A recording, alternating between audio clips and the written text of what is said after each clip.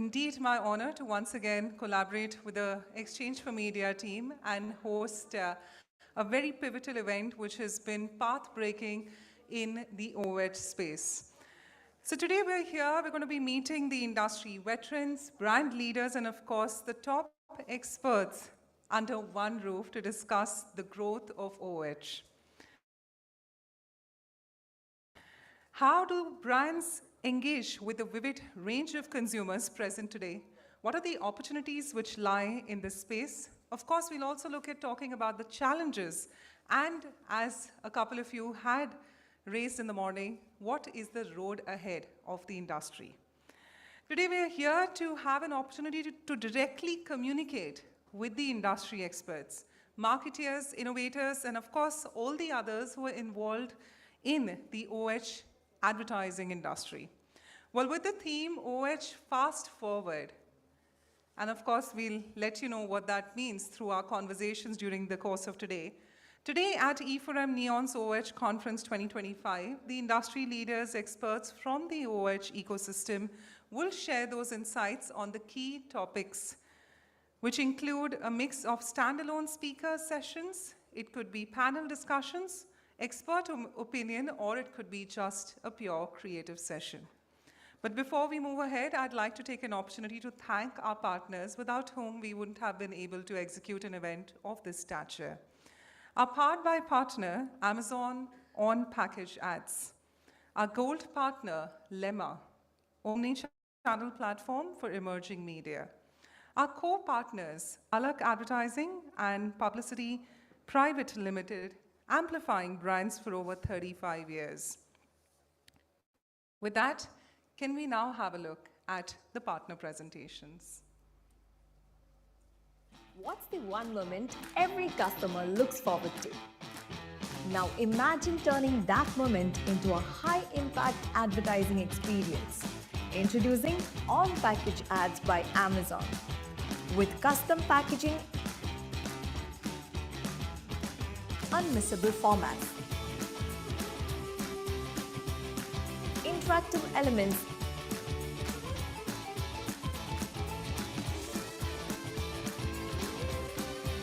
and pan-India reach. On-package ads puts your brand literally in customers' hands at just the right moment. Amplify the impact with custom landing page, influencer collaborations, social media buzz, and smart remarketing. Helps drive brand recall value and brand awareness, engagement impact.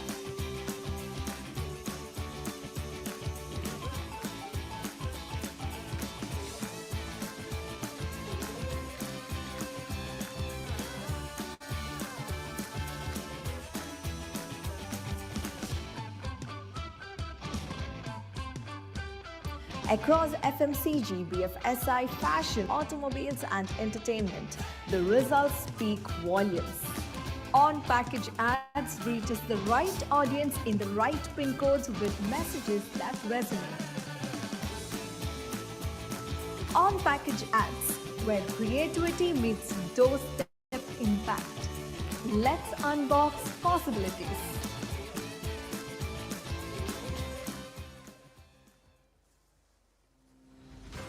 Lemma, a new symbol for a new era of omnichannel excellence. Reach audiences seamlessly through multiple touchpoints.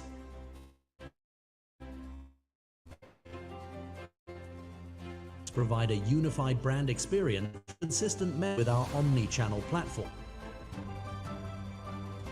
Eliminate the ordinary. Embrace the extraordinary. Let's create Lemagic together.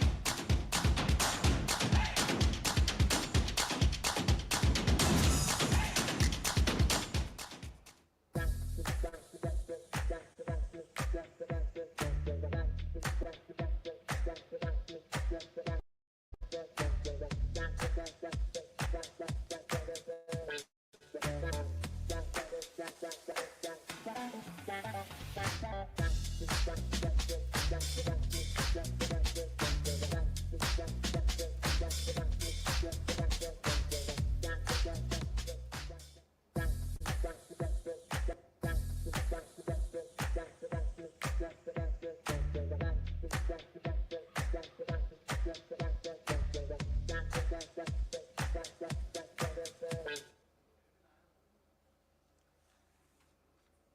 with this, we'd like to humbly express gratitude to all our partners, and I think they've done an incredible job so far with their companies. I think let's encourage them with a warmer round of applause in collaborating and, of course, fostering the growth of OH industry. Well, ladies and gentlemen, we always feel that everybody is prevalent on social media, be it as a personality themselves or be it as a company. And we at Exchange for Media believe that a hashtag can go miles ahead if you post with it. So we have the hashtag official for today, which is E4M Neons OOH as one word. So anytime you're sharing something from today, any key insights, any picture, remember to hashtag it with E4M Neons OOH as one word, so that it creates a nexus of information sharing on social media.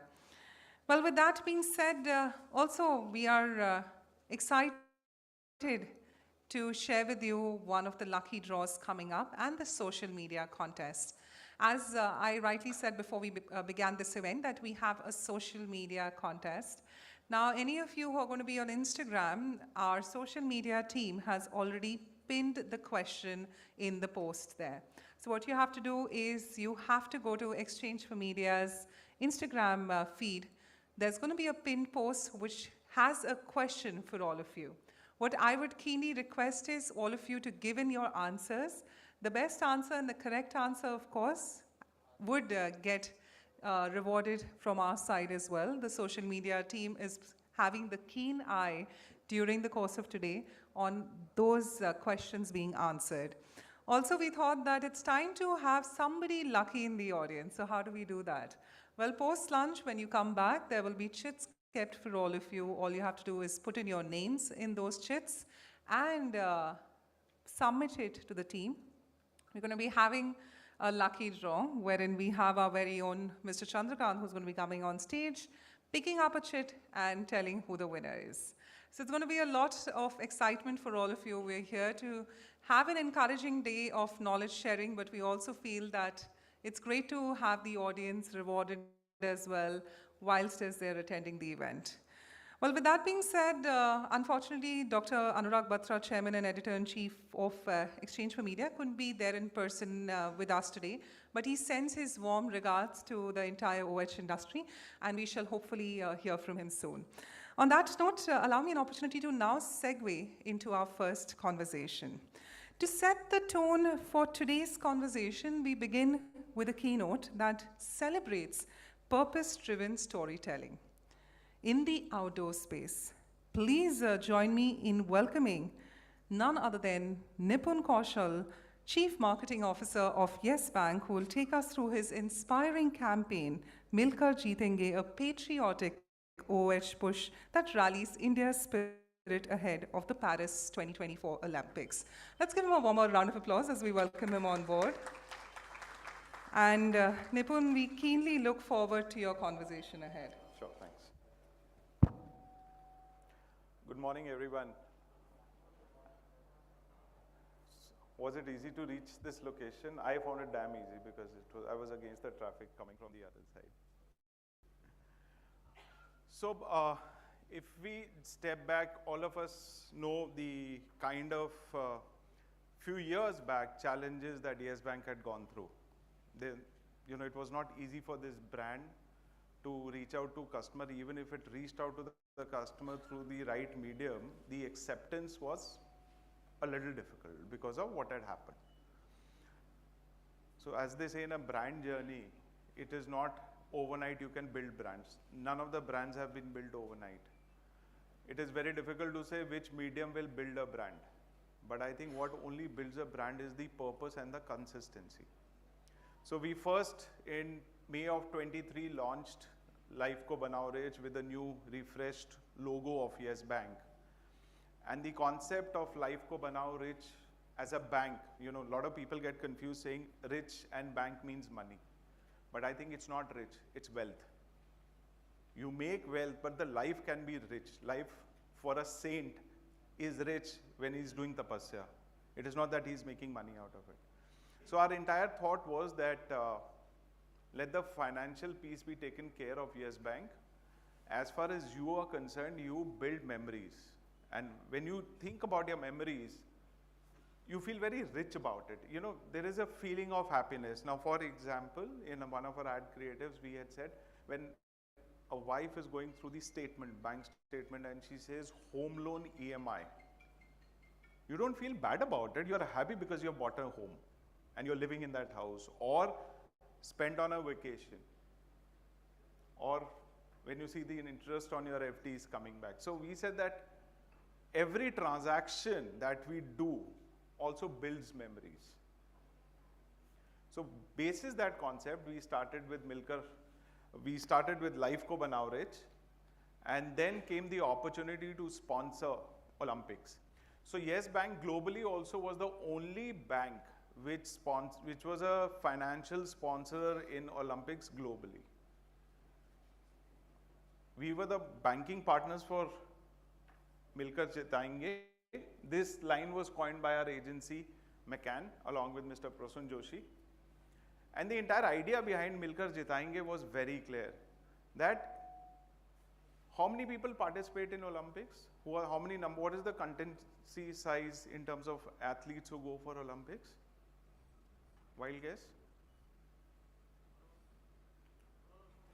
From India.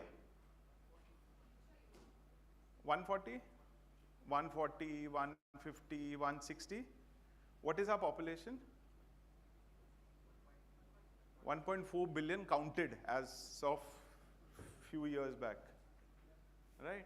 What is that percentage of people who actually reach there to participate? I mean, multiple after decimal zeros will come. So do you realize how much effort these people put to wear that t-shirt of India written on it before they go on the global platform? Are they the only ones who are putting the effort behind it? Till the time you don't have a support system, your family, friends, coaches, you can't reach there. So that was the concept we picked up of saying that as a nation, hum milkar jitayenge India ko. So that is what we started, and as a brand, we also felt the fact was that for these sports people, what is that richness? That richness is representing India in various global platforms. Having said that, that's what the creative is, what we created. खेल सिर्फ खेल नहीं होता, यहाँ अपनों का साथ गुनगुनाता है। खेल हमारी लाइफ को और भी रिच बनाता है। किसी का भरोसा पसीना बहाता है, किसी का सपना दौड़ लगाता है। खेल के पीछे कोई हमेशा हाथ बढ़ाता है, कोई रिश्ता हर पल अपना साथ निभाता है। तो चलो मैदान में मिलके हम भी जोर लगाएंगे, मिलकर जीतेंगे, मिलकर जिताएंगे, मिलकर जीतेंगे, मिलकर जिताएंगे, मिलकर जीतेंगे, मिलकर जिताएंगे, मिलकर जीतेंगे। हर एथलीट के पीछे न जाने कितनों की मेहनत जुड़ी होती है। चलो इस मेहनत में यस बैंक के साथ अपना सपोर्ट भी जोड़ दें।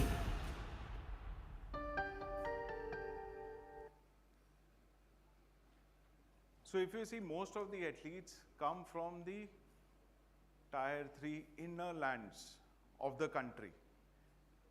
How much sports facilities they have over there, but they have reached this stage. So I think that is what the recognition we wanted to give. And once again, so I've practically answered this question. Why Olympics? Because as a brand, we had a fantastic synergy over there. And as a brand, that's what we believe in, that make life rich, make your memories stronger, and support the nation. We are a true Indian bank. We are a true Indian mass affluent bank. As Yes Bank, we are very clear of our position. So that's what I think I verbalized.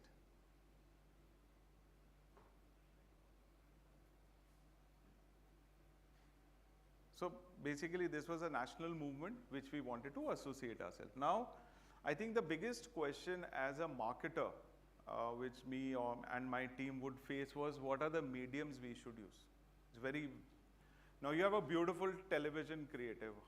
How is it rendered across static mediums? Whether it is a press ad, whether it is an outdoor, or whether it is, nowadays outdoors is also called out of home. Way back in 2002 when I was with Maruti, we only knew outdoor. Hoarding lagni hai, Marine Drive bharni hai, Patel Bridge ke upar 100% hona chahiye. But things have evolved. So, the second thing is we have a huge branch network across India. If you actually see, when I look at out of home, even the branch signages which are there, they are as good as hoardings. At night they are lit, everybody is seeing the brand. So, that is one part of it. Sorry, how do I go? Yeah. But today, digital has also become very, very critical and important. So we have a lot of these aspects of saying, no, these Gen Zs watch this, then you have bloomers, and at my age, I'm now confused how many X, Y, Zs have actually going to come in. But the fact of the matter is most of the people watch Instagram, they are online. Phone is something which is taking us back to the age where we will bend and start walking. We first stood up from e4m and now we are going back. The best part is, and it is sad also, if you go to the airport, nobody talks to each other, everybody is on the phone. And liking maybe the person who's put a story on the side, but he doesn't know this guy. From airport, if you go to the hospital, by the time the person is sitting with the doctor, people are busy. I know what's so important. And unfortunately, if you go to the crematorium, minute it starts, either people are posting or writing, but that's how the world has changed. So as marketer, digital becomes very critical and important for us. So, but I think more important is who's the right audience, because it should not be spray and pray. A lot of times in out-of-home communications also we think, this place is very critical, please put up a hoarding over here, because yahan se sari traffic jati hai. Highway, Jaipur highway ke udhar laga do, wahan sari traffic wahan se jati hai, people will see your hoarding. You all are top experts of out-of-home communication, barring Bombay. How much time does one person spend on looking at a hoarding? While you're on a highway, this is a fantastic hoarding. How much time do you get to see that? 3 seconds? Okay, then you are at about 50-60 speed. What is the creative that has to come up over there? If I suppose just write down Yes Bank, वो register हो जाएगा in 1.5 seconds. I write down Yes Bank, this is my product current account, you will get this rate of interest, you will have this, how many people will see? Nobody will see, but yeah, if you're on Western Express Highway in the evening, you will read the DRHP form also. So having said that, we started this microsite. I don't know why I move ahead on this. Sorry. Of Milkar Jitayenge, where as a brand our call to action was that come onto this website, put in your, I'm sorry, that's not working now. So put in your congratulatory messages or something, and we had nearly about, in a week's time, we had more than about 5 lakh visits, which is a very small number. Now you compare 140, 150 people, 1.4 billion, 140 billion population, and 4.5 to 5 lakh people came there. But how did we start this medium saying digital बहुत important hai? But is this coming across over here? So sometimes things work, sometimes things really don't work. But these are the kind of press ads that we give, because if you are doing a campaign, press ad honi to zaruri hoti hai. But it is important, because the amount of time you spend on this static medium is far higher than what you even hear on radio. Minute a chatter or ad starts, you change channel. And nowadays people have put Spotify, Apple Music. How many of us listen to Radio Mirchi, Radio 1 in Bombay, in metros? So having said that, we did some press ads, and I'll come to outdoor. Since the creative was to give out a message, so as a planning, we first went on television across. Again, we did not go into any of the GEC channels much because of, we feel our audience is not too much hooked on to the Saas Bahu serials. Today, people want to watch news, that's where we were, and channels which were more male-centric, because again our TG, unfortunately in India, still that skew is that the male is the decider of the finances, which is incorrect actually if you ask me, because the influence of expense is done by the lady.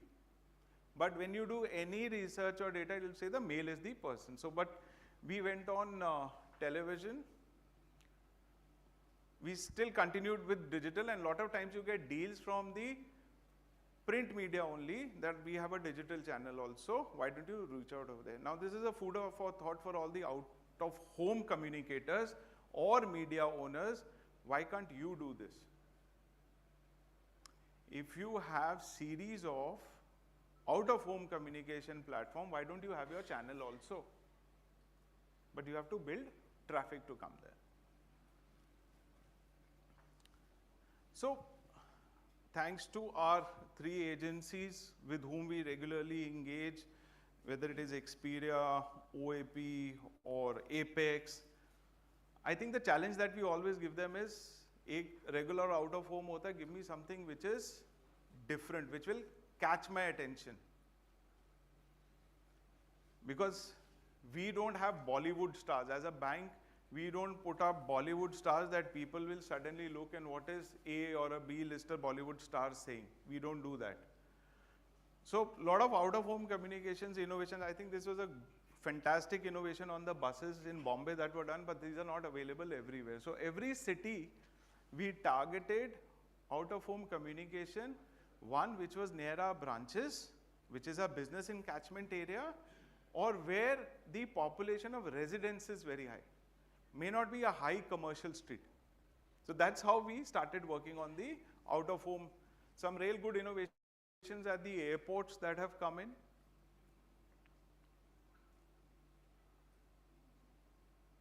So, I mean, broadly, this is what I am saying, put up very well in an English.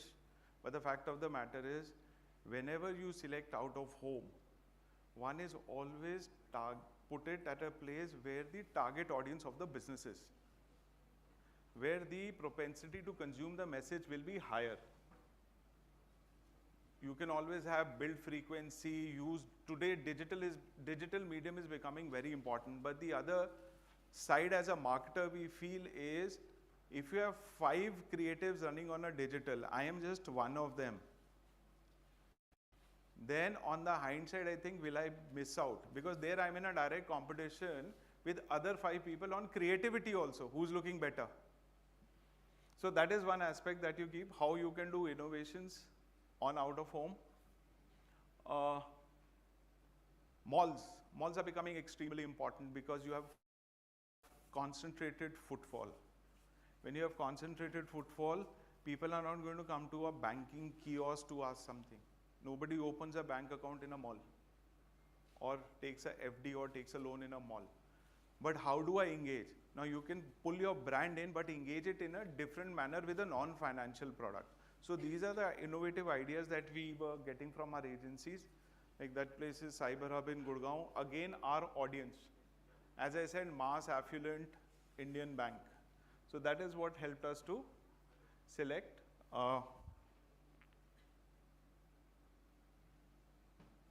And as I said, high impact. This was fantastic at the Delhi airport, you know.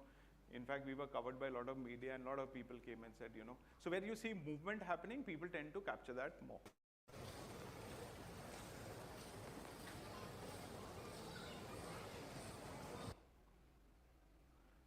we leveraged our branches, we did a lot of BTL and ground activation. And if you honestly ask me what is the difference between BTL of ground activation, putting up kiosk in societies versus out of home, is it different?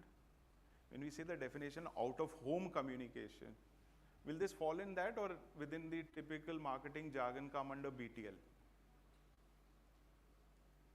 Suppose in that society I have a hoarding and nowadays you have those digital screens which have come up, people put it in elevators outside. Is that out of home or BTL? Think about it. So we leveraged our branches, did a lot of ground activation. We also synced it up with the out of home, which is your outdoors in those areas, so that when the customer is moving around, he's seeing it in the society, he walks out again, he sees hoardings, he picks up the newspaper, he sees that, and on the television. So you create a media fabric around it.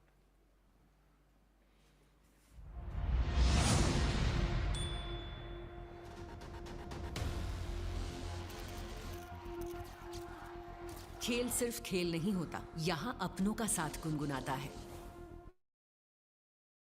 खेल हमारी life को और भी rich बनाता है।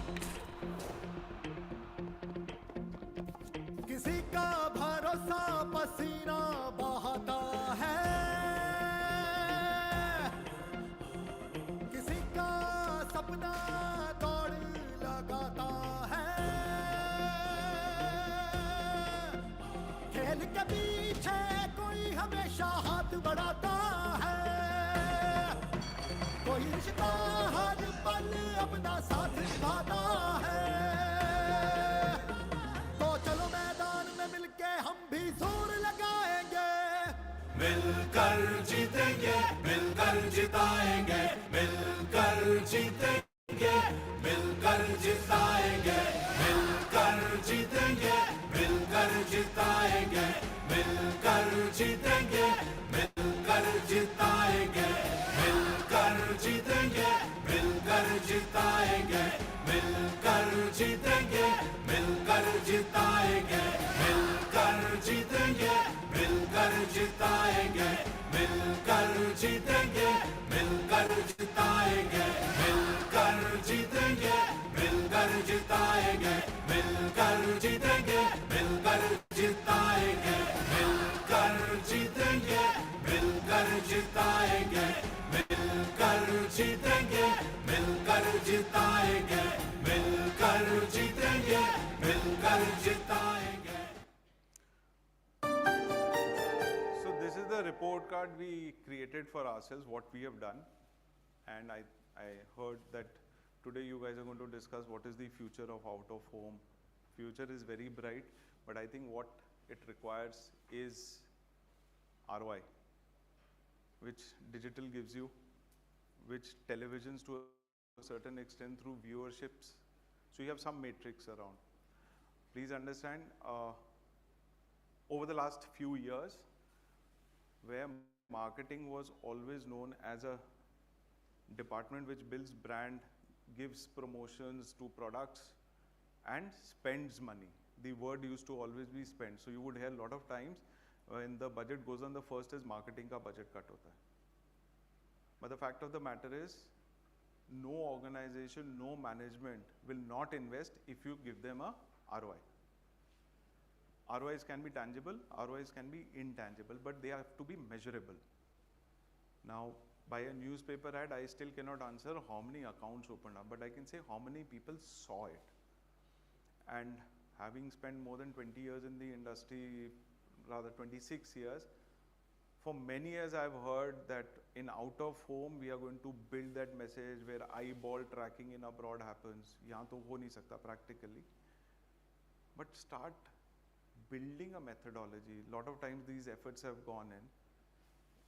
What is a A-lister site, B-lister site, it does not matter. What matters is, can I put a number around of saying, by doing this, approximately these number of people are likely to see. And today all data are available. How much is the traffic movement? How many people come to a market space or to a mall? So my one bit thought is that you guys are expert. Please build a matrix so that it becomes easier for this industry to grow even more, be a little more innovative in terms of just not printing a flex and putting a cutout and just putting a light behind it. That makes all of us very happy, but not the management. But if you do something very different, if you do something very innovative, if you have to spend that given amount of money on 10 hoardings, spend on 3, but make it the best. That'll give you a far higher reach and far higher ways of reaching and talking about. I've never seen out of home industry doing any PR activations of saying how important is out of home. You see television, you see every other medium talking about the importance, doing stuff around and saying what is this innovative. When is the last have we seen on out of home? So these are the foods for thought for the day, and thank you.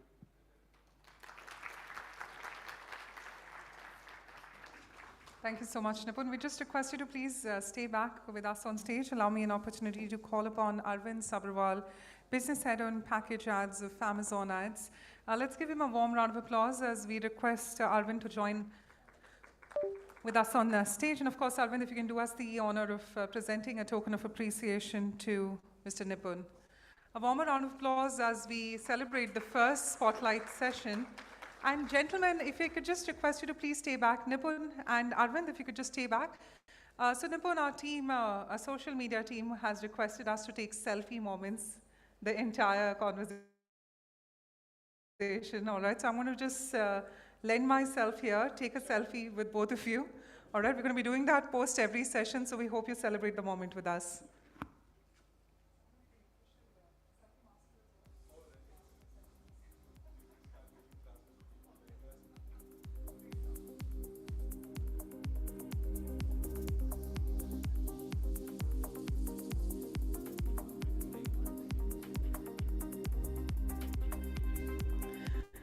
You know, I'm glad I got the best smiles out, and this is the first time I'm actually going to be taking so many selfies, and I think I was just telling them, instead of being just the master of ceremonies, I'm also going to be the selfie master for today. So please encourage the team on the same. Well, with that, ladies and gentlemen, now we have the brand marketeer address. Well, we have a dynamic leader who has mastered the art of brand placement beyond traditional media. Please join me in welcoming our next speaker, who will share how the iconic brand has been leveraging the power of simplicity through impactful integrations in sports and entertainment. Yes, we're talking about Bisleri. And today we have with us none other than the Director of Sales and Marketing at Bisleri International, Mr. Tushar Malhotra. Let's give him a warm round of applause as we welcome Tushar on stage, and we look forward to his brand marketeer address.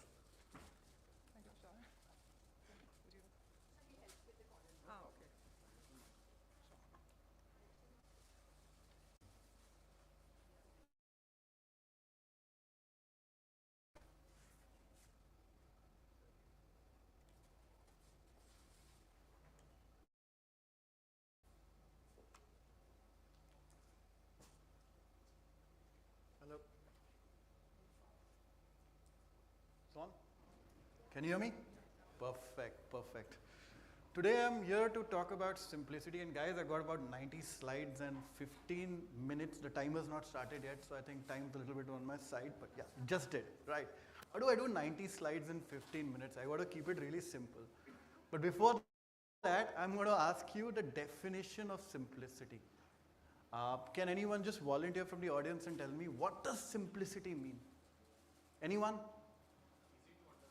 Easy to understand. Perfect. Right. Clicker?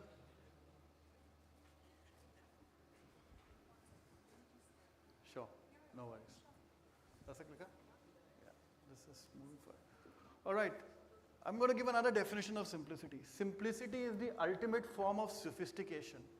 Any guesses who said this? I'm going to wait for a couple of seconds. All right. This was actually said by Leonardo da Vinci, one of the most creative people to ever exist in this planet, and he's the one who celebrated simplicity as a whole. What is simplicity? Simplicity is all about reducing complexity, enhancing clarity, and doing more with less. Now, let's see some of the companies which abide by this mantra. Apple, it's innovation and simplicity. At the heart of Apple is minimalism in design. That's what Apple is all about. They removed the keyboard and made the user experience very, very simple for a mobile phone, and that's why the iPhone is what it is right now. Tesla, innovation, complexity, so much, but it's eventually all about clean energy, simply clean energy, no fossil fuels, and simple design. You would imagine that, the inside of a Tesla would be like a cockpit of a fighter jet. It's not. Look at that. It's simple. There's nothing, just one screen over there. IKEA. IKEA is about simplicity. It's about functional minimalism. Everything is modular. Everything is simple. Everything is replicable. That's what it stands for. Minimalism again. Now, when we look at Bisleri, Bisleri is one of India's most trusted brands. It's synonymous with packet drinking water. It's industry leader for over 50 years. A lot of heritage, a lot of legacy behind it. And unmatched quality. Rigorous 10-step purification process, 90+ quality tests. But then again, you have a lot of brands which talk about quality today. A lot of competitors talk about quality. How do you then transfer this legacy brand to what we know as Gen Z? How do we do that, right? And we did our insight mining and we figured out, that hydration meant a lot to Gen Z. Post-pandemic world, everybody wants to stay healthy. What are the top things you do to stay healthy? You have water and you exercise, right? And therefore, hydration was a big point. How do we leverage hydration? Simple answer, sports. Sports is where water plays a big part. It's about peak performance, and this is how you amplify hydration. This is how you become hydration experts. How can we do that? You own a team. You can do jersey branding. You can do title sponsorship, but all of them cost a bomb. You'll be able to do maybe one.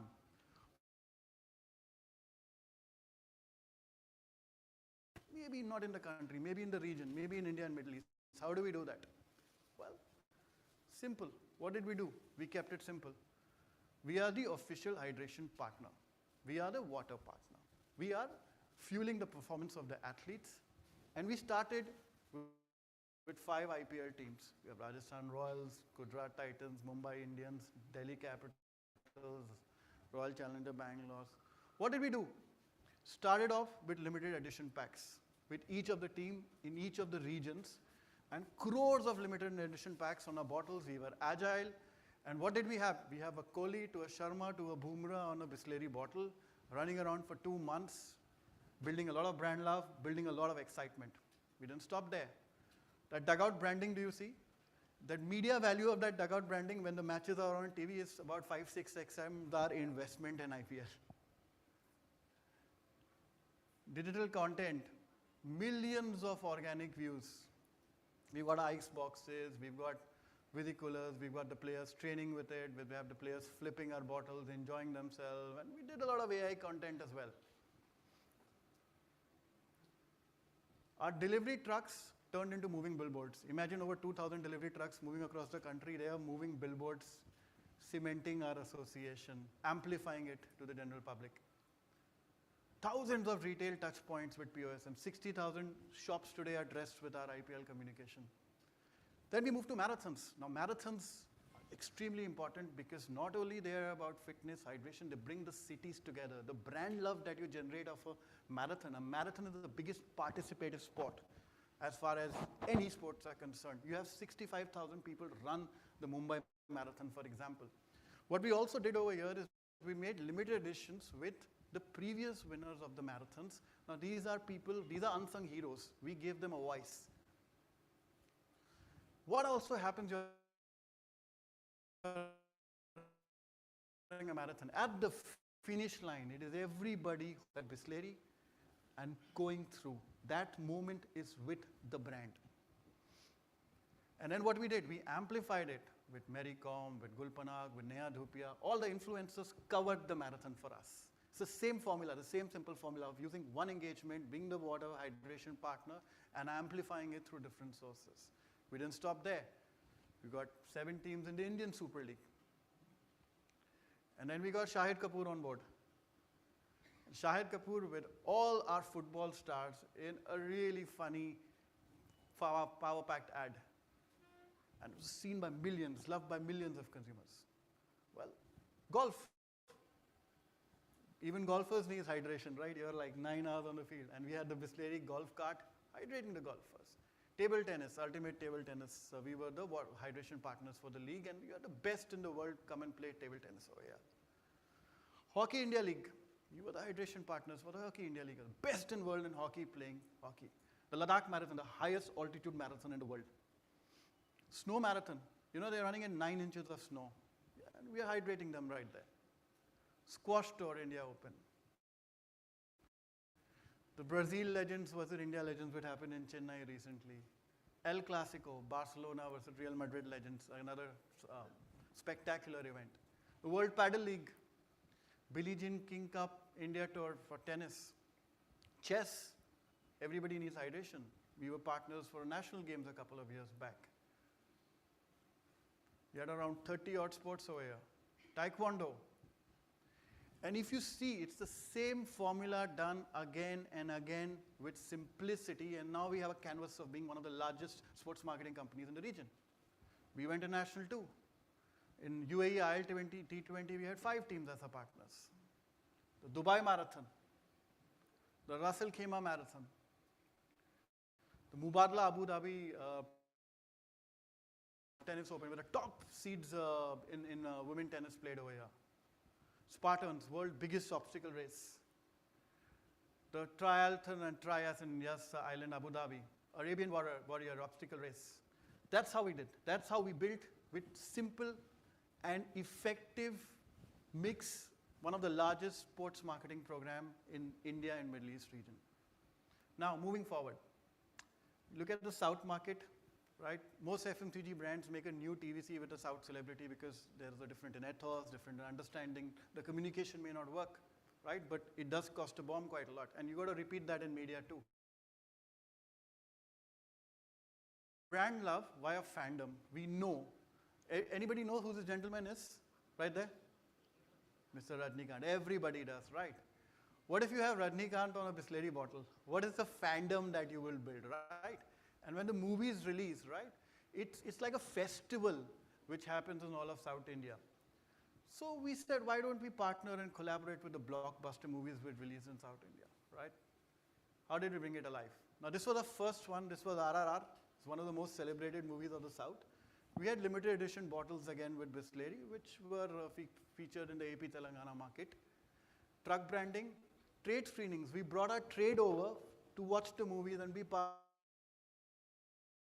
of the excitement. POSM at retail. We followed that up with Vikram, we had Kamal Hassan on the Bisleri bottle. Interesting part about Vikram was that you see that POSM material here? Normally a POSM material would last 2 days in any retail outlet. This lasted for more than 2 months. They loved it. They loved dressing up the outlet with their favorite celebrities. When we did our post-eval research, what came out was that number 1 brand recall was of course Bisleri, number 2 was a competitor, number 3 was a Bisleri Vikram limited edition pack. Now that's the power of recall which it had with the consumers. We didn't stop there. We had Bisleri into PS1. Godfather, you know who this gentleman is? Anybody knows? It's Chiranjeevi, of course. That's King of Kota. We did that in Dulquer Salmaan. And this is, of course, Mr. Rajnikant. We had Prabhas, Vijay Sethupathi. And in fact, then it became into digital bites where actually Vijay Sethupathi came and said, why don't you have the Bisleri limited edition pack? So that was the amount of brand love we were creating and amplifying and using the same formula. Marco, Dominic, Game Changer with Ram Charan, Mohanlal. And then we went national with this. We had Jawan with Shah Rukh Khan, Tiger 3, Salman Khan, Dunki with Shah Rukh Khan again, Fighter, Deepika Padukone, Hrithik Roshan, Yodha, we had Kalki. We even went down to Punjab and had Daljit with Jat and Juliet 3 on our packs. Chandu Champion, Sarfira, Veda.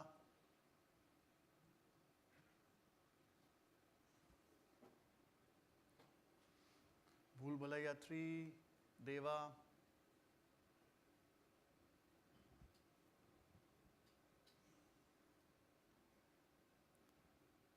Maybe John, Skyforce. Last one was Sikandar. And then also international. Transformers 1 and Gladiator 2. And we have a robust lineup this year of Movie Association already done and dusted, and you'll see really exciting stuff come up this month for us. Eventually, we have 52 films and counting. Now these films, when they release, our limited edition goes out for a week. They coincide with the movie release. We have agility and we have scale to amplify the movie release as well, right? So it's a symbiotic relationships between us and most of the movies which are releasing, and eventually we get all the top film stars on Bisleri's packs to build more consumer brand love, to build retailer excitement. We dress up our retailers with POSM material. So eventually it's the same formula being applied here again with, again, what? Simplicity. That's how we drink it up in Bisleri, with simplicity. And I finished with 3 minutes remaining, and I'm open for any questions if you guys have that. All right. Thank you very much. So as Tushar rightly said, if there are any questions, we'd like to entertain one. Let's give the gentleman at the back an opportunity. Can we get a microphone, please, passed to the back? Sir, can you just raise your hand? Team, can we have someone to send in the microphone? Mike? Mike.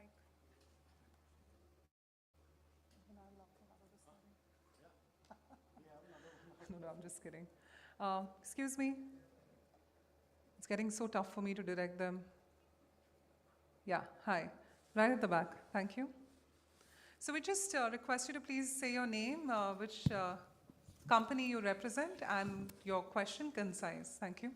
Hello, yeah, thank you. So this is Sri Krishna here. One question, you had mentioned that you put celebrities in the limited edition, but if at all the movies do not work, or if it is only for 1 week and the movie starts being famous later in the second or the third week of the release, so the investment which is done is on a very large scale. So then how do you manage it? Thank you. You said investment on a large scale. That's how we manage it. It's not. Any other questions do we have? All right. I think with that being said, firstly, a big thank you to Tushar for joining us on the same. Let's give him a warmer round of applause. And may I please invite Alok Gupta, Director, Graphisads, to please join us and give us an opportunity to have both of you on stage and allow us to give a token of appreciation from Alok to our speaker, Tushar. Let's give both our leaders a warmer round of applause. Come on, Mumbai, you can be much more better with that applause. And here comes the selfie moment again, Tushar. You know, we've never had a selfie before, so I'm going to come towards you on the same.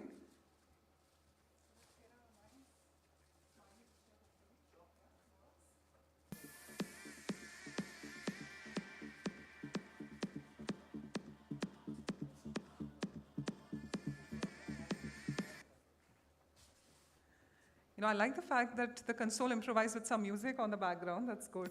You know, it's good to have some music when everything's happening. Yeah, now it can stop. All right. So, ladies and gentlemen, yeah, it can stop, it can stop. Unless you want all of us to start dancing along, which is also great. All right. So, ladies and gentlemen, we did learn from Tushar on how Bisleri as a brand has been creating campaigns, you know, and creating those initiatives, be it with influencers, celebrities, or mega event. And let's see now in another perspective on how does Amazon on-package ad stand out in an increasingly cluttered media environment. Well, Amazon on-package ads leverage the power of direct-to-home engagement, reaching consumers right at their doorstep. Unlike traditional ads that compete for attention, these ads are integrated into the product delivery experience, ensuring 100% visibility. This unique high intent moment builds both recall as well as trust, making it an effective tool for awareness as well as the targeted environment. Up next, we have a visionary leader who's going to be giving us more insights on innovating the offline ads landscape, how Amazon on-package ads drive awareness and engagement. Allow me an opportunity with a big round of applause to welcome Arvind Sabarwal now on stage, the business head on package ads at Amazon India. Let's give him a warmer round of applause. Thank you so much. It's audible? Yeah. Thank you.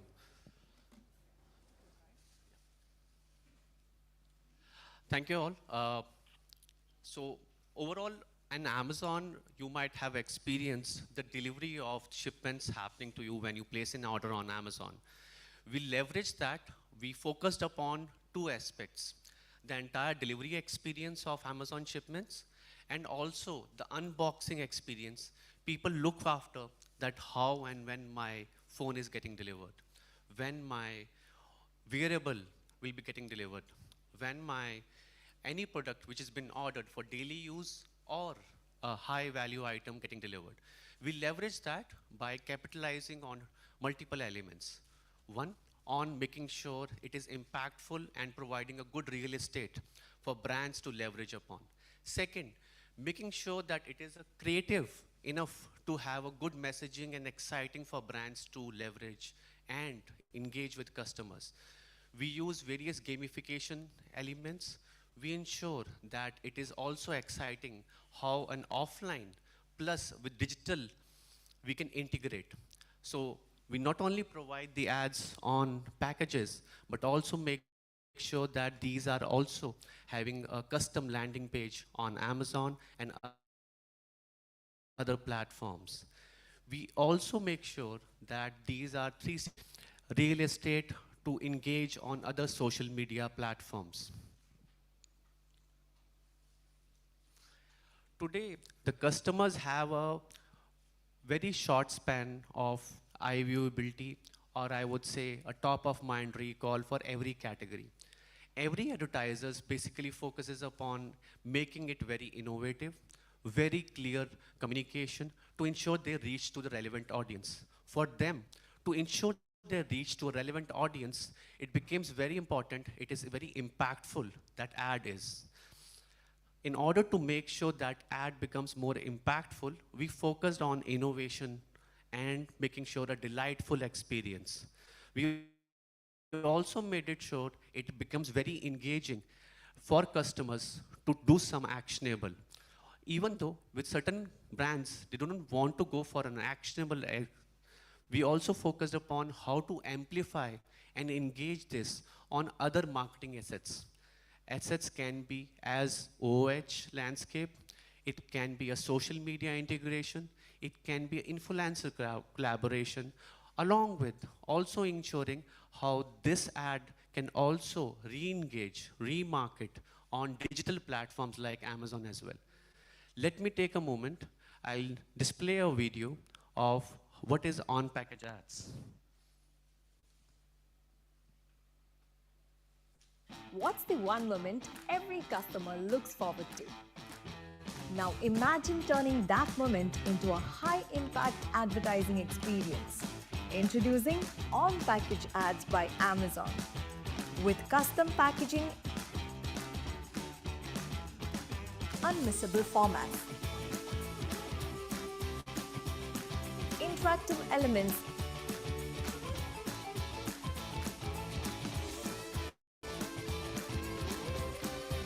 and pan-India reach. On-package ads puts your brand literally in customers' hands at just the right moment. Amplify the impact with custom landing page, influencer collaborations, social media buzz, and smart remarketing. helps drive brand recall value and brand awareness. Engagement impact.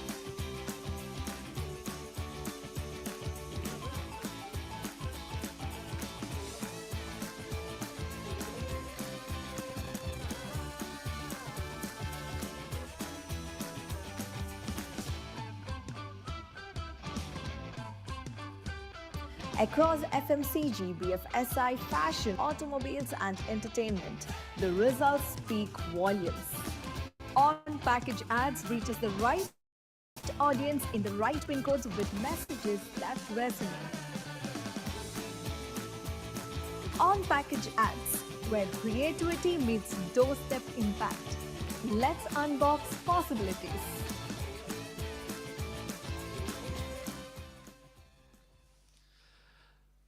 What's the one? Overall, Amazon on-package ad focuses on two aspects, the advertiser and the customer.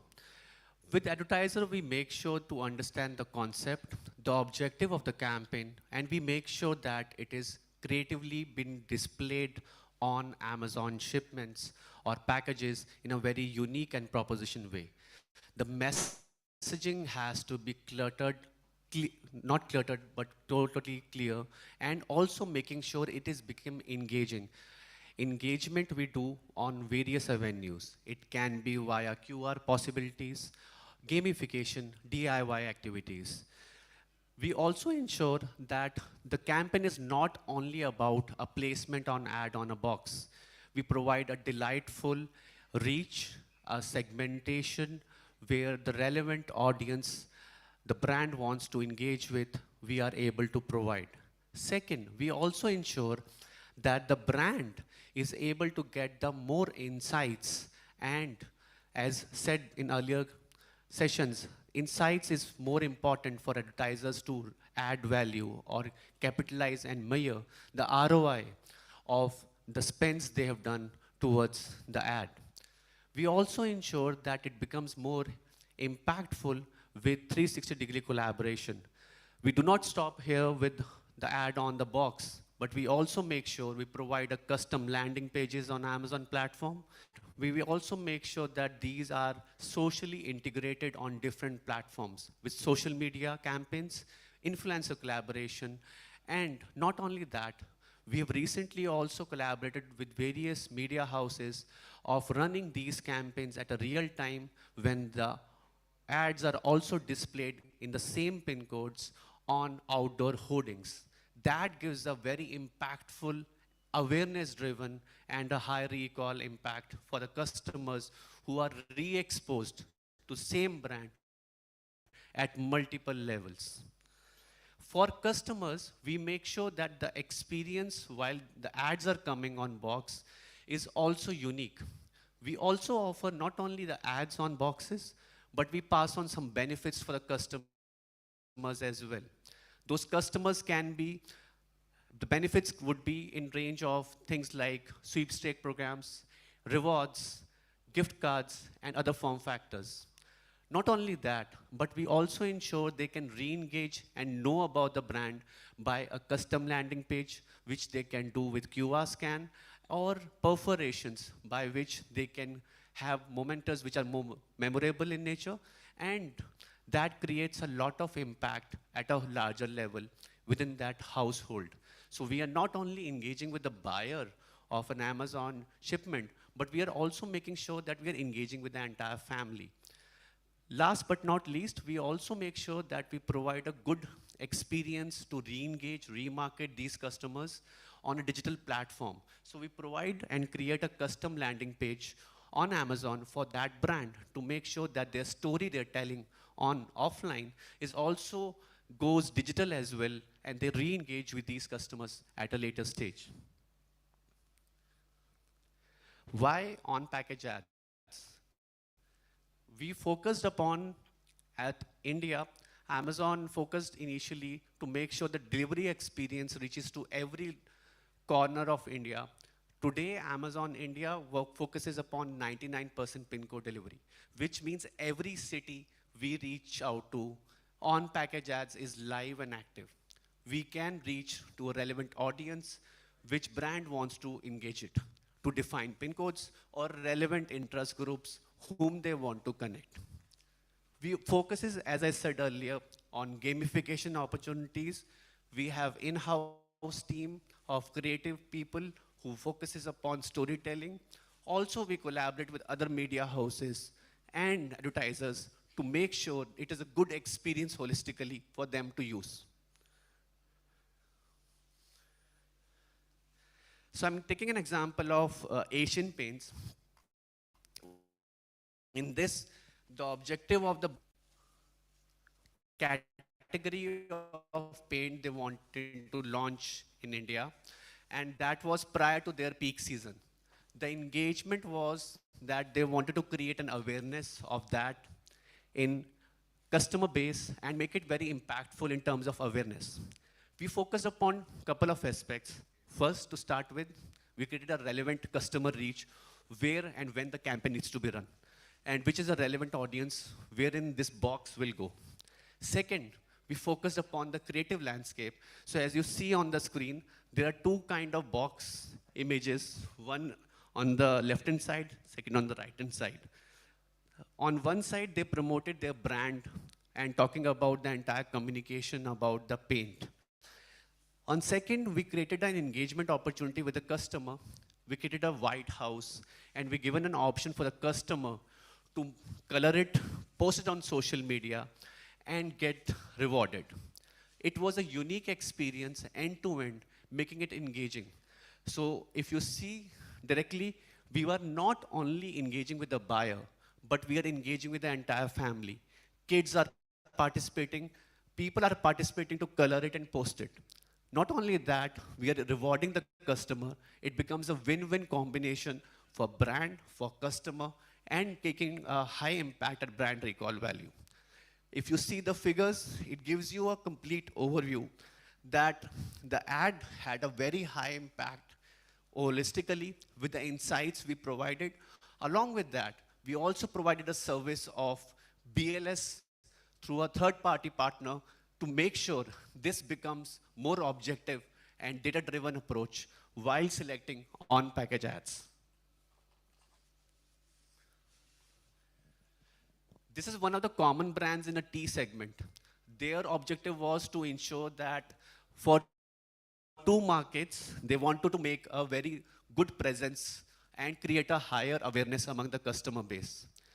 The overall objective for them also was to ensure that increase in the market share.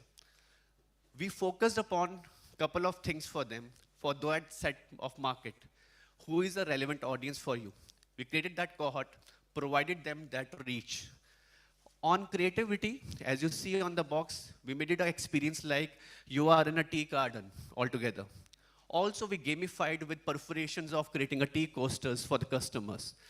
This is a unique proposition posted on social media, and it has also been collaborated with influencers to amplify the reach of this campaign. So we do not limit ourselves for only on-package ads itself only. We make sure that we provide multiple services to the brand, to media houses, to make it more holistic and 360-degree impact. This led to a good brand recall, and later they also did the similar campaign with other cities also. So holistically, if you see, it gives you an impact and also a good way of engaging with customers. Amazon is, on-package ad is not limited for the brands which are listed on Amazon. It is also relevant for the brands which are not relevant, like BFSI, real estate, entertainment, and other sectors. With Godrej Properties, we focused upon two aspects. One, they had two projects launched in Pune and Kolkata. They wanted to get engaged with the customers who become the prominent buyers of those projects. We defined that cohort of customer interest groups to make sure those are relevant for them.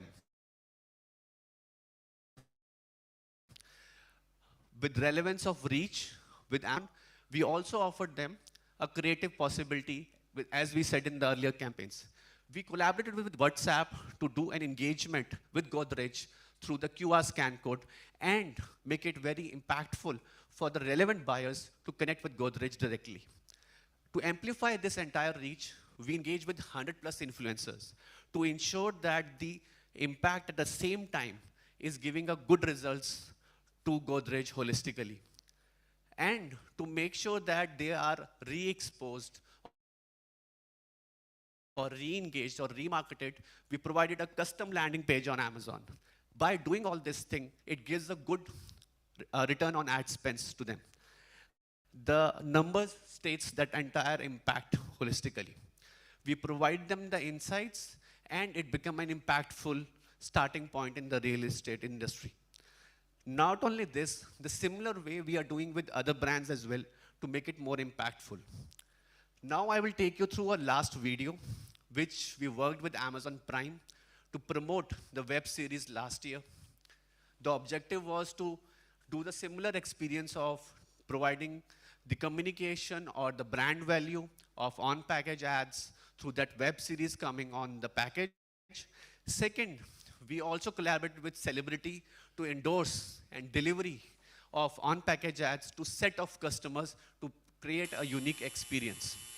Not only that, we also ensured that the moment customer gets the delivery, they do a scan and land on a page and watch that web series on their own.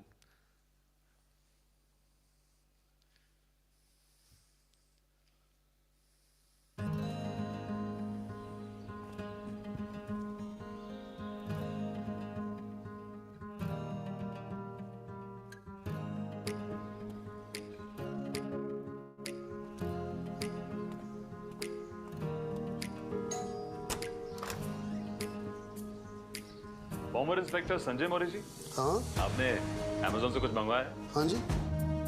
अरे बाप रे, unbelievable sir.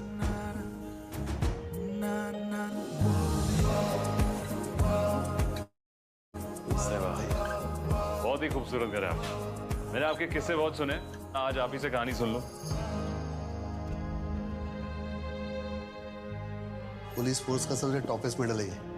एक gangster था, उसने एक पूरी family को hostages करके रखा था 25 लाख रैंसम के लिए। तो मैं और मेरी टीम वहां गए थे और उनको रेस्क्यू किया था। Former ACP Jadhav sir. अरे सिद्धार्थ बाबा। Siddharth welcome welcome. सर मैं 2016 में रिटायर हो गया, अब मिस हो रहे हैं सर। आपका जज्बा देख करके आप अभी भी रिटायरमेंट से खुश नहीं है, आप चाहते हैं कि सर्विस करें। तो सर जैसा कि आप जानते हैं मेरा नया शो इंडियन पुलिस फोर्स आने वाला है, तो मैंने सोचा कि उसके लिए कुछ स्पेशल करूं, हमारे रियल लाइफ हीरो से मिले। मेरे को हमेशा याद था, मेरे बचपन में भी हमेशा पुरानी पिक्चरों में पुलिस लेट आती थी या कभी कभी नेगेटिव होता था। इसमें एक पॉजिटिव रोल, इसमें फुल पॉजिटिव है। ट्रेलर देखा सर, बहुत बढ़िया रोल है। यूनिफॉर्म भी सूट होता है और आपका एक्शन डायरेक्टर रोहित शेट्टी साहब, जी बिल्कुल फैंटास्टिक है। ऐसा ही काम करते रहो और पुलिस का नाम हमारा दुनिया में अच्छा बनाओ। अरे thank you sir. Best of luck sir. मेरे रियल लाइफ हीरो के साथ मैं एक फोटो लेना था। प्लीज सर, प्लीज सर, मैं भी चाहता हूँ सर। अरे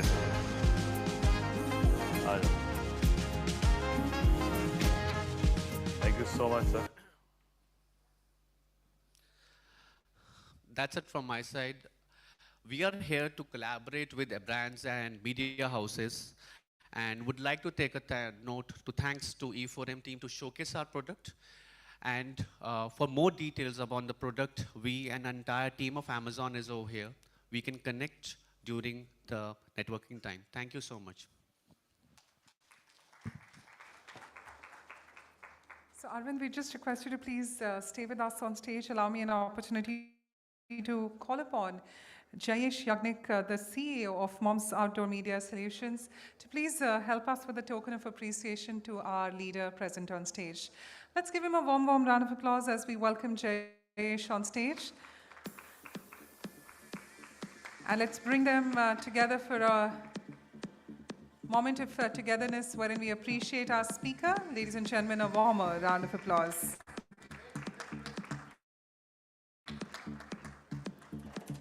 And of course, we'd like to encourage a selfie moment that's been happening after every session, so I'm not going to spare any of you as well.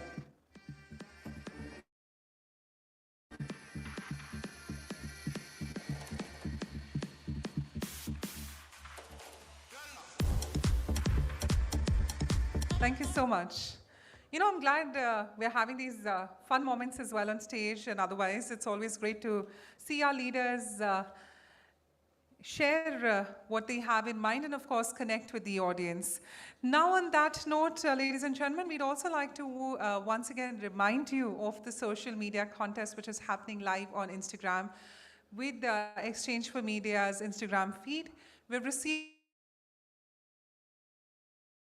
over 15 answers already, and the team is scrutinizing on the same as to the social media winner who it's going to be. We'll still like more of you to participate. Give us the answer. It's a very simple question when you see it. It's a pinned post on the Exchange for Media's Instagram profile. On that note, it is now time for an expert opinion. We're looking at those insights on how brands are leveraging Indian festivities to amplify their OH impact like never before. We have with us our next renowned speaker. We'd like to call upon the president at e4m, Vinko Chakrabarti. Let's give him a warm round of applause as we invite Vinko on stage. And Vinko, we look forward to your expertise on this.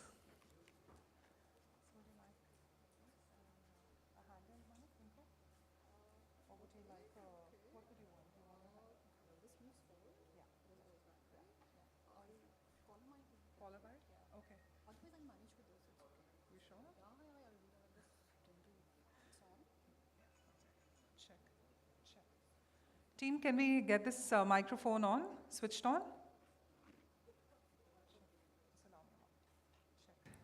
Check. Good morning, everyone. Before I dig deeper into the subject about brands making the best out of Indian festivities, would just like to take a step back and share a very historical perspective with you all.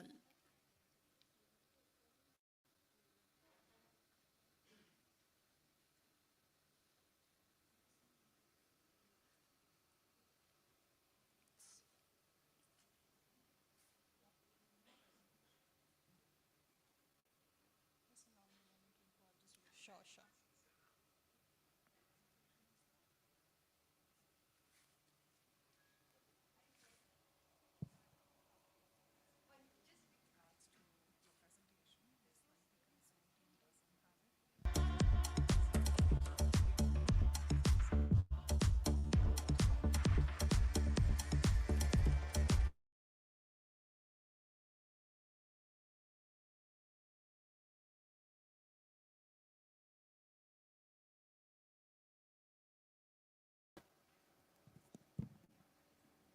Just allow us another 5 minutes to put up the presentation.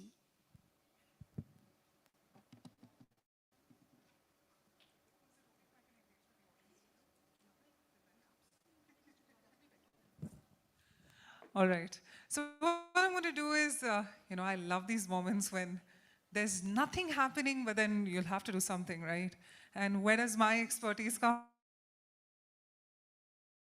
in? So I'm going to join in right now. Okay, I'm going to go to the Exchange for Media's page. Now, how many of you are on Instagram? It's a silly question, but I have to ask because I need to know my audience, right? How many of you are on IG? The ones who are not raising your hand, if you're on IG, then you're not confessing. Okay, all right. What I'm going to do is, I'm going to go on the feed right now. Let me try and pull up the question. The live contest happening is, what's the most memorable OOH ad you've ever seen? And why did it stand out? Okay, a very simple question. What's the most memorable OOH ad you've seen? And why do you think it stands out? We've received over 10 responses. I'm just going to be asking if any of the person who has commented, because since it's on Instagram, it could be people who are not in the audience right now who could have commented as well. So I'm going to be asking if we have Rosh here from Shebang. Rosh Shebang. That's the username. I won't know anyone personally. We do have Pranav, Bombay Food Diary. Pranav, that's Pranav. Rosh. Okay, Rosh is right here. Rosh has already commented on one of Cadbury's ads. Pranav, is Pranav around? Okay, Pranav is also there. Bombay Food Diary. Okay, you're also there. What's your name though? Avnish. All right, Avnish is there. He's spoken about the ad from Zomato. All right. Similar ad has been also recommended by Alfeca. Do we have Alfeca here? Okay, and the fifth one I'm just going to say is, oh my God, the usernames are different. Like, I can't say all the usernames. I'm going to get into trouble after a while. All right, but what I'm going to do is I'm going to try and ask you live. The question is very similar to what is posted. So how many of you, any innovative OH ad which you have seen, which has struck your head, and you are still thinking about it, and you would want to tell us about the OH ad? Any standout answers here? Yeah, to the lady out there, I'm going to quickly come and give you the mic. What is that innovative OH ad? Hi, I'm Arunava, and I represent adsinstore.ai. We are a programmatic retail media platform. So this ad, I'm sure pretty much everybody would have seen it. So the ad which is on the Pune Express Highway, the Jeep campaign, it almost looks like the Jeep is going to, jut out of the hoarding, and it's going to, be on the highway. So I think the recall factor is amazing for the ad, and you really don't forget. Thank you so much. I must say, I just saw that ad yesterday because I was in Pune, and I just came back yesterday night, in fact, just to and fro in one day. So I do connect with you on that, because whenever I see it and I'm like, okay, either I buy the car, I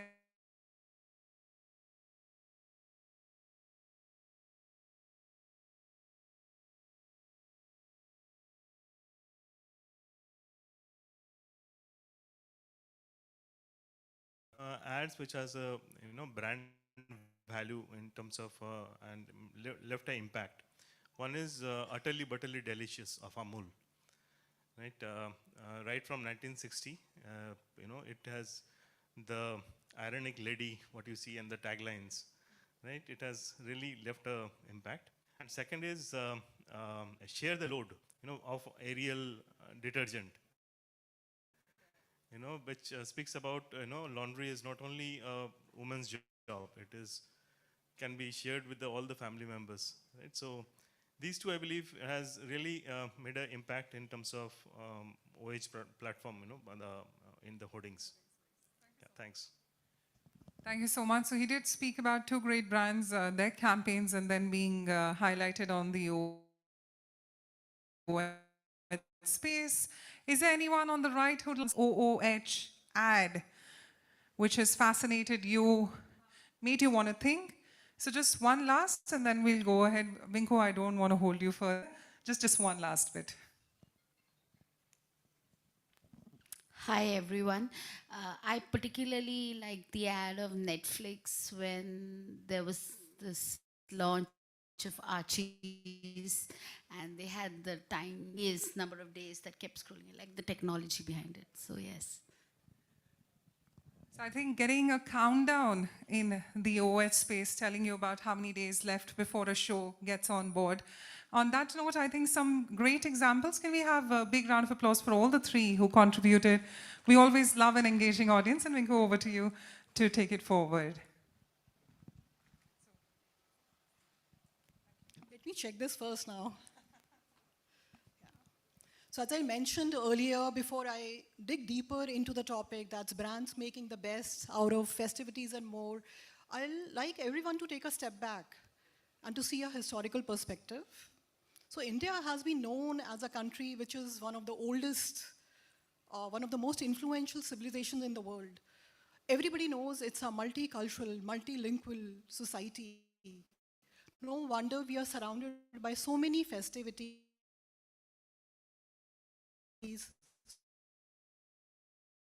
so many celebrations.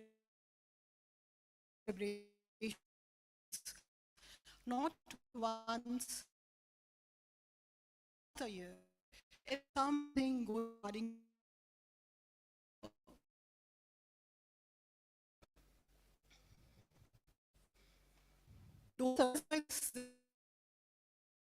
This is a very culture.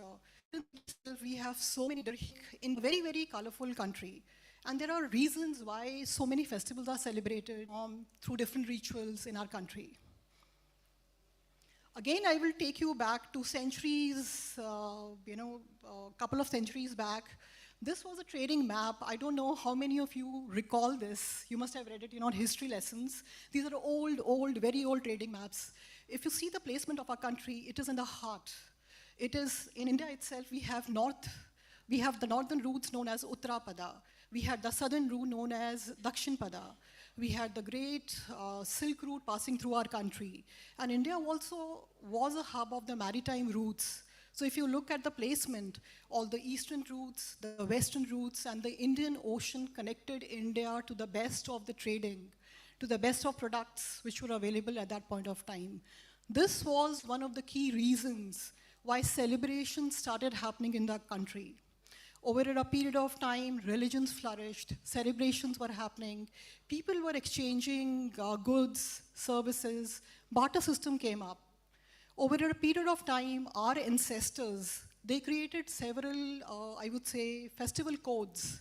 And if you look at them, the intelligence of those festival codes, which have stood the test of the times, the key ones, exchanges and barters. Every festival had different rituals. For different rituals, different products were used. Everything was post-harvest, which meant that there was a set of makers, there was a set of consumers, and there was a lot of exchanges which were happening in the economy. And all these small gestures, rituals, functions which were all happening boosted the local economy and then the national economy. And also, importantly, I would say that cleanliness was at the core of it. Our ancestors taught us how to be clean, how to do functions differently over a period of time. And I would say, it was independence movement that led to many functions moving from indoors to outdoors, because there was a lot of community bonding that had happening. So these became the core cultural festival codes. And when in a way we kind of leveraged the legacy that our ancestors left it with. And these 3 C's are culture, commerce, and community. Now, festivals are not only festivals, as I mentioned. They have become very powerful economic engines fueling consumption. So if you look at each and every festival that is there, it has an economic impact. It is impacting multiple sectors. So even if we were to pick up the first bigger one, which is Pongal, Lohri, Makar Sankranti, which happens in January, the estimated economic impact is close to 30,000 to 50,000 crores, and it impacts different sectors. If we move on further to Lohri, Lohri actually envelopes the Indian economy with its impact. There is an estimated impact of 20,000 crore on the economy because of these festivities. Moving further, Eid al-Fitr and Eid al-Duha, which happen according to the Islamic calendar, it impacts the economy by 50,000, very macro numbers. The numbers might be higher than this. Going to the key festive period, which is August to November, consisting of Onam, Dasera, Navratri, Durga Puja, the estimated impact is around 50,000 to 75,000 crores. And different set of sectors get boosted, not only restricted to fashion or to eatables or to sweets, but it also automotive, it is also electronics. Moving further, the big event of the year, that's Diwali, when it happens, it contributes to the tune of 2 to 4 lakh crore. This is humongous. And many sectors get impacted. The year end happens with Christmas, wherein the total impact is to the tune of 25,000 crore. Now, if we were to collate all of these only very, I would say, macro festivals, I have not looked at smaller ones which happen across the states in different hues and forms. The number is really humongous. If we were to total it up, these are the total retail sales which happen in our country. If you look at year 2024, the total retail sales were 4,25,000 crore. And this was a whopping 27% increase over the previous year. If we were to look at e-commerce share of this total retail pie, this stands at 26% as of 2024. Very interesting trend that we see is that the nature of the categories which are getting consumed by the consumers are changing very, very fast. So now where is the most growth happening? You'll be surprised to see this, that the highest growth is happening by grocery. It is at 60%, followed by beauty and personal care, home and general merchandise, while electronics, mobile handsets, fashion, they remain bigger sectors as such. Now the big question that I want to ask everyone, do you think it is only restricted to some other mediums or to the economy? Is it percolating to out of home? Is it percolating down? Let me answer this. Yes, it is impacting out of home in a very big way. If we have to look at the year 2023 itself, there was a growth of 23% over the previous year. In 2024, there was a whopping growth of 52% over 2023 itself.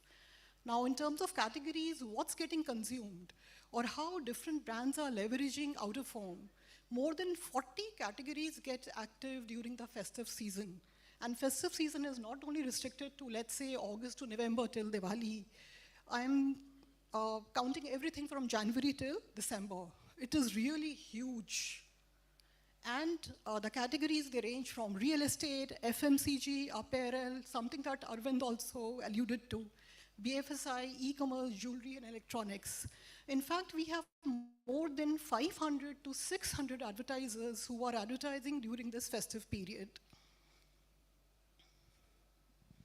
Now, what is the playbook that's emerging for out of home and for activations? There are 4 big pillars which are emerging. The first pillar is that out of home is getting used as a sensory playground. Why so? Because out of home gives you that larger than life persona. It is in real life. It is not in URLs only. It is in front of you. You can touch and feel it. Second core pillar is that we have observed now that there is a huge, I would say large-scale customization of creatives that's happening by different categories, and they are using this very, very effectively. All the messaging across the states is rooted in tradition.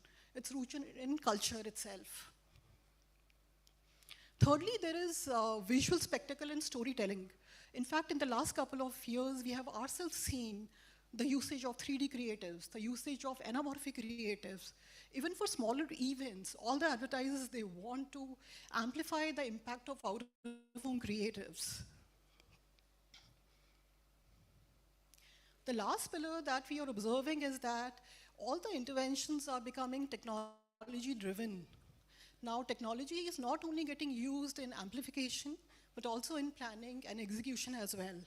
We have seen numerous commerce-driven integrations like QR code, NFC, app integrations, drone shows, projections, etc. Here is a sneak peek of the way different brands are consuming out of home. Everything is larger than life. These are some examples that I've put in front of you. The magnets that we created for Brown and Paulson, which acted like kitchen TV. These are projections at Durga Puja pandals. Now, these are some record-breaking interventions at Kumbh. Salience building interventions. Drone shows which are announcing the launch of many products and services during festival itself. Now, these are the ways how brands are getting integrated during jatras, during yatras. Again, a global brand refresh is happening through drone shows during festivals. Presence of big brands, MNC brands during large-scale festivals. This is Diwali, BQS special build-ups, and Twitter and Amazon integration. So these are like very few examples how technology is getting integrated in all the interventions. So now we have all seen the emerging playbook or the way it's evolving right now. But the big question remains that what's next? what's going to happen in the next couple of years. So there's some crystal gazing that we have all done internally and would like to share a few thoughts. We feel very strongly that there will be culture-first creativity. Culture will be rooted. While the brands are evolving, the messaging is evolving, there's a lot of technology-driven intervention which is happening, but everything will be rooted in the culture itself. Secondly, out-of-home planning will become predictive in nature in the coming years. We still have all the numbers. We do have measurement with us. We are getting impression numbers. We are getting reach numbers. But going forward, out-of-home planning will become predictive in nature. There will be higher usage of AI, higher usage of machine learning, high usage of blockchain, in fact, for optimization that's going to happen. Thirdly, sustainability will no longer be restricted to CSR only. It will be embedded in the way the brands plan and deploy the campaigns itself. The way we are going to consume the formats, the carbon emissions which happen, the material waste which is getting disposed of, everything will be questionable. And believe me, the way out-of-home is progressing and evolving in India, very soon we will have all the answers for this. This is interesting. With the proliferation of digital public infrastructure and the large-scale adoption of these platforms by the consumer, consumers seek now immediate gratification. What you see, you desire, you want to consume it right now. As the purchase cycles are shuffling, they are shrinking, they are changing, the role of the mediums is also changing now. Out-of-home traditionally was considered as top funnel only, even now for most of the categories. But I do see the role wherein it will be shifting to the middle, even going to the lower bottom, wherein it is aiding conversion itself. In fact, this is one area wherein the industry should come together and do furthermore researches across categories to understand the role and the way out-of-home is getting deployed. Secondly, technology will come in all functions. It will no longer only be restricted to planning. It will come in handy for creative, for innovations, for execution, implementation, even for reporting. In fact, reporting in out-of-home is very important, and over there I see a big role of technology coming in. Secondly, this is very heartening to hear, and I really see it happening, that out-of-home will become a critical pillar for most of the categories. Even today, there are multiple advertisers, multiple categories who don't use out-of-home at all. They are only restricted to TV or to digital or to some other medium. But going forward, out-of-home will play a very, very big role, and it will become a critical vector. So now, if we were to sum up all these broad-based trends, these are 6 in numbers, but I believe and hope that they come true. And if it happens, out-of-home, not only out-of-home, pure play out-of-home, but also activations will have a higher share of more than 10% in the overall media mix. With this hope and belief, I would like to close this session. Before I do that, any questions on this?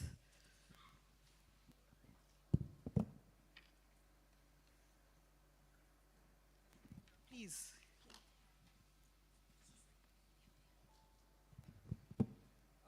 Check. Can we get a mic, please, passed here? Because I would want one mic for my speaker here. Yeah, I will answer from here.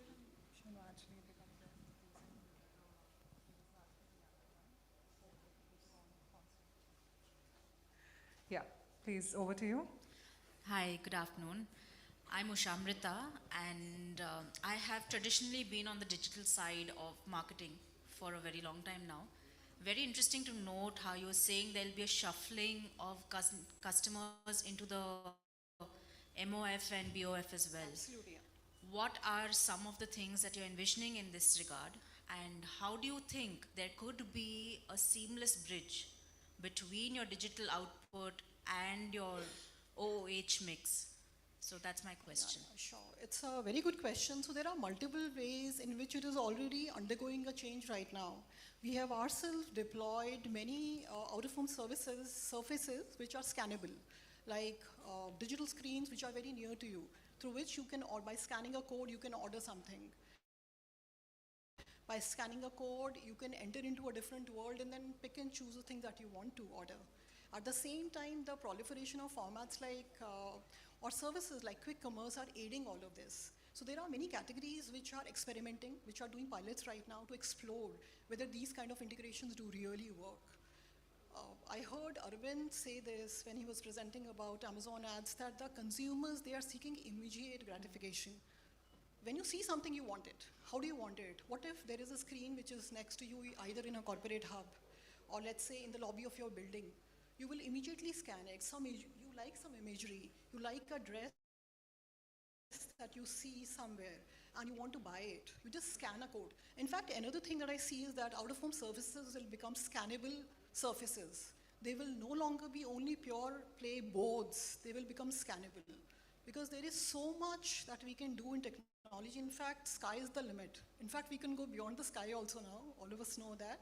So it all depends, how do we deploy out-of-home? How do we use out-of-home?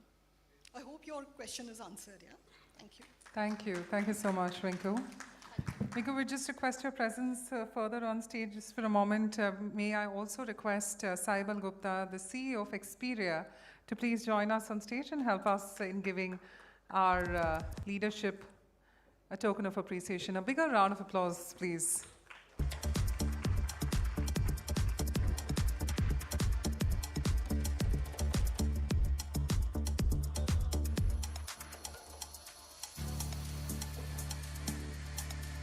And we just request our speakers to stay back. We have the famous selfie moment coming up today. So Saibal, if you can also stay back, Vinku as well.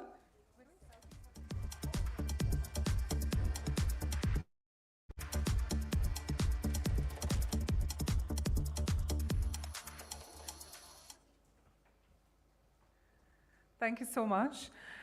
Ladies and gentlemen, now on the other side of our conversation, firstly, thank you so much, Vinku, for bringing that perspective to the platform today.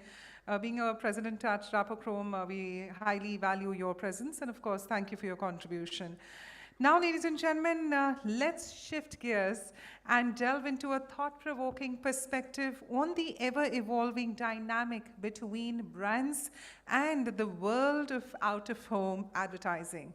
In this next expert opinion segment titled Cupid of Love and Hate Relationship Between Brands and OOH Advertising, we'll explore the emotional and strategic tug-of-war that often defines the brand decisions in the OOH space.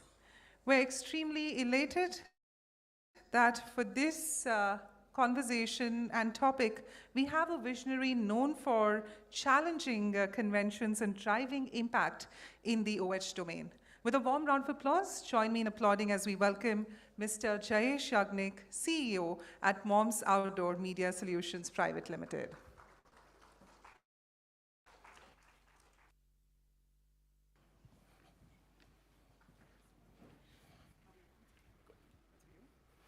It's a plus. Yeah. Got it. Thank you. Check.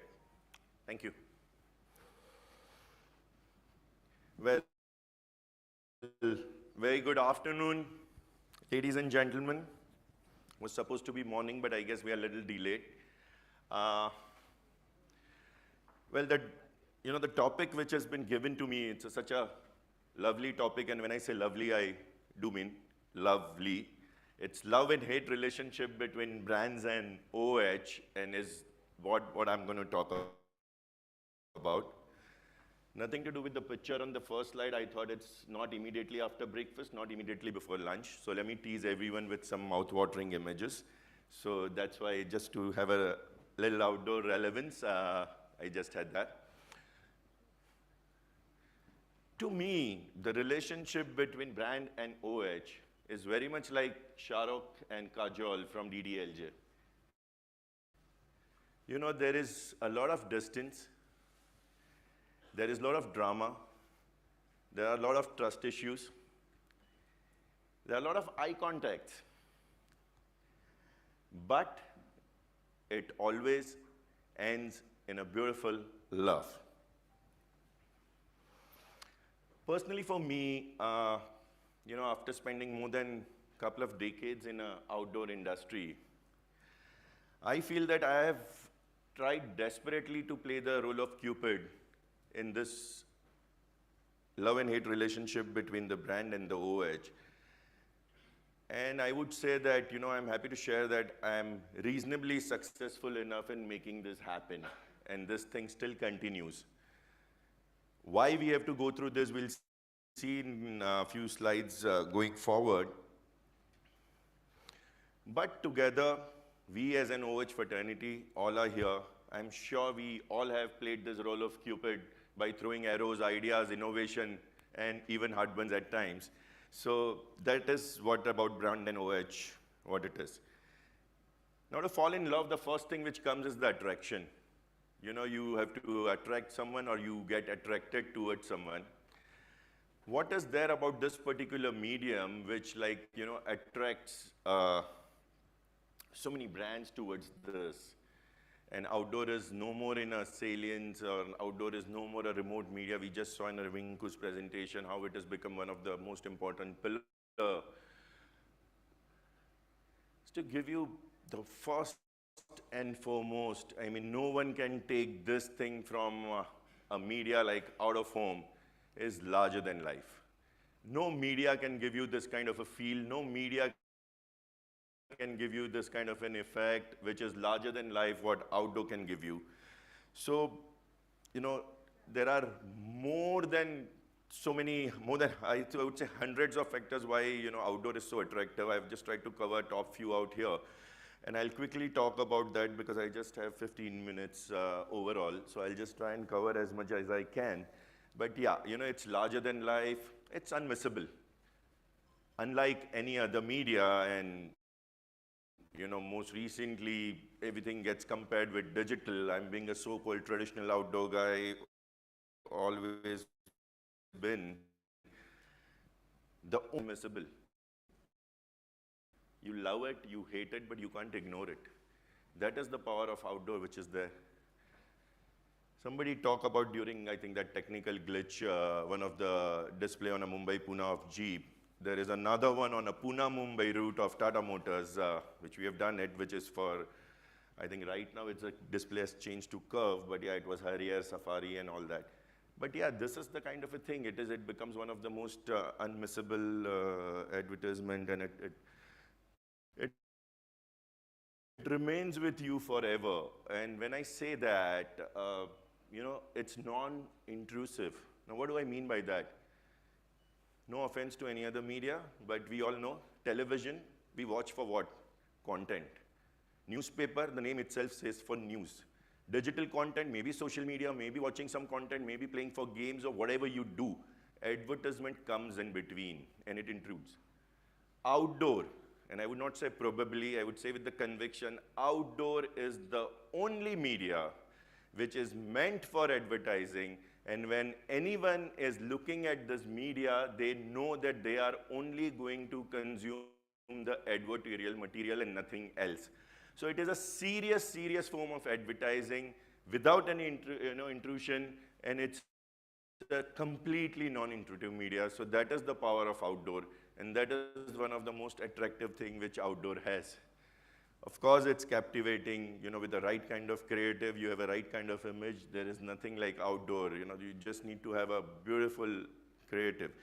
It's communicative, it's relatable, it's quirky. We all have seen this bandwagon, how everyone jumped onto it. This was at the time when Zomato acquired Blanket and doodh mangoge doodh, then kheer mangoge kheer.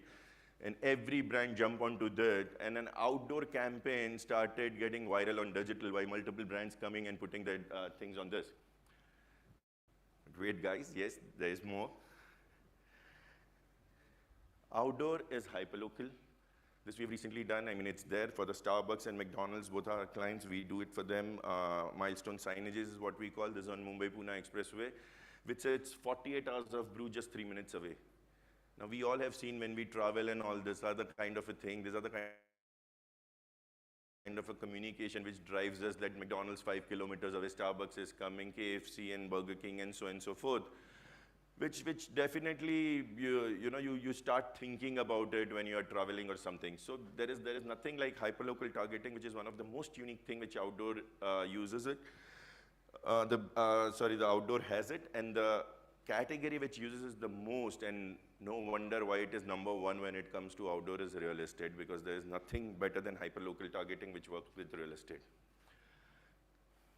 Innovation, of course, everyone must have been spoken enough about the innovation, but yeah, it has a very, very good possibility as compared to any of the other media as far as innovation is concerned. Now, this we have done in the month of Jan for our client Swiggy, and this was in Ahmedabad where we had done it. Very simple 20 by 20 hooding. The only thing which was done is an additional triangle which has been put out there. The tone thing, what you see, is a part of creative. It's not actually tone. So the creative itself was made by us in a way that there is an angle instruction which is visible in the background. Very simple, very cost effective, almost at the zero cost, but has the maximum amount of buzz and the PR, and covered by MOM and all others on their portal, absolutely free of cost. So this is the power of innovation which outdoor has. Done in a right time at the right moment, it can definitely create a buzz.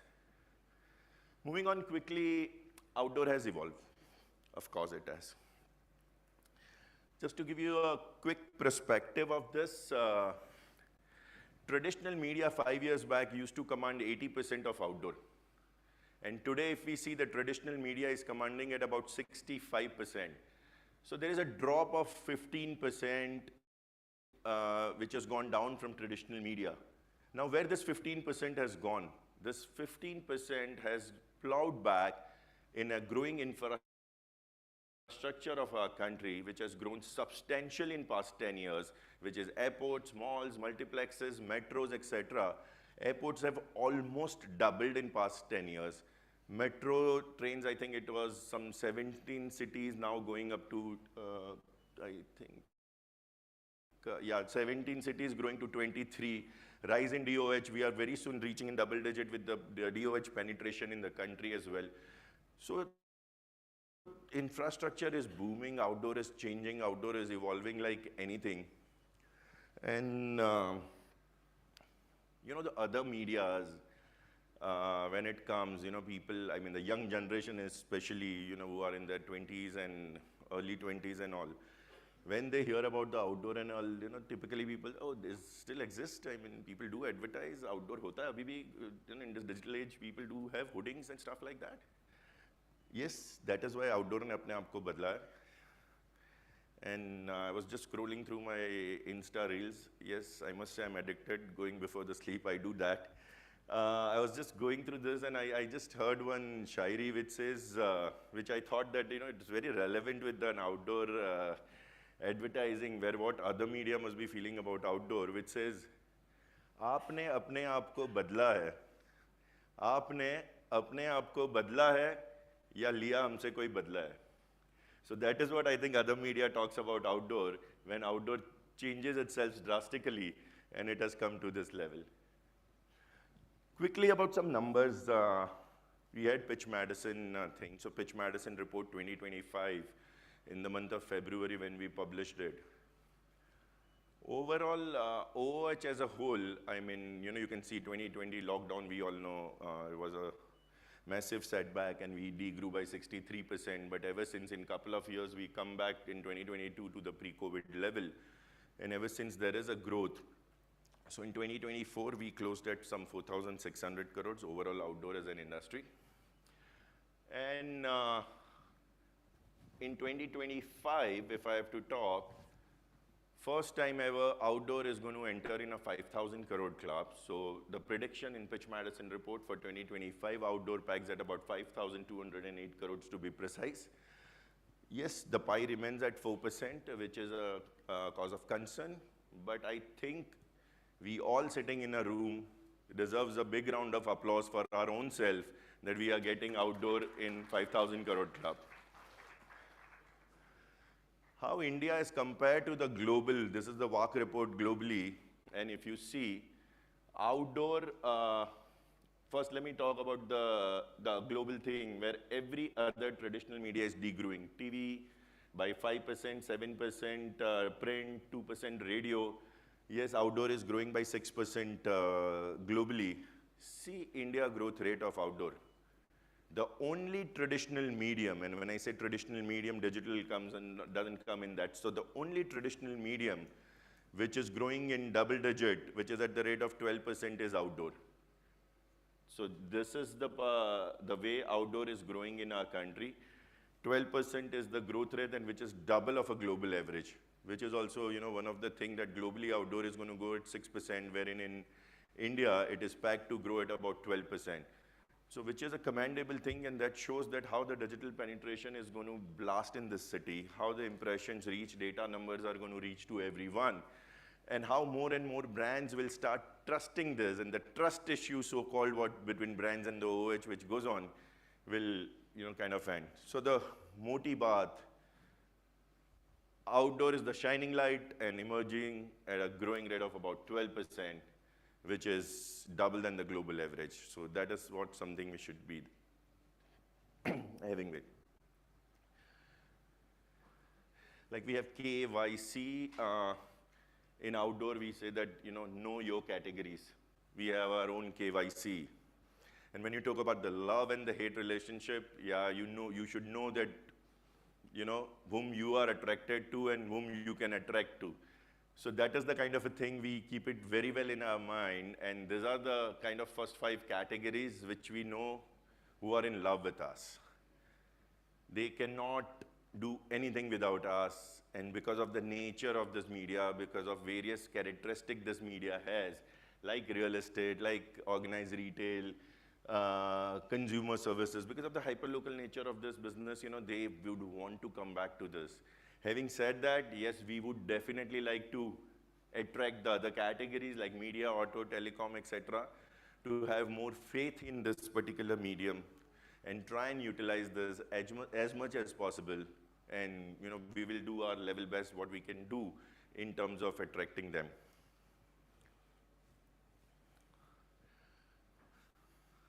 So the love and the hate saga continues. The first fight in any relationship when it happens between the brand and the OH is about measurement.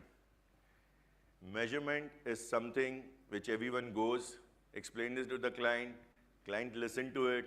I don't know, after we leave, I think this must be the discussion amongst the client's team, aapas mein. That is what they must be discussing about the outdoor measurement.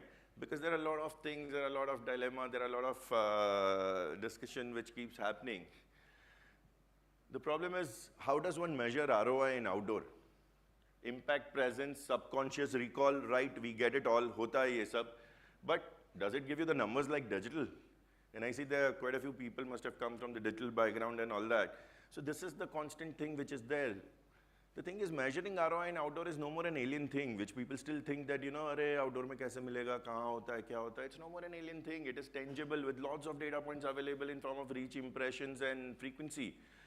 We have started talking language of, TV media planner, 400 GRPs at 2+. We talk about 80+ million at 7+ in 21 days campaign, 30 days campaign goes up to 11+. A one person seeing your site in 30 days, 11 times plus. This is the kind of a thing, how many impressions it will deliver. 80 million people will see your campaigns across 4 cities, out of which so many million will be unique. And if you multiply it by 11, this is how the reach numbers are going to be. Yes, I agree. Unfortunately, it is not a syndicated uniform number. We as an industry are working towards it, and once it happens, it will become an industry currency. I think we'll have a more better authenticated stamp on this. But I think all top agencies has this these days. So it's no more an alien thing ki, how do I arrive at an ROI, or how do I know how many people are going to see my hoardings, and how do I know that actually it is working for me or not. Google API, mobile SDK level data, I mean, you outdoor can retarget like digital. You have seen particular hoarding, the ad will flash on your mobile phone. And it'll, even on the, the quite a good apps like Insta, Facebook, etc., it can come, you have just seen this hoarding 15% off, go redeem it. This is possible. And I think people who do that are present in the room. I got a message yesterday, we are going to be present, so I'm going to catch up with them later on. But it's possible, and there are quite a few people who does this. But like in any relationship, it's not just about 2 people. There are multiple people involved in that. And because of that, the internal brand teams, we call it as the in-laws out here, there are multiple teams, marketing, creative, media, procurement, even the authorities, so on and so forth. There are multiple things which are involved, which can create a kind of trust issues between this and that. Marketing wants a campaign in a certain objective. Creative agencies want output to be more aesthetically driven. Media want that how the outdoor pack should be as compared to all other media. And procurement, we all know how it is. The procurement, being procurement, wants to treat the media like a commodity. And the moment they start treating the media like commodity, the result starts coming in like a commodity. And authorities, we all know, one unfortunate event in a particular city, suddenly the ban on hoarding, suddenly the size restriction, and everything else starts coming in. So what do you do when the fight happens? You make up. You make up with what? You make up with gifts, flowers, and stuff like that. How do we make up? We make up with innovations and integrations in this. So few of the innovations, what one can do it. These are all latest one going on right now while we are talking. Some of them, the old one, how we did for the Swiggy, Karwa Chauth, all in the northern markets, created a big channi in a large societies. Women can come together, see the moon through channi and do things. This is one of the latest. Few months back, we have done Nature Shapes Britannia Plastic Neutral, purposely identified a site which is covered with trees, and the entire creative was designed in a way that it creates this. There are a few anamorphic which has been done. This is like we have always seen Nike has done it and LV has done this in Japan, and this is done. It's very much possible, done in India, Bangalore, Garuda Mall, everyone does it. This is just out here, but see the beautiful output. Stanley and all that. I'm moving on fast now. I just have a couple of more. So the breakup text, like in any relationship, it's a budget cut in our case. So yeah, the breakup text typically happens. Sorry, OH didn't make it to the final plan. We are looking at more performance-driven campaigns. We have decided to up the digital media and hence OH budgeted at 50%. But mind you, we want same cities and a similar presence at half the cost. These are the kind of things, we interact every day, and I'm sure quite a few must have experienced this too. The solution, OH will not make it to the final plan till the time the brands will keep treating it like a commodity. The moment you will not treat it like a commodity, you will out of it, it will definitely make it a cut to the final plan, because it does deliver, and it delivers the best, I would say. Or it is not just about the impact, but it's also about the impression. And I just spoke retargeting consumer with different CTS can give you a performance data as well, ki outdoors how many leads you have got, and from other places how many leads you have got. And one thing for the brands, expectation should be directly proportionate to the budget given. I mean, there are no two ways about it. You can't float a 3 codes, go for the lowest marble and expect Taj Mahal to be built. So if you want Taj Mahal to be built, you have to trust the expert and go with that. I'm not saying I totally respect the systems, and also not treat a media like a commodity where it goes down to a level where the deteriorated product ultimately takes it. So yes, they all come calling back when the crisis hits. One of the things which brands and outdoor, like this is the last moment thing, even if there is a breakup, it always comes back saying, we need a massive visibility, can we go live in 24 hours? Our global CEOs coming, we want to create an impact from airport to exhibition point, from airport to Taj Hotel, we want to do this, we want to do that. And our answers, always like, of course, send us the coordinates and consider it done. This is the kind of thing outdoor is known about, and your go-to person. So outdoor has been, is, and always be the hero when it comes to brand and OH. And why this love will endure? The story is like of love and hate. And I would say, why it is? The answer is yes and no, both. Yes, because it's like an arranged marriage. It takes efforts, compromise, and some wise elders. But no, because of a modern digital with programmatic, AI-based targeting, smarter measurement, everything put together, gives you ROI, and the creative bravery which brands are experiencing now, and brands are doing it, it's not a hate anymore. So this is no longer a reluctant love story, but it's a passionate partnership is what I would say. And the Cupid advice, Cupid's note at the end. OH is not an obligation, but it's an opportunity. Not an extra spend, but a powerful stage. And love in advertising, it's not just about impressions, but it's about making an impression. Thank you, ladies and gentlemen. That was my time. Thank you.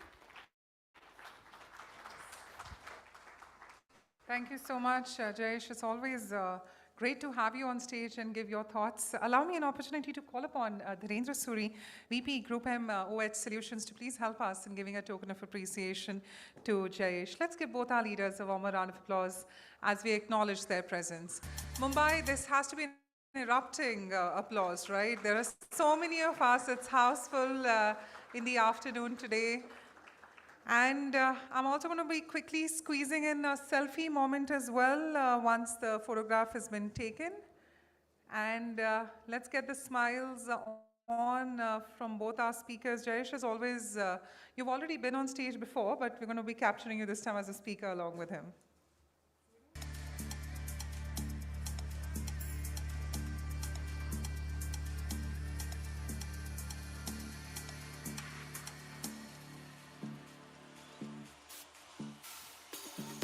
Thank you so much. And with that, let's get set for our first power-packed panel discussion. Well, the more the merrier. So when you have the greatest leaders joining us, I think it is always worth the wait. And this brings up to our discussion of the day on reimagine, reinvent, and revenue, which is the 3 R's of OH for brands. Let me repeat again. Reimagine, reinvent, and revenue. In this session, the industry leaders explore how brands are transforming the static billboards into immersive storytelling experiences, embracing the programmatic DOH for dynamic, real-time engagement, and of course, thereby adopting sustainable formats like green and solar-powered billboards. So the ones who are asking, what is the future of OH? Well, this is your session to attend. A session that redefines what's possible in the evolving OH landscape. Kindly take your seats, everyone. For all the ones who are at the back, if you want to be seated, there are a couple of seats ahead. Is there anyone who would like to be seated ahead? We just want to make everyone comfortable because it's going to be a panel discussion on the other side. Is there anyone, if they want to sit ahead? We have a couple of empty chairs. Just give them a minute to reshuffle. We do not want everyone to be standing with their bags. So if there's anyone, please feel free to come ahead. And if you have any empty chairs nearby, can you please raise your hands so that we can guide them? Any empty chairs near you? If you can just raise your hands, they can just come towards you. Yes, we have an empty chair in the center. On the extreme left, we have 4 or 5 empty chairs. Please make yourselves comfortable. Yes, at the back as well, we have an empty chair. So if anyone wants to be seated, it's on the extreme left of me and extreme right for you.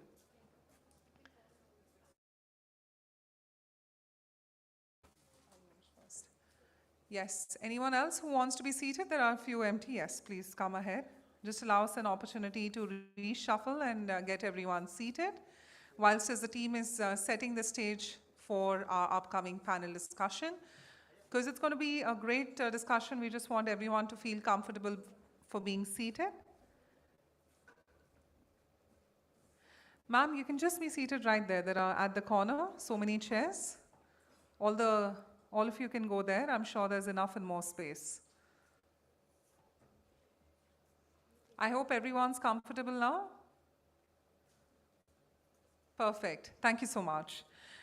On this note, ladies and gentlemen, to discuss the 3 R's of OH for the brands, allow me an opportunity to now call upon our eminent panelists on stage. Starting with our first panelist, it's indeed my honor to call upon Alok Gupta, Director, Graphis Ads Limited. Let's give Alok a warmer round of applause as we welcome him on stage. So Alok, we just request you to be seated as per the creative. Thank you so much. Next up, if we could invite, we don't have Deepthi out here, but let's go ahead to Dipankar Sayal, Chief Executive Officer at Platinum Communications. Let's give Dipankar a warmer round of applause. Thank you so much, Dipankar, for taking out your valuable time. We'd also like to call upon our next speaker. Ladies and gentlemen, we'd like to hop on to Pushkar Gokhale, Executive Vice President and Business Head, Godrej Enterprises Group. Well, there are a few names which would be visible who are not here, so which is why we're not calling them out, so excuses for that. We'd also like to call upon Saibal Gupta, Chief Executive Officer at Expedia. Saibal, thank you so much. Let's give him a warm round of applause. And Yuvraj Agarwal, Chief Strategy Officer at Lakshya Media Group. Let's give our gentleman a big round of applause whilst as we welcome him. Our session chair, ladies and gentlemen, just allow me a moment to introduce our session chair. The founder and managing partner of Coral Media, somebody who has over 20 years of OH experience, who's managed to build Coral Media from scratch to where they are now with 1,000 plus inventories, plus a vibrant OH solution vertical. Ladies and gentlemen, we're talking about Lekshu Anamalai, business head of Coral Media. Let's give him a warm round of applause. Mr. Anamalai, thank you so much for joining us. And with that, we'd love to have you curate this conversation for us. Over to you.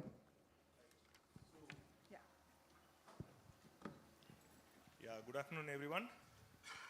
So let me just set the context for this. As you know, there are three R's is what we are talking about. One is reimagine, reinvent, and revenue. Basically, with the evolving landscape of the out-of-home industry, where there's so much of changes happening, we just thought that I'll start with you, Mr. Raj. Yeah. So, what do you think the dynamics of the business has changed? With especially the changing landscape of OH. Yeah. So, as we have been going through so many sessions since morning, I think there's a lot of shift that is happening from traditional to digital out of home to transit media to airports. There's a lot of infrastructure development, as you can see all around. So earlier the billboard, which was the main saving grace for outdoor, as they call it, has evolved over the years. And today we are talking about traditional media actually losing out to different new entrants into the space. So, airports, as you know, with the growing infrastructure, more number of airports, you have a larger amount of TGs that you can actually reach out to, in terms of premium brands, luxury brands, actually focusing on outdoor, and which is something which was not earlier a part of out of home. So, these are things that have actually added on interactivity, a lot of engagement, a lot of data, a lot of metrics. So, outdoor is not what it used to be earlier. It is not just about impressions. It is not just about an impact, which was traditionally what outdoor was. And it's also about connecting with the consumers at the point of sale, connecting with the consumers at transit points, at metros, actually attacking each segment of the funnel, whether it is the top of the funnel or the middle or the bottom of the funnel. So that is how out of home has evolved over the years. Okay. Yeah. But Mr. Pushkar, for you, since you come from a brand, so with that perspective, can you share some of your experience in out of home as a brand marketer, and especially traditional versus digital out of home? I mean, these days you have so much of digital out of home options. And there is a challenge in terms of share of voice, especially when it comes to digital. So how do you decide in terms of traditional versus digital? Yeah, I think thanks for the opportunity. We're talking about 3 hours. We don't have 3 hours at the moment here. We have around 40 minutes. So I'll quickly talk about our approach when it comes to really deciding on the OH strategy. I think, see, one of the things which we are very clear on is that we need to have a very well thought out strategy and a plan. So we start off with the objective, in terms of what we really need to achieve. And then we stitch a seamless strategy or a tactical around it. So I'll just talk about giving some examples. We at Godrej, we have been working on creating a category for home safes. I'm sure some of you would be using it. The challenge for us was how do we really create this category in terms of adoption, because the penetration levels were pretty low. So last year what we actually ended up doing is we said, okay, can we really build this category, and how do we really use this outdoor thing in a different way. So what we did is we actually created a larger than life safe, and we actually converted the containers which ship our goods, and we created that into looking like a safe. We painted it with a digital lock, and when you look at it, it looks like a big massive safe moving around in the town. So that was something which we did, and it was so very exciting for people, and especially we banked on the fact that if there's a huge amount of traffic on streets. So that was something which helped us to create a mobile billboard, and that actually got a lot of eyeballs. It was very impactful, and I could actually get a lot of reactions from my friends, from a lot of our customers, from our channel partners saying this is something which is really making a big difference.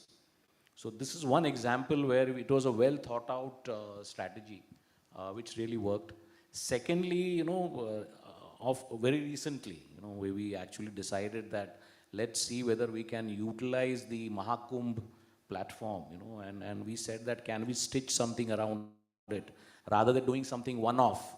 We said let's look at the Prayagraj airport, and of course we never thought that this could be so the thing could be so successful, because the footfall was amazing, and we actually went about stitching a solution or stitching a plan wherein we actually went out, used the airport to promote our products, and as the customers would actually get out of the airport, we had these auto rickshaws who also carried out the same theme. So it was a very seamless kind of thing, where you see a product, you see a brand, and what's more important is that when are the customers vulnerable.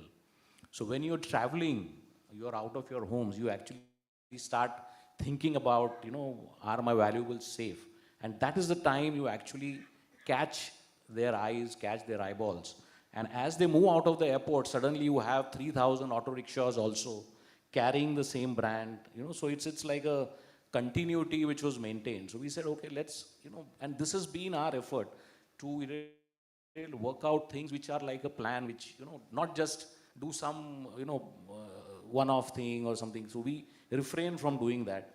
And that gives us a great opportunity, to really work out, as I said, a complete solution, a seamless solution to create that high impact. So this is the way we actually, go about the planning.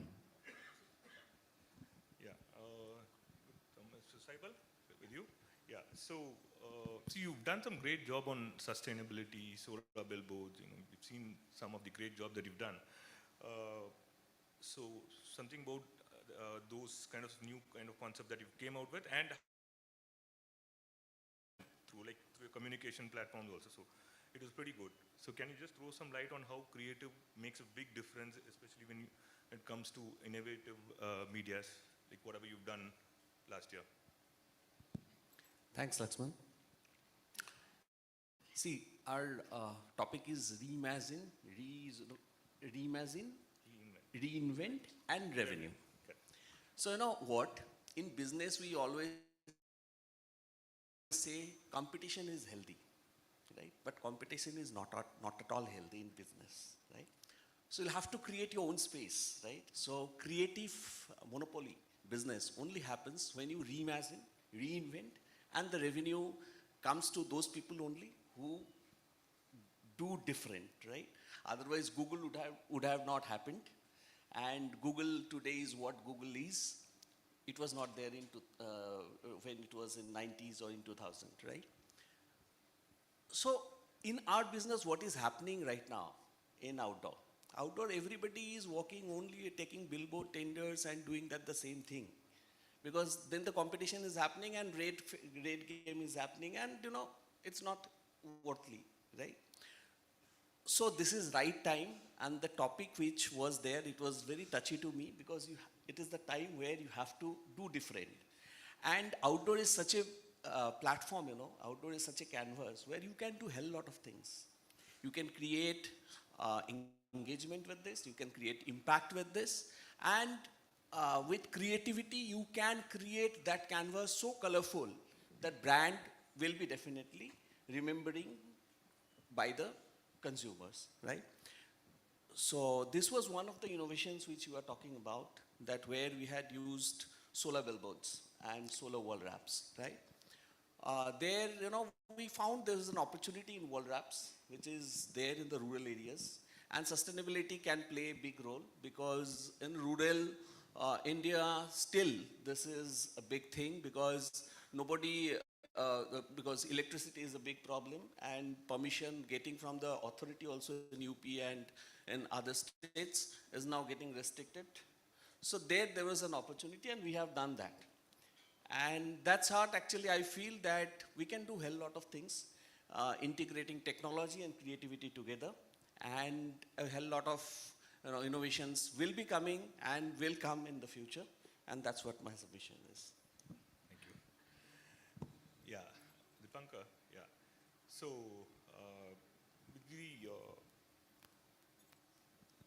these days, data metrics has evolved so much in out of home. I think in the last couple of years, it's evolved so much. So how do you think data science has improved in planning and measurement tools? And what is the accuracy of it? And how much of percentage of smartphones are tracked in the total universally so number of smartphones available in the country should be 100 crore plus, but how much of it is captured? And how accurate is the data that is available for the measurement metrics? There are too many questions in this. So, okay, I'll just break this up part by part. Yeah. Okay. First is, forget the accuracy part. Let's talk about the matrix part of it. See, there was a time then we didn't have any figures. It was all gut feel, right? All agencies put their money behind it, and they built their own systems and processes and matrix, and they came up with figures. Today, IOAA is pushing a planning tool, and that has brought some amount of, it brings everybody to the same table, okay? So that's a huge leap, I would say, that, something of that sort has come into the market, something which everybody can use it, they can use the same language. So the language was missing, that is there now. So that's a big leap, and that's helping. Second, how is it helping? Okay, today you are getting, may not be accurate, and it is not accurate, let me be frank. But yes, you are getting figures, right? I mean, today you're getting impressions, today you're getting reach, today you're getting frequency. It's bringing you at par with other media in terms of the matrix, right? That's the second big thing which is happening. Okay, so how is it helping? Okay, I'll just give you a very simple example. Today, when we have a client who's going into some 160 odd markets, okay? Now, previously when we used to plan, we would say that, okay, to take a place like Gaya and put in 7 sites, okay? Now, you didn't have any, I would say, reason to put those 7 sites, because we feel those 7 sites would be enough for a city like Gaya. Now that you have matrix, okay, when you have reach figures, what it actually does is, it tells you that when you're going beyond the 5th site, you're not getting incremental reach. So when you're not getting into it, you're wasting money in a place like Gaya, right? That's a big thing. So what you're doing is you're getting the right kind of budget, right kind of planning for your clients, okay? As far as accuracy is concerned, nothing is accurate in this world, right? This is not Operation Sindhu that I know where the Maulana is sitting and I'll be bombing that place. I don't know that. But thing is, yes, because see, you don't have, outdoor is a very, very, very localized media, yeah? At the same time, I don't know here in Andheri, how many male, female, what is the NCCS that is here? I don't have that the figure for Andheri, but I know overall Mumbai. So there is some amount of, averaging out that you do and find out that, yeah, this is the kind of media, this is the kind of TG that would. So those ifs and buts are always there. But yes, now that you're using figures, it somehow gives relevance to your planning. That's as far as accuracy is concerned. So nothing is accurate. For that matter, there is nothing accurate about it. But yes, today you have figures, you have third-party data which is coming in, which is telling you that so many impressions this particular site is getting. You have to take it with a pinch of salt, maybe. But yeah, that's there. You can't help it. It is better than having nothing. Yeah, something is better than nothing. Mr. Alok. So what are the government policies do you think that needs to be standardized to improve accountability, one, and especially with the evolving landscape? And the other one that we see is that, every city has got its own bylaws, certain cities have large format, certain cities have challenges in large format, how do you think this will move forward from here on, especially the larger smart cities, a lot of 100+ smart cities coming in next 1 or 2 years? So outdoor is an outlier media. We're not only in media industry, we are also in real estate industry. So we're a mix of media and real estate. So that's why we are locally regulated. We're not nationally regulated like other mediums. And that's why it can be a perennial issue also, it can be a perennial opportunity also, that we'll be always dealing with the local regulators. There's no national outdoor policy which can really govern this industry. The opportunity that lies is, obviously, since it's a hyper-local medium, the local regulators are much more immune to the fact that what can be the traffic regulations which can impact this media. And that's why we lack standardization as an industry rule, that something which is applicable in Delhi is not applicable in Mumbai, is not applicable in Bangalore. We cannot have same sizes for a client which can be used all across India. So a single outdoor campaign might be modified into 10 to 15 different outdoor sizes and be executed. That's where the reimagination comes in. That's where the creative agency's role comes in. And that's where the hyper-local mode of the media comes in, that how a consumer in Chandni Chowk can be a different consumer than a consumer in Mumbai's bandstand. So that's, if the reimagination is there, then the reinvention obviously is there, and revenues can increase. We have looked at campaigns wherein the media owner or the media agency works along with even the regulators or the media owners and cracks campaigns on a very local basis. So that's where the overall pie can increase, and that's where, when all the stakeholders talk together, leaving aside their differences, that's when we see the true magic happens. Regulators today are very open to innovation. It's not like 20 years ago or 30 years ago when there was a specific Lakshman Rekha which was put and you cannot cross it.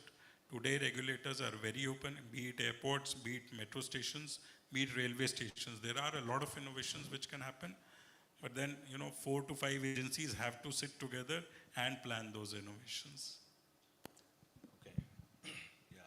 So there's another question on, this is for you, Yuvraj. See, with the emergence of digital out of home, see, the traditional format of creating impact was like, take large format, static, create impact, and then if you want to build frequency, a smaller format. But with the emergence of digital out of home, there's an issue with share of voice always. So how do you create impact? Like earlier days, it used to be pretty easy to create an impact, but with the emergence of digital out of home, there's a lot of clutter. So how do you create an impact? Okay, so when it comes to digital out of home, obviously, you are sharing the same space with multiple brands, and that is where your share of voice gets affected. So the best way to handle the situation is creativity. So using the right creatives, that actually stand out from the clutter, choosing locations wisely, so you have to look at contextual targeting, you have to look at location-based targeting, you have to do, you have to use the measurement metrics properly to understand the kind of TG that you're actually reaching out to in specific locations. So these are the parameters that you typically have to focus on if you have to, make good the share of voice that is lost due to clutter. Okay. Yeah. And with Pushkar, generally when you look at an out-of-home plan, do you go location-based or do you want to map the audience and go audience measurement-based? How do you look at it? No, so I'll talk about this particular point more from the perspective of ROI. I think you exactly brushed that topic. And see, one of the things which we try to do is we try to keep things simple, when it comes to ROI. I'll give you an example again. We have a process where we go in a very structured manner to open outlets. It could be our own company-owned outlet, or it could be a distributor or a retailer. What we back it up with is more about the billboards which are very close to that new outlet which comes in. And we try to drive the traffic to these newly opened stores. One of the things which I think today which we are trying to do is get the QR codes embedded into the entire billboards, where maybe you can scan things, you can get a coupon, you can get a discount. And the whole idea is, how do we drive the traffic to these stores?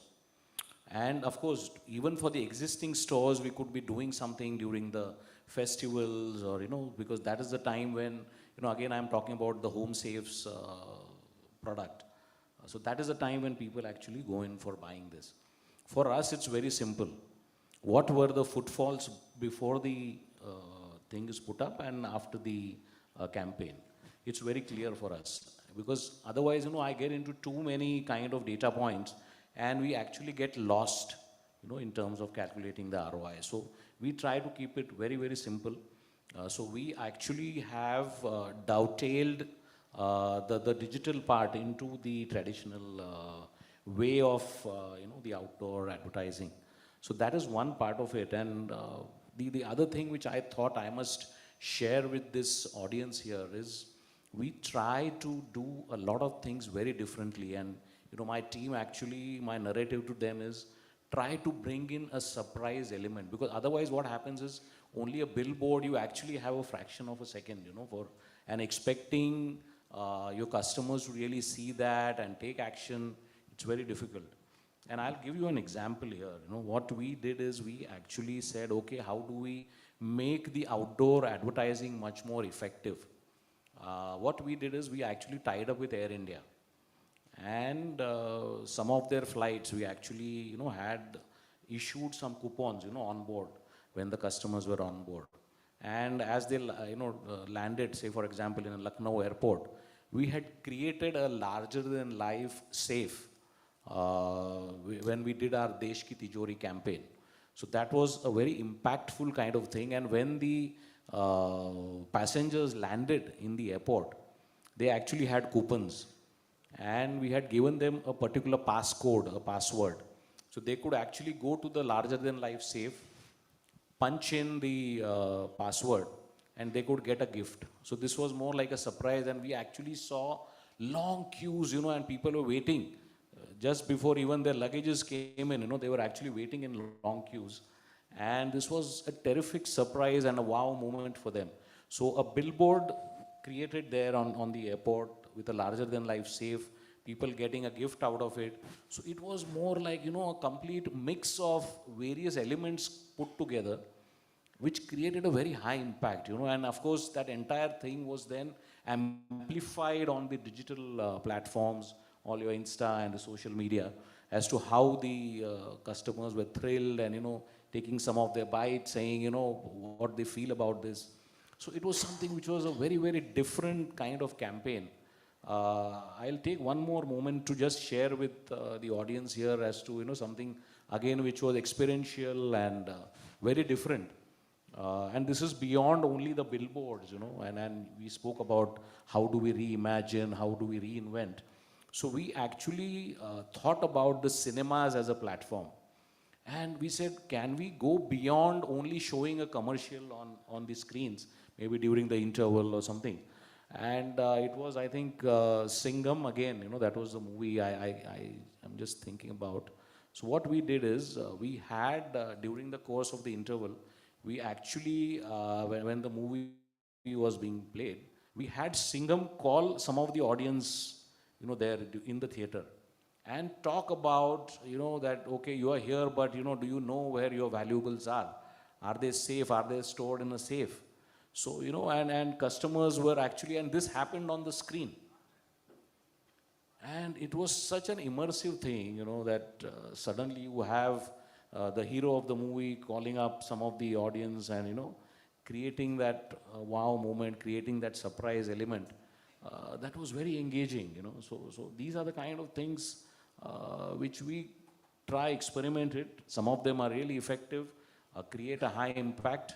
And we're seeing that our share of voice, which we measure, is really improving by the day. Today, I think in the security category, we are more than 90%. And thanks to these kind of initiatives which my team comes up with. But the advice is very clear. Do something very different, do something clutter breaking, and the same theme, around reinvent, reimagine. I think that's something which is very important. And it is really helping us.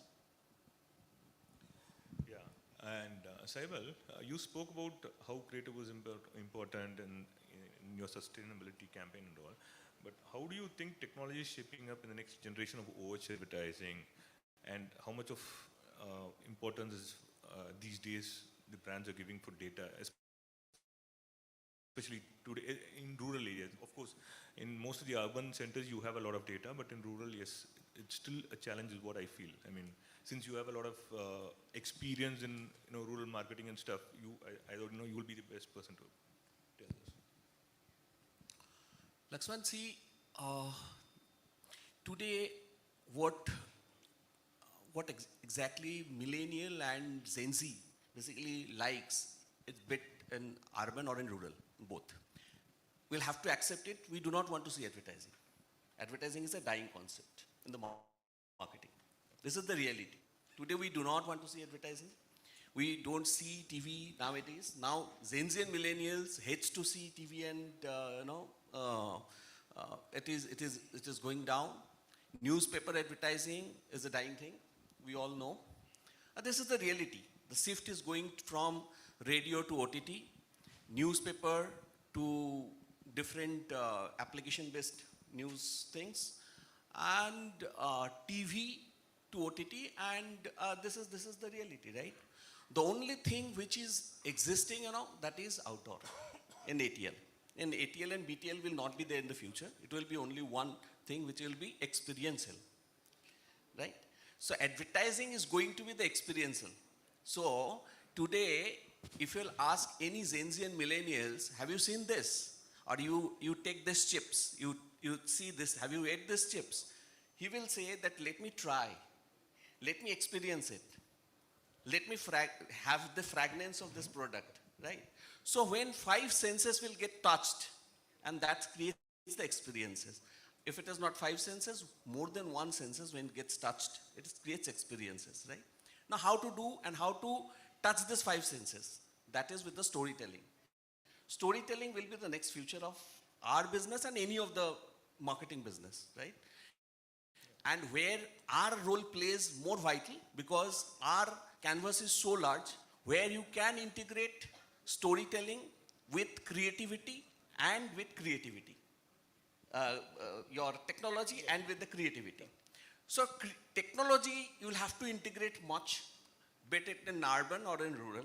So when we'll do this properly, either AI or projection mapping or sensory-based things or interactive projections, all this when gets integrated together with the outdoor medium, it is going to play a vital role, and this will be going to the future of outdoor. Okay, was a good Sorry, one. I want to chip in. Saibul, sorry about it, but I need to interject here. I think when you say advertising is moving out, I know we are talking about outdoor and all that, but let me tell you, and it was a shock for us when we were exploring traditional TV. I mean, OTT anyway, you have Geo, Star, and all that, but traditional TV, when we were exploring IPL, the kind of costs which they were asking for was mind-blowing, mind-blowing. We actually decided to opt out of it. So I still feel that, and I think everybody here has that experience, but one needs to really, not undermine the traditional advertising, because otherwise nobody would be paying this kind of price. I agree, sir, but you might I mean, have... I just thought I'll... No, I agree with you. But you know what? You also see IPL, I also see IPL. But what two brands are visible in IPL? One is the Dream 11, I believe, not Dream 11, Pokabazi or Dream 11. So one, Dream 11. Dream 11 is visible. Dream 11. Dream 11 is visible because their investment is very high in the particular medium, and Campa. This two brand is more visible. So many investment has happened on IPL. How many eyeballs gets generated and what ROI they are getting. And I am talking about the taste of Gen Z and millennials, because we are working for that generation, right? We are generation that people basically work for that generation of Gen Z and millennial. What is their taste? Their taste is shifting from normal traditional medium to the upcoming medium. Yeah. So that is where we'll have to work on. There, that reimagine, reinvent, and revenue can be seen there, right? I'd just like to add a point here. So every media has its place in the media plan. It's not that outdoor is the only medium that works, or TV or digital, or whichever medium. It all depends upon the objective of the campaign. It depends upon what exactly you need to achieve. And on that basis, the media mix is decided, right? So whether it is OTT or radio or print or whatever, everything works, but it has to be used in the right way. Yeah, Pushkar, one small question. Like, you said that you evaluate your campaigns as pre, and post, like after. So, assuming that you've done it in a couple of other medias also, like mainline or some other, then how do you bifurcate it? How do you arrive at a success of this particular out-of-home? No, so I'll tell you, see, there is a very clear differentiation between what we do for digital, because we have our own shop site. We are also on Amazon, we are also on Flipkart and the other. So when it comes to digital, there is a good amount of work which we are doing on the digital platforms, on Instagram, and we try to drive traffic to the virtual platforms. So there it's very clear, whether, how many eyeballs, how many visits, how many clicks, how many people visit our shop site, or what is the kind of conversions, or what are the kind of searches which come into play when it comes to, and I have, what we do is we also monitor how many searches are there with price points. So when they say Godrej Safe, what is the price? These are the kind of searches we track. And there is a, sudden boost which we find, which gives us an idea that yes, the ROI is definitely there in place. When it comes to the billboards and when it comes to outdoor, it is more in terms of driving traffic to the conventional stores. So there also it's very clear, in terms of footfalls.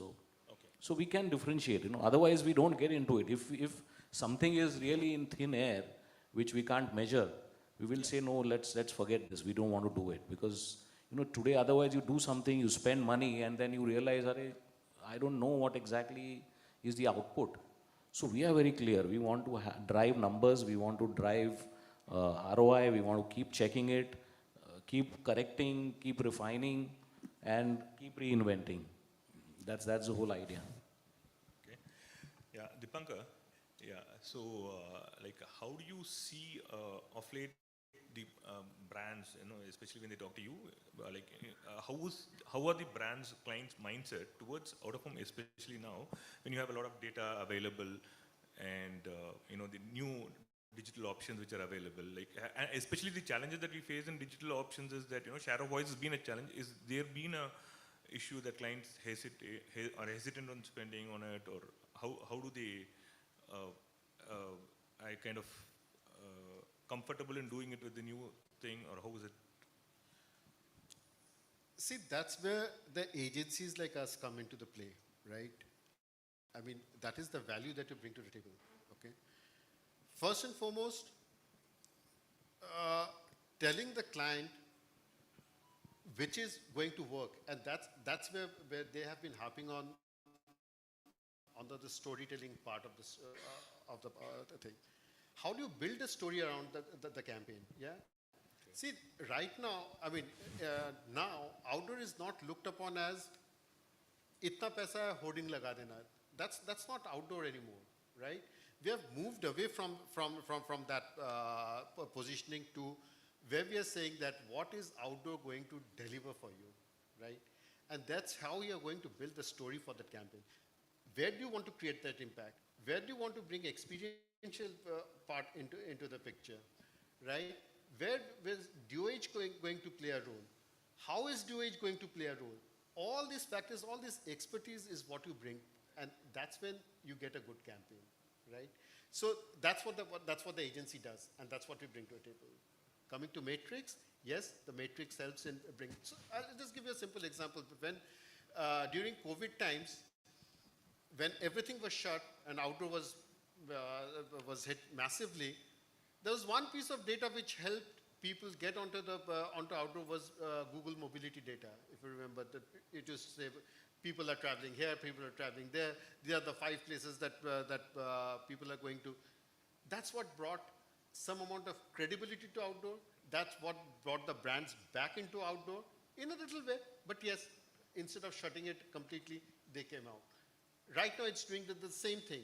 With this data that we're able to provide, with the tools that we have in hand, with the data that we can buy, it's giving confidence to the brands that yes, outdoor delivers, yeah, but how it delivers, that is the story that we tell them, okay?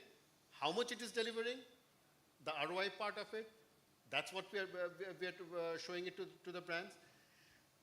And that's what the whole story is all about, right? So hence, it's a mixture of your market intelligence, it's a mixture of your planning expertise, it's a mixture of your data, and how you use the mix of the various media that you have available. That's the value you bring to the table, and that's the value that the client is ready to pay for. And how much of creative and communication or any kind of an innovation makes a difference in? All three are different. All three are different, but yes, creative. Outdoor is the biggest canvas that you can get, right? In terms of creativity. And creativity is not just about creating, it's as I said, it's about how you tell the story. Yeah? It's the storytelling capacity of the brand which creates the brand. So yes, creative is there. Today, there is an amount of technology. It's how you use the technology. I'll just give you a very simple example that we did something for our client ABCL. So it was a simple campaign. It was about Bude hoke kya banoge. It's like everybody wants to be something once you become old, right? So what we did was we just took a digital board and we created a booth in front of it, and one would click a photograph and say that you scan, there's a QR code you scan, and you say that this is what you want to become when you become old, yeah? And it takes your photograph, changes it, AI changes it to the older form of you, with a kind of canvas that you want to become, the profession you want to take up, or the kind of work that you want to do, and it projects, okay? It's an experience. It's experiential. At the same time, you're telling a story. Yeah, and you're bringing the concept of the campaign across. Yeah, so all those 3 things put together, that creates a campaign. It becomes viral, and then you use social media and all the media to support it. So creative, yes, there is a strong creative, there is a strong thought behind it, and there's a strong story to it that so all three put together. Basically, creative data and tech. Exactly. Yeah, and Mr. Alok, like since coming from a media ownership thing, like since there's a lot of changes in the landscape of out of home now with the emergence of digital and all these things. So as a media owner, how do you think the clients and agencies react, or kind of are they okay in? Is there any hesitancy in coming out, spending on digital out of homes, or what are the challenges that you see that you face? So again, rather than the challenges, I'd rather see the opportunities that are coming along with DOH. Earlier, we are still working a lot with the agencies. We work with the clients directly. But now we've started getting queries from digital agencies also. So this is a new segment which is coming because they are also looking at impressions for their client. They are also looking at performance marketing numbers for their client, and they're exploring DOOH as a medium. So, the number of impressions that DOH has on offer, it's amazing. It's too much. So beyond the traditional out-of-home agencies, a lot of new digital agencies are in talks with media owners like us. So today our portfolio for digital out-of-home would be 25% of our overall out-of-home, which is quite a steep number compared to local traditional out-of-home owners. And that's why we are attracting a lot of new age clients to the medium. It's a sunrise sector as of now within the out-of-home domain, but we're pretty sure in next 5 years it'll be a dominant force. So future is full of excitement and opportunities that ways. Yeah, 25% is a big number. It's a big Madison number. report, it was 10% overall. And Yeah, yours it was is 25, 10% overall, but we started digital 7 years ago. Okay. It was a leap of faith, and ever since we've grown with the new tenders. Okay, done. So can we give a closing note saying that, the old way of doing vanilla business, plain out of home, is done and dusted, and future will be defined by, creative-led, data-led, technology-led. Is that fine? Yeah? Definitely, rightly said, creative data and technology. Somewhere down the line, I also feel that, clients have to be more open to innovation in outdoors. We look at a very closed-ended positioning when clients talk about out-of-home.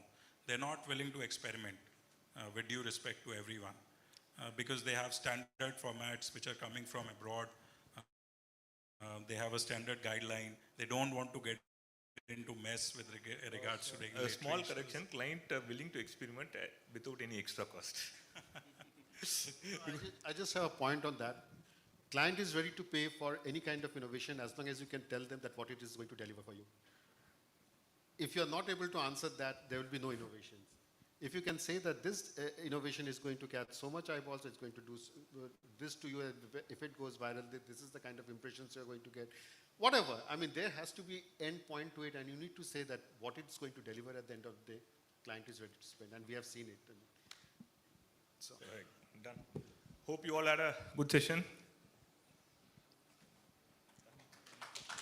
Any questions?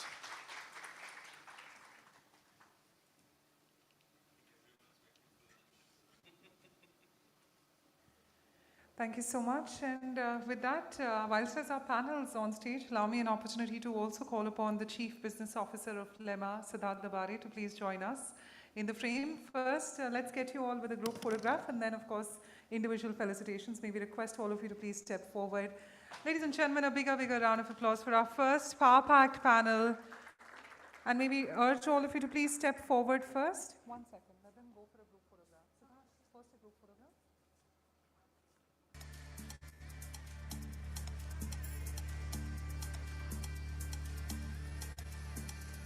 A warmer round of applause to acknowledge their presence.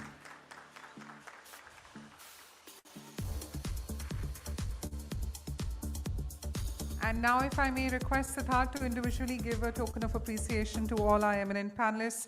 Of course, we've got Alok. Alok, thank you so much. Thank you for joining us. We just request Siddharth to be in individual frames with everyone. Dipankar, thank you for your valuable time. We just urge our panel to please stay back. We also have a selfie pose. This Just let the applause continue, everyone. Pushkar, thank you so much. Thank you for joining in.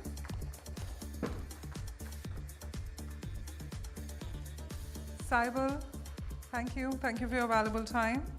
A warmer round of applause for our leader.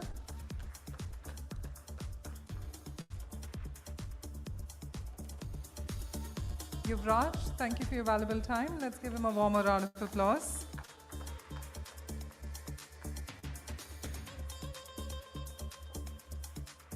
And of course, to our session chair, ladies and gentlemen, a bigger round of applause for Lekshu Mananan.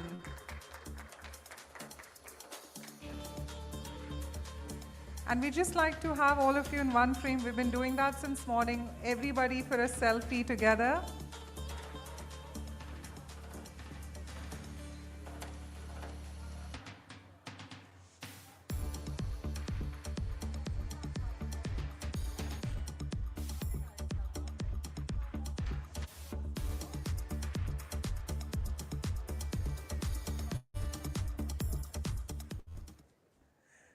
So well, yes, we were able to get all of them in one frame and a lot of you also in the frames. So thank you so much for that. With that, ladies and gentlemen, on the other side, we have power pack discussions. We're going to be resuming back at 2:15, which is 2:15 IST. We'd also urge you, when you're back, a reminder on the lucky draw. There'll be chits kept for all of you. Remember to fill in your names, and we'll do the lucky draw announcement. It was great having you so far. Enjoy the networking and lunch, and we'll see you at 2:15. Thank you so much.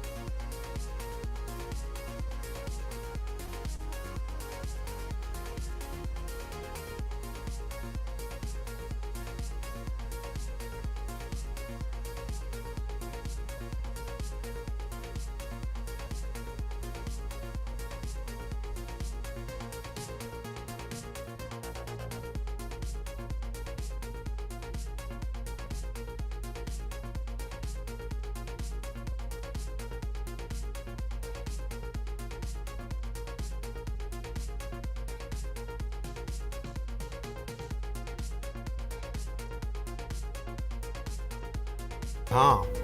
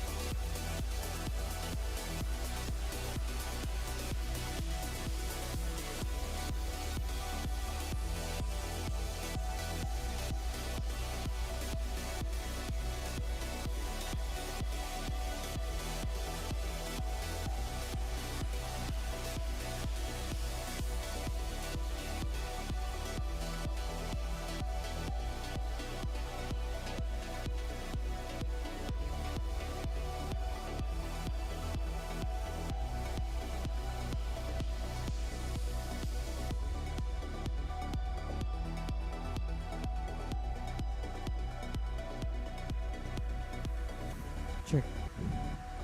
Check, check, check, check.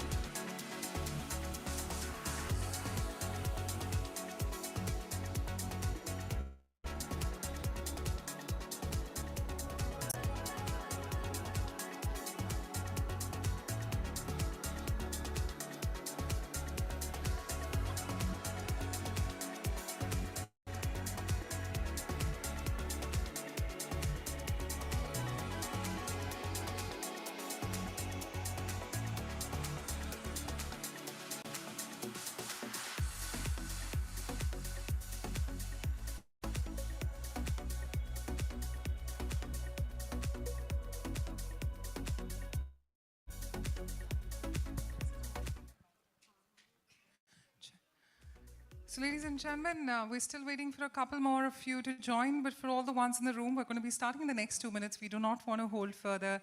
Of course, we value everyone's time.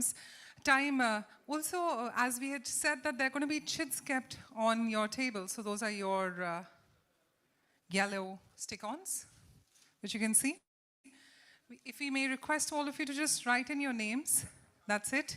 And the team will further take it around and take it in a fishbowl or whatever manner they'd like to collect it in.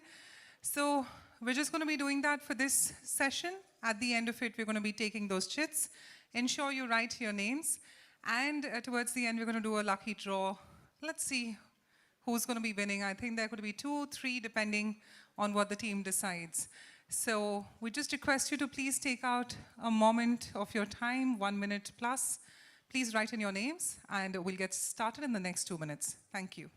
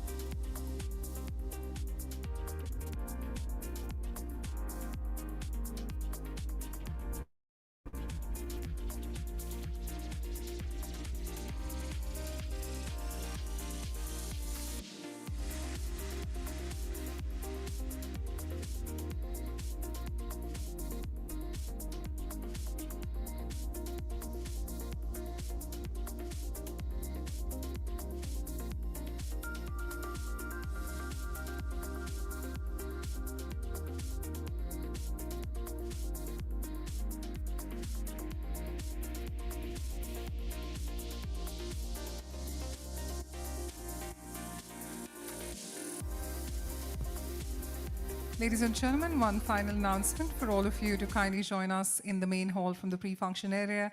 Before we begin, another subtle reminder, let's get lucky for somebody today evening. So maybe urge all of you who are here in the room to please write in your names on the chits which are provided at the end of the session. The team will rightfully collect it, and let's see who gets lucky today. We've got Satya in the room as well. Hi Satya, how are you doing? We just always want to give you a warm, warm welcome. Thank you for joining in. Thank you. And ladies and gentlemen, on that note, a lot is going to be happening on the other side with Neons coming forward. Neons, of course, one of the most pivotal awards in the OS space. So stay tuned, and we're beginning right now. Thank you.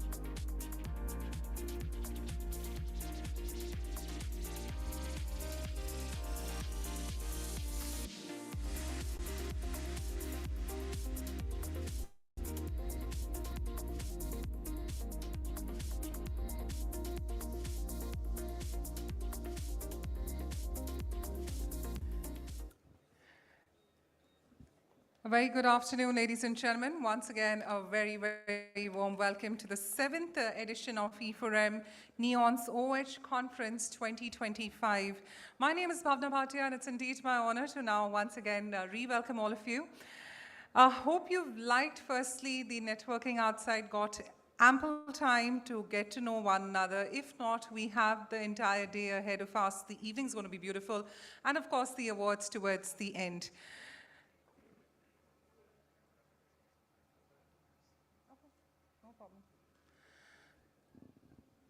Also, we're just going to be waiting for a minute or so because we've just got an update. So just allow us a minute on the same, just a moment.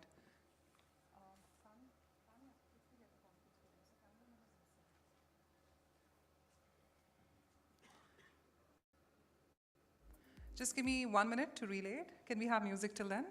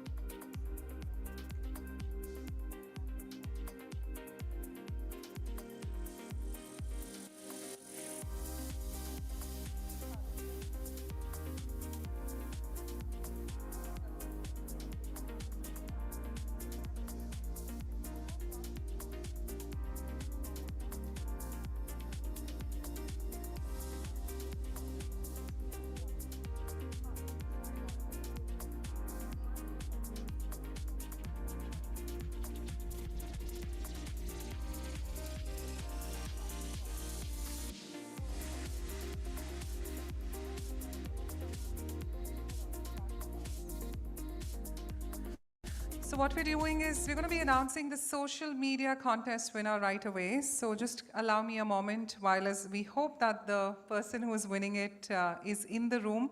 We have a few other optional names as well. When I'm saying optional doesn't mean that they've not won. But let's say if the first one is not present, then we give a chance to the second one in that order. So let's see for the social media award winner. If we do have in the room Nirali Patel. Do we have Nirali in the room?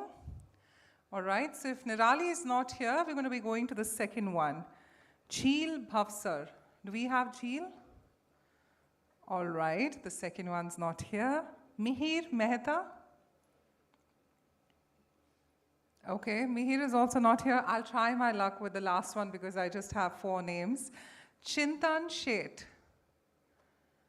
Wow. I was just going to say we'll check who is coming with us on stage and I'm going to check the Aadhaar card. No, this is just jokes apart. We know you'll be truthful there. So none of the winners whom we've announced are in the room right now. We might plug in for one more announcement because we want somebody to win in the list, but we'll see how it goes. Otherwise, we'll ask for a fresh list and give a chance to anyone who's present here. All right, with that being said, allow me an opportunity to now segue into our second half of the conversation. Firstly, for all the ones who've tweeted and joined us on social media with our hashtag e4m Neons OH, we're extremely thankful. We've been seeing a lot of traction there, so we're expressing gratitude for that. We'd also like to express gratitude to our Powered by partner, Amazon on-package ads, and our gold partner being Lemma, omni-channel platform for emerging media. Can we once again have a look at the partner presentation?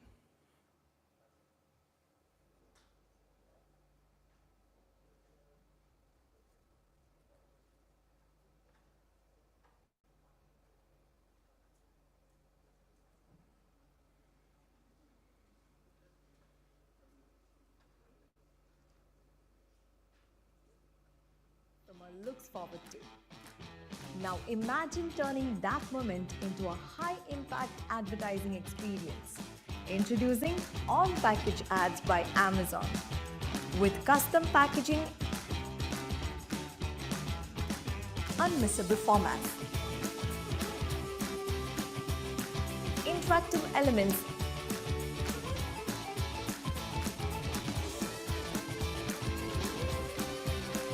pan-India reach. On-package ads puts your brand literally in customers' hands at just the right moment. Amplify the impact with custom landing page, influencer collaborations, social media buzz, and smart remarketing.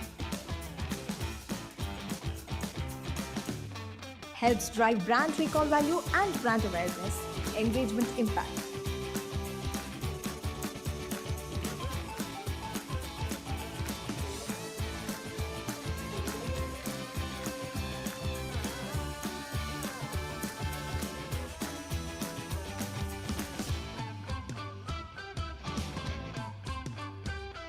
Across FMCG, BFSI, fashion, automobiles and entertainment, the results speak volumes. On-package ads reaches the right audience in the right pin codes with messages that resonate. On-package ads, where creativity meets doorstep impact. Let's unbox possibilities.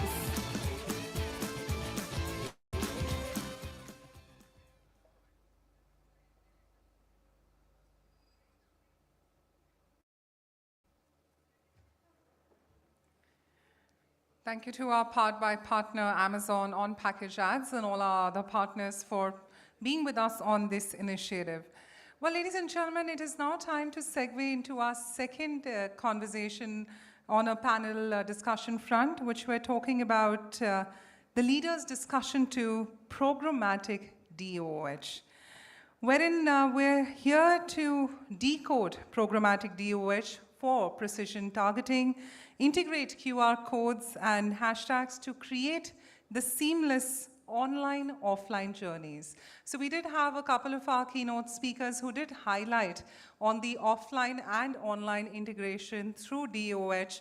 So now is the platform wherein hopefully we're going to be addressing this and much more in regards to the inventions on that front and the practical ideas as well. Also, we're trying to segue into the creative consistency which is required across both the physical and digital touchpoints. So how do we have those seamless integration between both the platforms? Here it is time for us to make DOH smarter, and we feel that all our experts joining us on this panel will help us to navigate this discussion forward.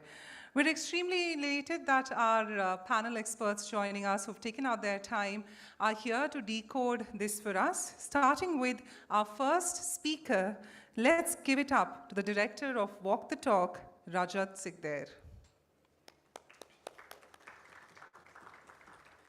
Thank you so much, Rajat. We look forward to your expertise. May I also humbly invite the General Manager of Brand and Marketing, D-Decor Home Fabrics, Saket Agrawal.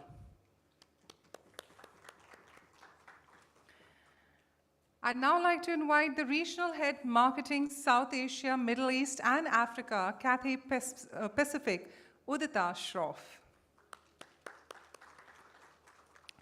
And the session chair for this conversation, Vice President Group M OH Solutions, Dhirendra Suri.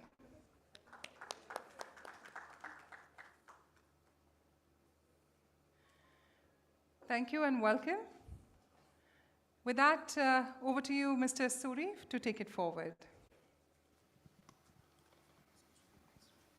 Check. Hello, hello. Hi, thank you so much for joining the panel today.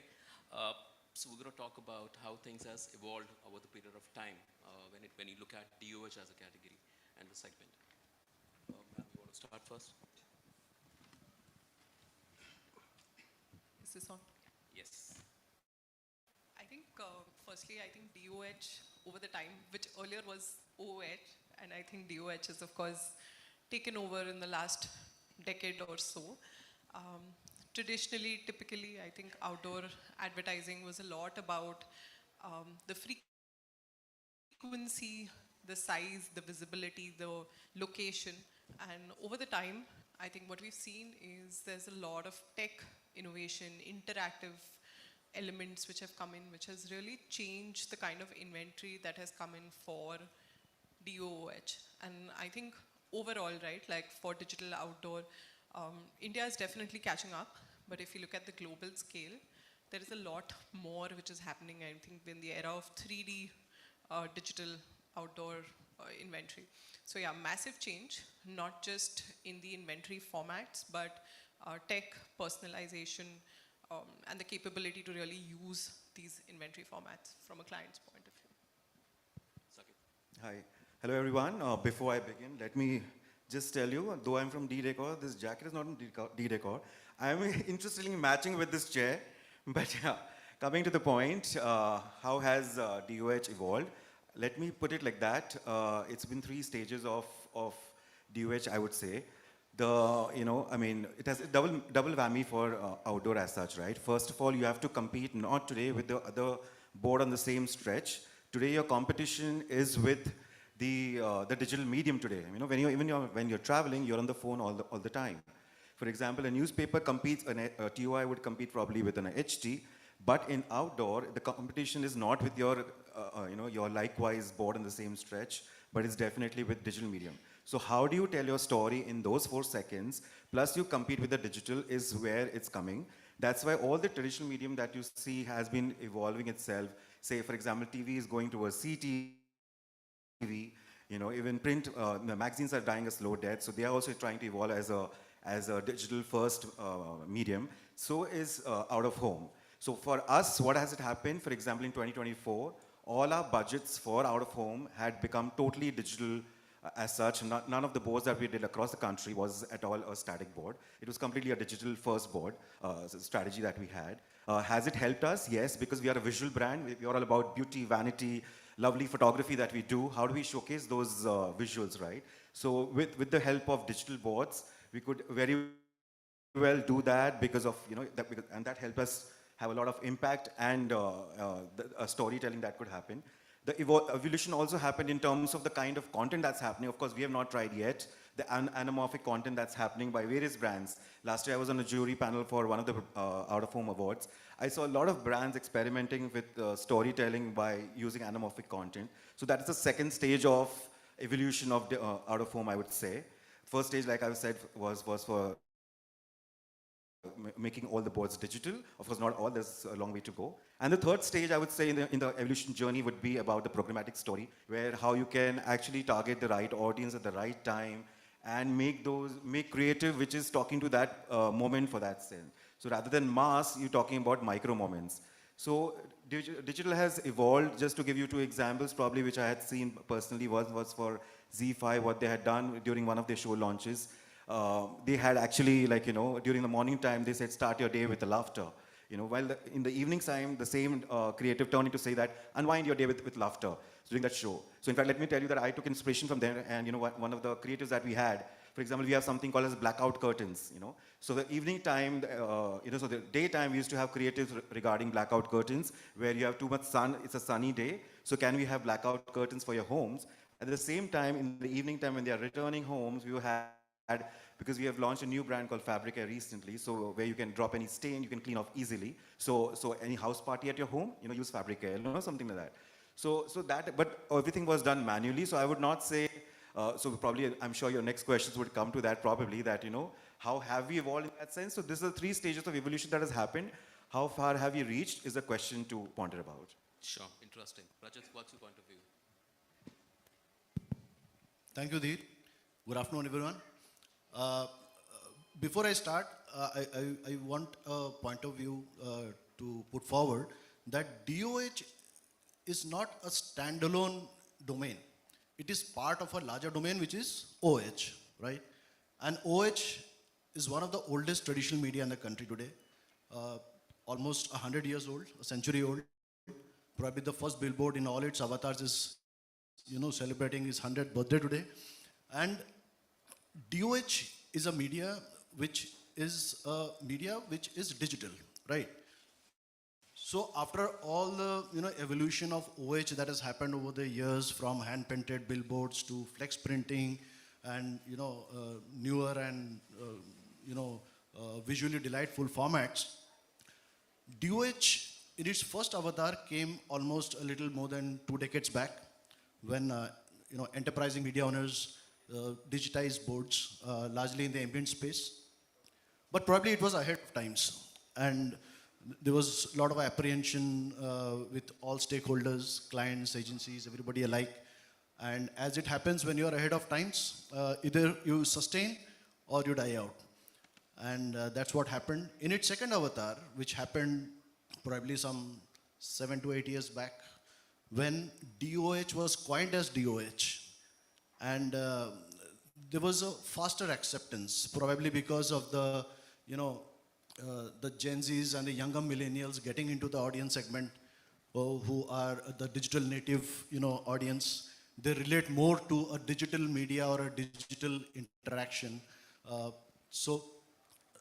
DOH largely, I believe, how it has evolved over the period of time is that largely it is into two, groups, we can put it.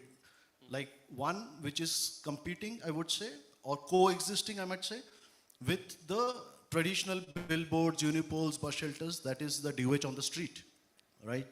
And the other is in the ambient space, like malls, airports, corporate parks, right? Like Udita just mentioned about, anamorphic, you also, mentioned, but the likelihood of doing a creative innovation on a DOH should also be possible, like which is not possible in Mumbai today because of the authority injunction, right? So that is a big question mark today, that if I have to put a static display on a DOH, then how is it different from putting it in a static billboard, right? So with programmatic injunction, with creative innovations, DOH has evolved a lot, but the way forward is, I think, longer and larger. Sure, interesting. So do you feel that in the programmatic pipes, if you look at, so where do we see, where are we heading now? So because certain things were evolving over the period of time, so where are we heading now? I think programmatic DOH has started. It's already happening. However, it's not happening to the entire inventory that is there today.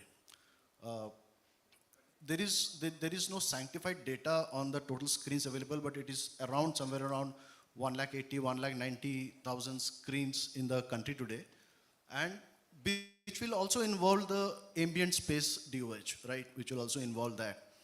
The take is very different when it is ambient, and the take is very different when it is media on the street. OH had always had a lot of challenges, right from day one till today, 100 years later also. Probably, see, all media has its sets of nuances, right? We are all here, outdoorians sitting out here, and we would happily agree or disagree that OH tops that list of nuances, right? So the similar state is with also today when it comes to programmatic, because the number of media owners is large, and to integrate with each one is a slightly difficult, or might be, I'll say, a slow process, right? But the way forward for DOH is programmatic, because if we are not able to offer programmatic to DOH, then the biggest element that can be done on a digital integration is not happening then.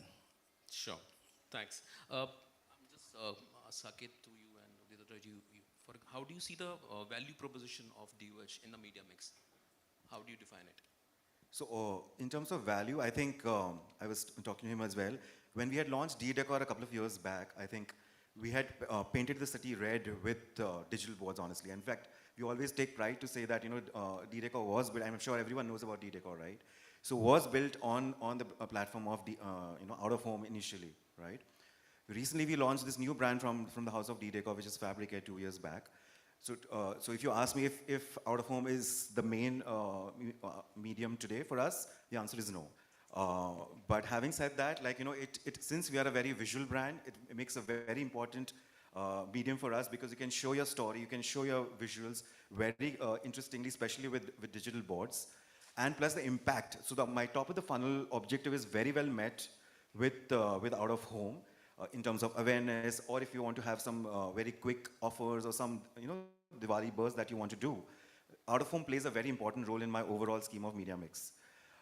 In fact, we had, I remember in the initial years, we had this purple couch with Shah Rukh and Gauri, that being our brand ambassadors, that were the purple couch had become so popular because of out of home that everyone at the stores were asking for मुझे वो वाला purple couch चाहिए, like, you know, वो वाला purple कपड़ा चाहिए.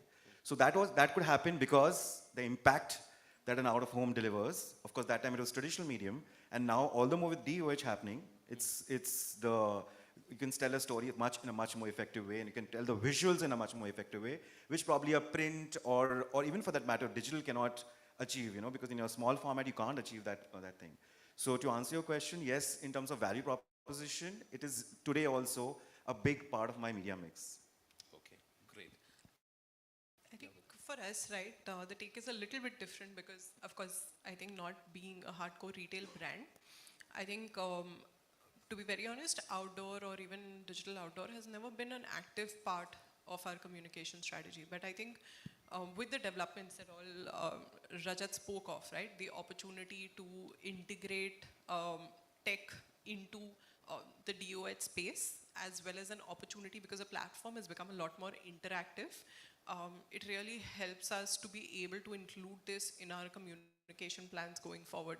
And why I particularly say that also is one of the key reasons is penetration. So we feel that over the last 5-7 years, there's been a difference in the way the format has been built, where there are opportunities at transit places, so airports, which are more relevant to us, corporate houses, or even retail malls, etc., which weren't there a decade back. So I think these movements and these changes has overall helped us as a brand to kind of integrate this in our overall communication plan. And I think even the opportunity to really hyper-personalize, right, has brought in higher reach, I would say, more targeted communication, as well as eventually more ROI. And as a brand, that's what we're looking for. So for us, the value that DOH today brings is a lot more because of what the format is able to offer. Great. So just to ask you that, you know that you get a clients to get on board with DOH as an offering. So how do you see the media mix changing in clients' mind? How do you see that? Yeah, there is a definite shift in the media mix from the day DOH would have actually picked up till today. It also depends on how the brands live faith on the usage of DOH. It is just not about as I mentioned previously, that it is not about just putting up a creative on DOH. If there is a media which is 5 to 6 times more costly than a traditional media, and there is a huge investment that the brands are doing, better use it to what it is at best. Right? There are always constraints. I spoke about the constraint in Mumbai currently, but if I look at the total out-of-home scenario, I think the contribution of DOH now is between 10 to 12%. For us, it is slightly higher. It is probably 18 to 20% now.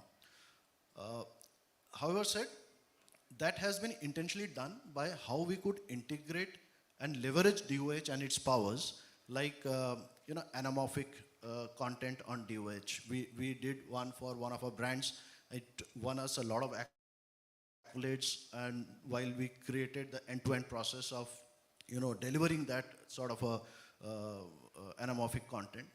The other is because of this ongoing debate that whether a static is better or a DOH is better.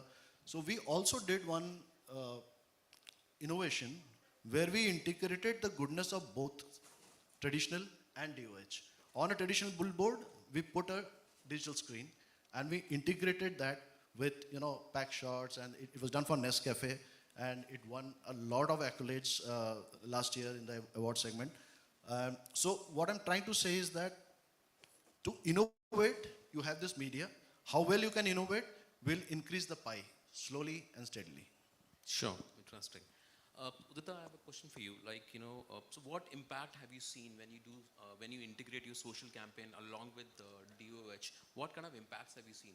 So I think the very relevant question for us right now, because we actually recently ran this campaign, and even taking a cue from what Rajat mentioned, I think bringing together all the formats is key. Outdoor DOH is one part of it, but how do we use innovation in that space becomes important. What we were able to do recently, right, with our agency partners as well as support from our vendors is really use flight information data system. So we, of course, being an international aviation brand, anything at the airport is just absolutely the right target audience for us. And we were able to pick up flight information data system, which is very dynamic in nature. Mind you, the gate numbers, etc., get decided only 6 to 8 hours before. The flight schedule, all of that is pretty much last minute. We all are aware, we've all taken a flight at some point, right? So we actually had our creatives tailor-made to each of these international flights taking off from Delhi airport as well as Bombay airport. And by the back-end system, it was plugged in at the right moment at the right gate. So I think bringing in that innovation is important. What I also really, like, and to answer what you asked me, that, what is the extension of it on social? I think today any campaign cannot be looked at it in a silo. We have to look at multiple mediums together. Like Saket mentioned, everyone's on their phone, right? How much attention are people paying? So we basically target them when they're looking outside their car or when they're on their phones. So when we actually ran this billboard campaign, we had a very strong social and PR campaign to support it. A lot of aviation geeks talking about it, a lot of influencers talking about it to make sure it was a well-rounded, holistic campaign. So it wasn't just about the DOH opportunity or visibility, because then that would mean only one end of the spectrum. But we had an equal investment, opportunity, visibility on digital, timed around the same time. The messaging was the same. So we feel there's extension. I think one more point I want to bring out is about contextual communication. I think in today's day and age, the key important thing with content being so big, we realize the importance of being contextually relevant to what is being spoken about right now, being a part of the right conversations. And I think earlier, we felt that digital were the only platforms which helped us talk about things contextually. So a digital platform would give you an opportunity to build contextual messaging because the turnaround time is faster. But today we do believe that with DOH as well, with digital outdoor, you can do that. You can bridge that gap to bring in contextual messaging. So earlier with static, only Amul was doing that with that contextual advertising, right? And I think right now with digital outdoor, it's opened up. That entire pie and that gamut has opened up for everybody. So the campaign that we were able to run contextually relevant to the people sitting at the boarding gate or passing by, going to the Mumbai airport, trying to get onto their flight. And I think contextual messaging in today's day and age is key. And I'm glad that, it's been able to, this format has been able to adapt to it.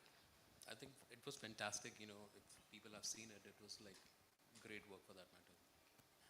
Rajat, from a client perspective, you want to talk about something where, anything which you can talk about, any impactful thing which has been done. Okay. So, like Udita just spoke about integration, and we have seen that it's true that we cannot in silo talk about DOH because DOH by itself might not be able to deliver, and we will never able to know. But because the brand is doing so many activities, so we might not know. It can only come when there is a tech integration with the media to know that, because it's a shared media, right? It's a shared media. There are a lot of apprehensions with brand also to go up on shared media. And if I talk about, measurement and metrics and ROI, the OH industry by itself has been struggling for centuries to come out with a metrics, and which probably is still not, because we don't have a centralized metrics. Brands put a big question mark. And because every agency might have their own methodology to the madness, but we need a centralized metrics, which is not there. There's a lot of work that is going on. Probably very soon something will come up. But now all the exercise that has gone is about extracting data from a touch point. Hello. So all we are trying now is to extract, data out of a touch point, right? Whether the touch point is a static media or a digital media, there is no segregation at this point. Now, when DOH is a shared media, like in Mumbai, there are 6 slots, like 10 seconds, 10-second slot, 1 minute loop, right? The media is 5-6 times more costly, the same traffic. So I'm getting one traffic. These are questions that clients ask today, that how do I measure my efficacy, right?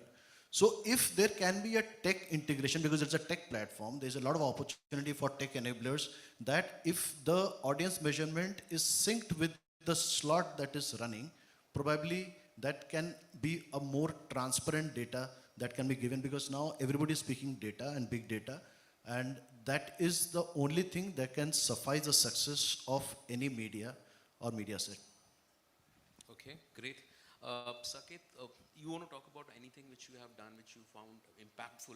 You've been doing this for quite a number of years now. So honestly, I mean, the digital, like I told you, I mean, sorry, the digital OH, like I told you, has worked really well for us. In fact, recently we're going to launch a new store in Andheri. Our first line item in my media is out of home for that, because that will drive a lot of value. One thing we tried, and I would say, let me say my failure, like we failed rather than saying my positive ones, is like using of QR code, for that matter. While, because the entire world is going into a QR code explosion, everyone is doing QR code everywhere, we thought, chalo, hum bhi try kar lete, like let's try a QR code thing. We wanted people to come to our website, fill in their name. We wanted data, basically. We wanted data, like every other client. But having said that, I mean, using the right QR code is important, how you use it in the right environment and how you use it in the right context, right? For me, after my learning, not just with my brand, with other brands also, they've seen how people do it with QR code, and internationally how people are using QR codes. You need to have the right context in terms of if it's, for example, an instant gratification where you can get immediate some discount vouchers or something like that. I think QR code works really well. That is one of the, what do I mean by the context. Second is, if I'm talking about the environment, we, for example, like I'm talking about, use the right, wrong environment. For example, if we use it at the billboard, I don't think so that's the right place to be. I mean, you will not stop to scan that QR code, right? It has to be at a mall, at an environment where, or maybe in a metro, though as a brand, we will never do in a metro station because, I mean, we are a little premium brand probably. So to optimize on a cost, we would probably do it at an airport probably, right? So that's the right medium to use a QR code for that matter, right? So this is where I think in terms of the difference that happens, what brands should do and what brands should. So you should not use your strategies just like a copy paste kind of thing anywhere. Adding to the point where I think she was a brilliant example that she gave about the Cathay Pacific, about the social media bit, which I read a lot, I saw myself a lot of cases. Today it's all about the omni-channel experience, right? You cannot live in silos like she was mentioning, right? So a brand should always think not just digital first, like people say, they should also think all media first, right? For example, the Make Santoor example that happened with Taj Mahal tea, I think the popularity that it would have got was more on the social media rather than the out of home that happened in one of the locations, right? So how that made the entire campaign much more successful, right? Similarly, for example, in social media, internationally I was reading the Calvin Klein's, like, it had a hashtag called My Calvin Klein Look. So that hashtag, became so popular that people were posting their look with the Calvin Klein, and those were being transferred to the out-of-home creatives, right? Similarly, Spotify, which happened in Delhi, I think, and internationally as well, when they do the entire Wrapped campaign, at the end of the year, right? When they actually see what kind of music that I heard through the entire year, that's my Wrapped story, right? And so whatever was the most popular rap stories that were happening, the most heard songs during the entire year, that was being transferred to your digital billboards, right? And when a person is passing through that, when I relate to it, that is when the entire amalgamation of social and your out of home happening. So in India, anyways, so that's I would say for D-Decor, and I would say not too much innovation happened from us, because I think digital helped us in a way become an innovation for us because of a visual medium that it provides to us. So how do you see that, how do you use it? How often do you use it? Like how frequently you made it a mixed media model here? So ours is a very, our category is not through the year kind of a category, right? I mean, we come to the lives of the consumers once in 3 years, 4 years. You don't change your ghar ka parda every year, right? You don't change your upholstery every year, right? So if you have to come in someone's life in once in 3 years, 4 years, that's a very difficult marketing job, to do. And especially, it's very seasonal in that sense. Till today, festivals bring in a lot of, change in the homemakers that you typically, or during weddings. So I think these are two very, very important seasonal, calendar that we have during the year, where we do a lot of activity, be it out of home, be it digital, or be it any other medium. I think cinema, while this platform is not for cinema, that is the only medium I think we kind of do through the year to be relevant in the minds of the consumers. But I think for out of home, I think these are the two seasonal things that we typically are into. Okay. So Rajat, what do you think in terms of how the current experience with the clients, when you interact with clients per se? So do they take this media mix or that part of activity on DOH on a regular basis or on a sustainable basis or only on the campaign basis? Of course, it depends on the brand objective at that point in time. We recently did one for the brand KFC, and it was all in all DOH campaign, because the brand requirement was to bring about the new product they have introducing and announcing, and we did a very nice and visually appealing anamorphic display. Now anamorphic has to be on DOH, right? So it depends on the brand objective and what we intend to do with that. Similarly, if I talk about any client, any brand today, there is DOH in the media mix. Also because of the fact that in certain places that you need to be, you have only DOH options to take. So you need to be present also in certain touch points, because outdoor is all about people and places. Places where the people whom you define as your target segment dwell the most, right? So the touch point is very important. What media you go up is secondary, right? So because of that, because there is a lot of DOH coming up. It's coming up so fast that every day there is a new DOH coming up somewhere, right? So that is there, but I will also reiterate the point that there has to be a representation of all stakeholders to the authorities to bring about the goodness of DOH. Else, it will be a very difficult thing to take this forward if there are limitations to the usage of DOH, right? And how do you see the creative moving and adaptability of creatives across? Because sometimes you have vertical, sometimes it's horizontal. For a campaign, It's yes, I seamless? agree to It's that. seamless? So for a campaign specifically, cross media, it has to be a similar kind of a creative. Otherwise, it doesn't look like a campaign. So that sync has to be there, whether DOH or static or online, offline, whatever is being done for the campaign, because it's a multimedia, it's a omni-channel like you mentioned, right? No, but coming to this, there also has to be, some sort of a relevance to the kind of media that has been erected for DOH, because there are so many formats. It is very easy to adapt a still creative. It is very difficult to adapt a DOH creative if it is a animated GIF or it is a video. It's very difficult. If it is from a horizontal square format to a vertical format, it is very difficult. To also bring about that essence, because when the video was shot, probably they didn't even think. So it was shot in a 1080 ratio, So typical client problems. I was like, ask the client, it's tough. And As a client, tell me as a client. multiple adapts, multiple changes, etc., different formats. I would even say, like what Rajat briefly touched upon, right? We are a pan-India brand. We have a presence across India. We are an international brand. Every time we have to advertise in a particular city, so you're talking to a different person. Even if you want to run a 360-degree campaign across the country, you're talking to different people for the same medium, because it's so privatized at such a level. So we restarted our flights from Hyderabad this year, so we had some DOH going out at the Hyderabad airport. Then we had to talk to Chennai airport last year for a different kind of communication campaign, etc. So how can we bring in that synergy where, honestly, if I have to go to print, it's easier for me to go to one brand and then just get pan-India editions and just plan that, right? So from a marketing execution point of view, operationally still very heavy, and I think that's something we need to find a way out of it. So Udita, I'm not making a pitch, but I'm sitting beside you. You have one neck. So you need to get an agency on board. No, we have the agency who's doing it, but still, I think we still have to approve all It's a practical challenge what she's talking about, which is there. Great. Anything you want to add here? So I think in terms of creative, definitely now you have all those heat maps and whatnot comes from our agency as well. That what is the first thing that people will notice? Is the brand getting registered or not? So for example, just one anecdote I'll tell you. I mean, a couple of years back, we have Shah Rukh and Gauri as a brand ambassadors, right? So one of the in our creative, I mean, Gauri is wearing jeans and it was like a torn jeans, like how you was part of it.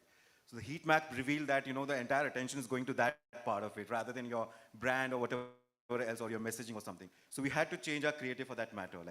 In terms of adaptability, yes, that's a big issue that happens, especially in DOH because you're not just making a static creative, you're trying to bring some dynamic element to it.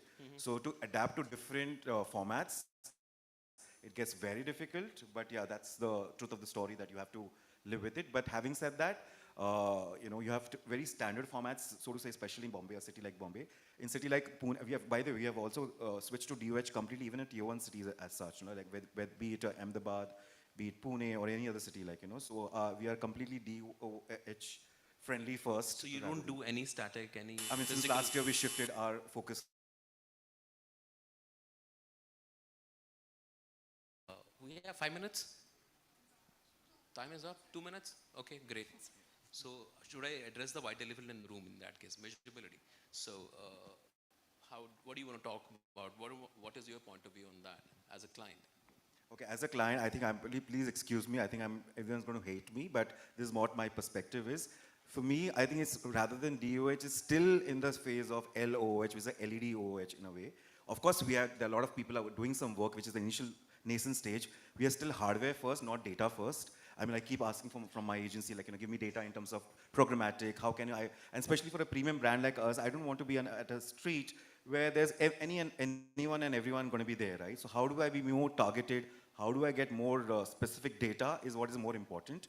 But that's, I think, the evolution of the third stage. I'm sure it's already started. A lot of brands are already doing it, but it's not mass adoption has not happened in that, right? I think pretty much similar. I think the challenge is, with really kind of managing the metrics and to be able to track the return or even the success of the campaign still stays even with first party data, etc. But I think hopefully it will get better from here. Okay. Rajat, I have a question for you. Yeah.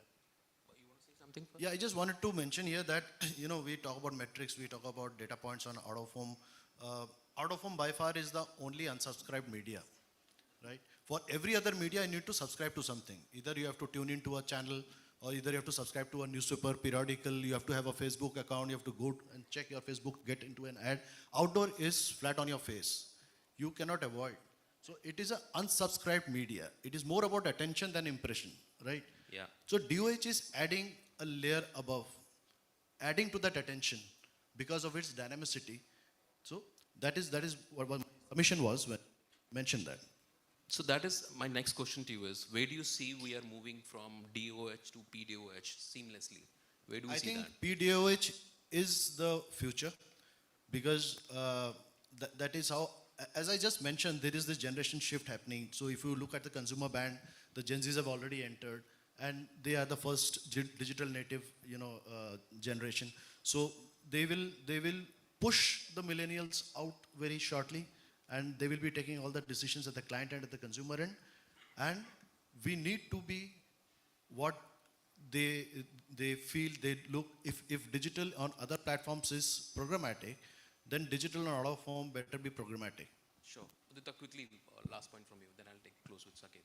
No, I think for us, I would just leave everyone with the fact that as a client, we know there are challenges, but how do you make it work in the media mix? Yes, tracking can be a challenge, etc. But if you're using it at the top of the funnel, there is an indirect correlation to a lot of things that we see moving, whether it's brand affinity, leads, etc. So I would look at it in a positive way. I think the evolvement of the DOH space is helping us more than anything else. Okay, the closing points, I would just say, we have evolved quite a bit, but are we still there, like what happens at the international level? No. From mass to precision targeting is what we expect as a client. From mass to more dynamic content, for example, if I want to run an ad without manual intervention, a specific moment, I want to target a specific target, I want to target in terms of creatives, that is what I expect as a client. So basically, I just want to say the canvas is there, the magic needs to happen. And the magic can only happen when programmatic happens. Great. Thank you so much for being so candid. Really appreciate that. Thank you so very much for being today here.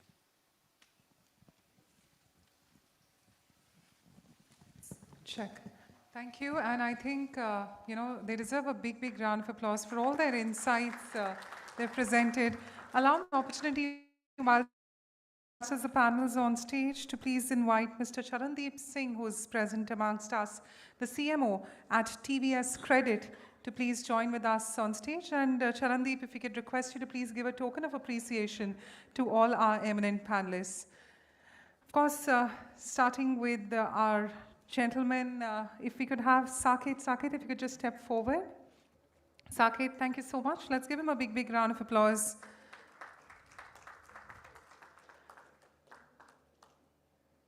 Udita, if we may request you to please join us in the center, allow us an opportunity to give you a token of appreciation from the team's side. We'd like to request Rajat. Rajat, thank you so much for your valuable time. And let's acknowledge him with a warmer round of applause. Dhirendra, thank you so much. Thank you for joining us and helping us in curating yet another excellent conversation. And first, we just request the entire panel to come together for a group photograph, and then later we'll also try and grab a selfie with all of you, just to get that light moment together. Once again, a mighty round of applause, ladies and gentlemen.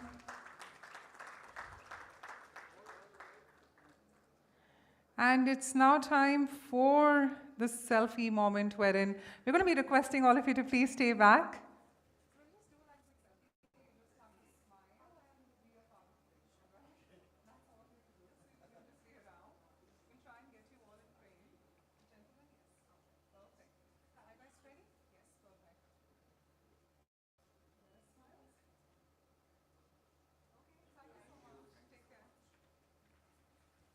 Thank you so much to all our eminent panelists for joining us.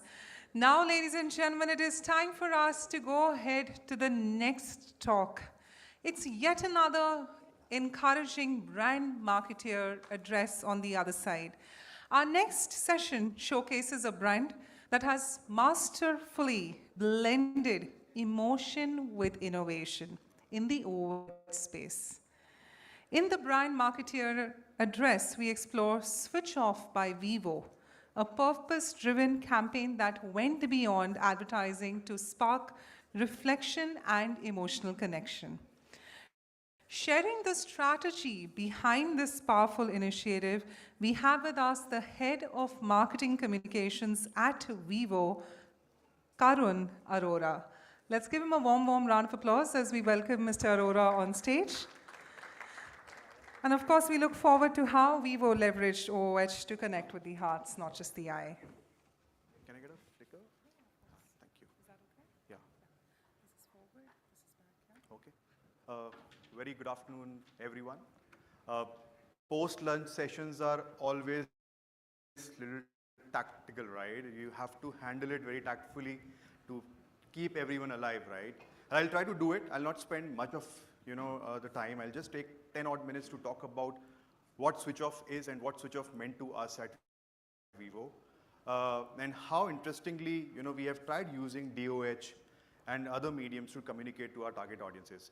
A quick glimpse, Vivo is a global brand with a strong presence in the country. We have almost 120 million smartphone users. We completed 10 years in last December. But as a smartphone brand, we have a much bigger dream and a purpose to us, It's not only about selling the product, but what this product can give you.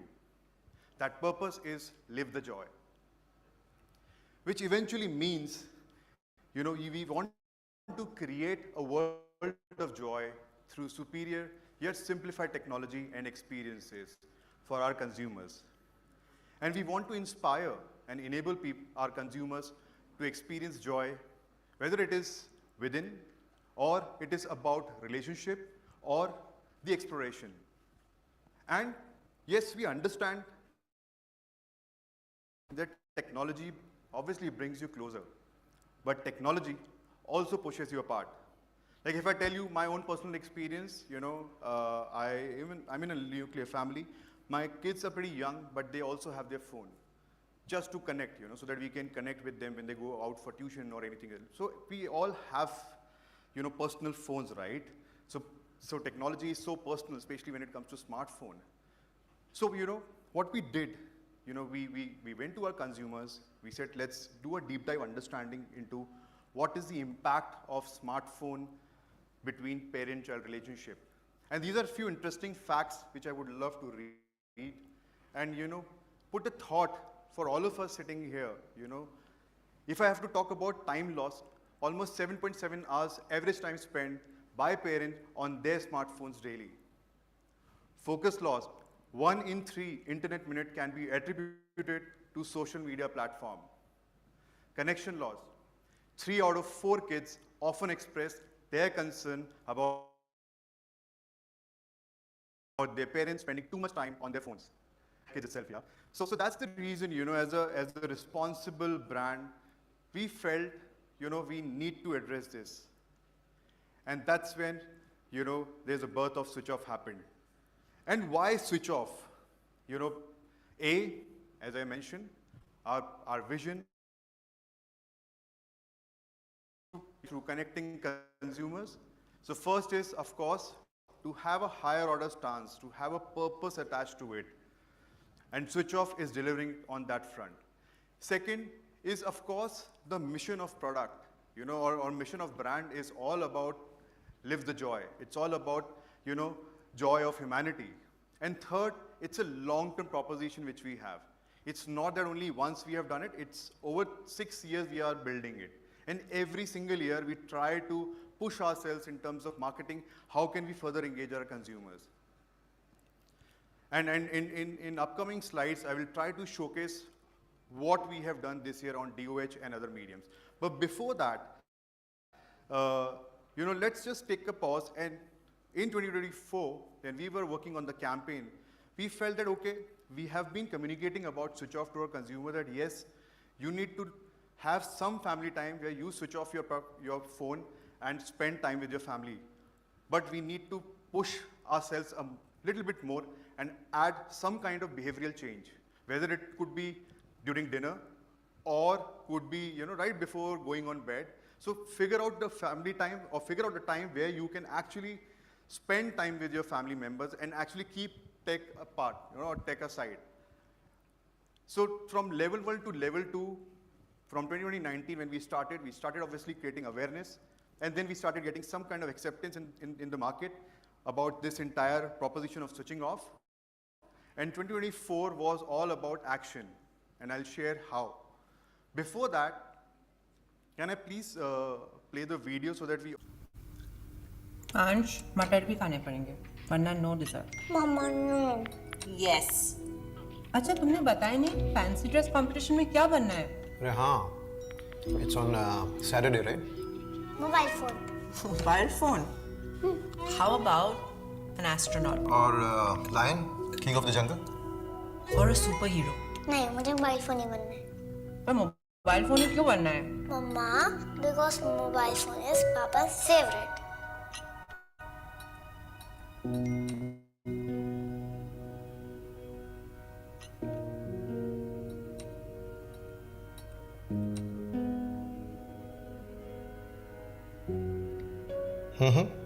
गलत पता है actually पापा का favourite क्या है क्या अंश की स्माइल अब बताओ सच्ची मुच्ची बनना क्या है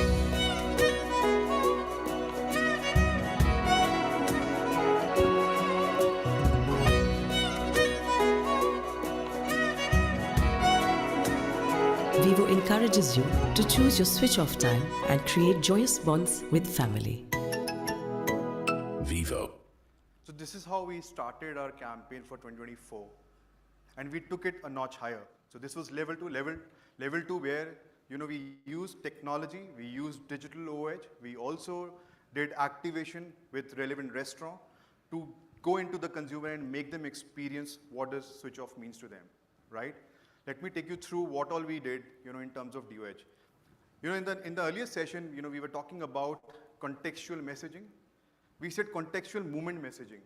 So relevance places, whether it is about DOH at the corporate hubs or at metro, or let's say, we also use e-com platforms to talk about. So what we did, okay, during weekends, in the evening on Friday, we noticed that, okay, usually you offer, you look for chips or you look for cold drinks, snacks. We said, okay, fine, can we add contextual messaging there? So we use digital OH, we use e-com platform to contextualize the messaging of switch off and be relevant to our consumers and create the impact, so that you have taken the higher order stance, but you need to get into them and talk to them in their language, just to simplify and just hit it hard as well as emotionally, right? Interesting collaboration I would love to talk about. Again, we said, okay, fine, we need to get it to our consumers. How should we do it? How can we make them experience, real-time experience, that what a switch off means to us? We activated this through Gola Sizzler. It's a retail outlet. It's a restaurant, where what we did, very simply, we planted, there was a manager from switch off manager, we called that person, and we said, okay, fine, you need to, we said, Gola, okay, we want to activate switch off. What we have noticed is during the lunches or dinners, people tend to spend time on their phone rather than having conversations, right? So we took that insight and we said, let's create something from there. And I would love to play this AV to show you what we did. In this digital era, time spent with our loved ones often make way for our screen time. In fact, 84% of parents feel that excessive smartphone usage doesn't let them engage meaningfully with their children. Vivo aims to change this. We've always worked towards bringing families closer, and Switch Off, an initiative by Vivo in its 6th year, is a testimony to this effort. This time around, by taking it on ground to a place that's also meant for people to connect with families and friends, a renowned restaurant chain, to bring joy back to mealtime.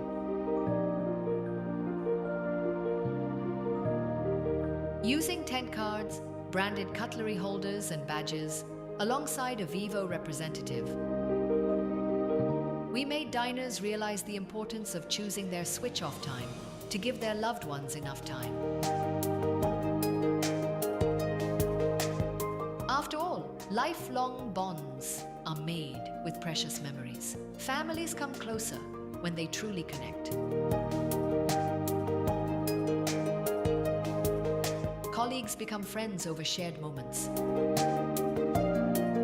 Thank you for switching off your phone. Here's a dessert from our side. Thank you so much. Experience the joy of bonding, living, loving in the moment. Vivo invites you to choose your switch-off time and create joyous bonds with family and friends. I believe it's a great initiative actually, an eye-opener. I was really impressed when I saw cutlery wrap. I'm sure Vivo has put a lot of thought into it. A very good job by Vivo. It was very thoughtful. I think it's really bold for a smartphone brand like Vivo. It's like a wake-up call for me. Now I will make sure that I will give my uninterrupted time to my family. Thank you for the ice cream, Vivo.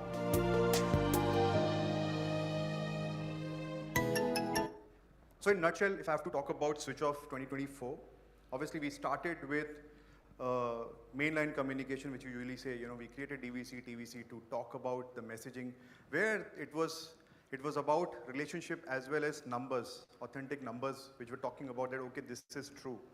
The second was, the restaurant activation, where we made them experience what does switch off mean, and we always request everyone to, also follow this as well.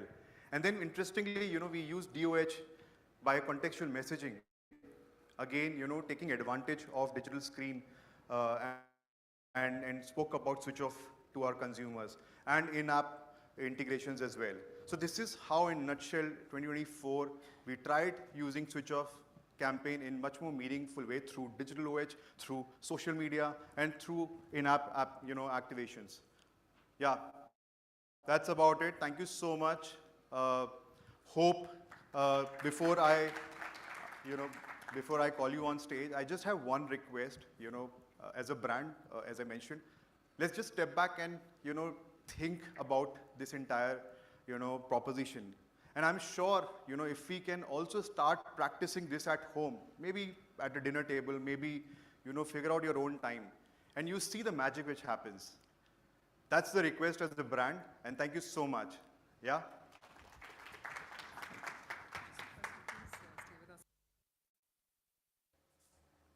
Hashtag live the joy, and it was truly a joy to hear you on stage. And on that note, allow me an opportunity to please call upon Vinko Chakravarti, President of Frappo Chrome, to join us and help us in the token of appreciation to our eminent speaker. A bigger round of applause, ladies and gentlemen, as we have both our leaders here with us on stage at the E4m OH Conference 2025.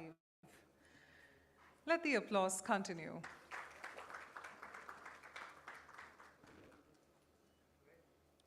And of course, I'd like to steal them for a selfie moment. We just urge you both. Selfie should be from Vivo. Yeah, you want me to? Let's bring it. We love that. So absolutely. Yeah? Where is it? Ah, perfect.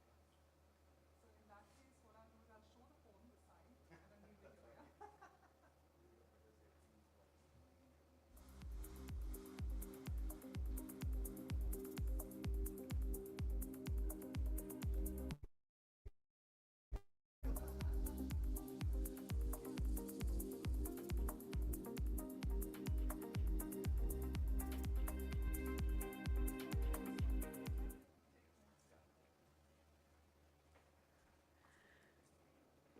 Well, this is what brand integration is all about. That's what I was just telling him, that it's so great to have them on board on the same. Ladies and gentlemen, now it is time for us to segue into our next conversation, creative presentation and conversations, wherein it's time to shine a spotlight on the brilliant minds who breathe life into the billboards, be it the bus shelters and the brand takeovers we admire every day. In this creative relay, which we have titled it as The Faces Behind Ideas, we're here to bring you with an inside look at the thinkers, dreamers, as well as doers who turn strategy into stunning OH storytelling. So join us as we have the three dynamic duo who's going to be, the three dynamic leaders who are going to be joining us, industry's most respected creative leaders. So we have on one side Ramesh Bhaskaran, Chief Creative Officer at Madison OH, Ankur Garg, Associate Vice President at Rappo Group, and Prash Gaikwad, National Creative Director at Group M OH, who are going to be joining us. So just allow us a moment whilst as we get an update from the team on the same. Okay, perfect. So we're going to be first having Ramesh, who's going to be taking charge of the first bit, and then of course we'll have the rest of our speakers. We have Ankur, we have Prash, who are all set. So first let's call upon Ramesh for his talk. Let's give him a big, big round of applause as we invite him on the stage.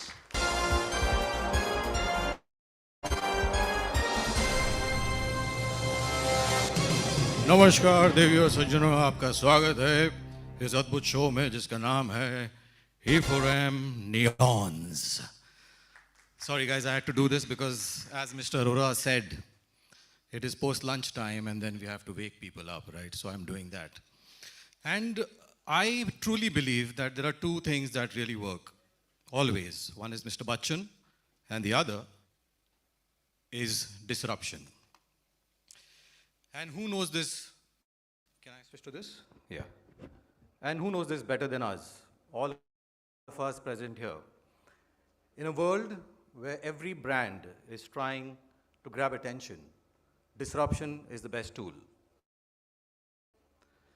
And here I am to take you through some disruptive ideas that we created which did good to ours and to our brands. Thank you. So starting with the first one,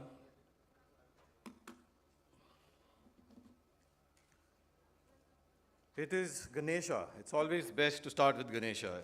It's Pulse Ek Avatar Anek. As we all know, during Ganesh Chaturthi, most of the brands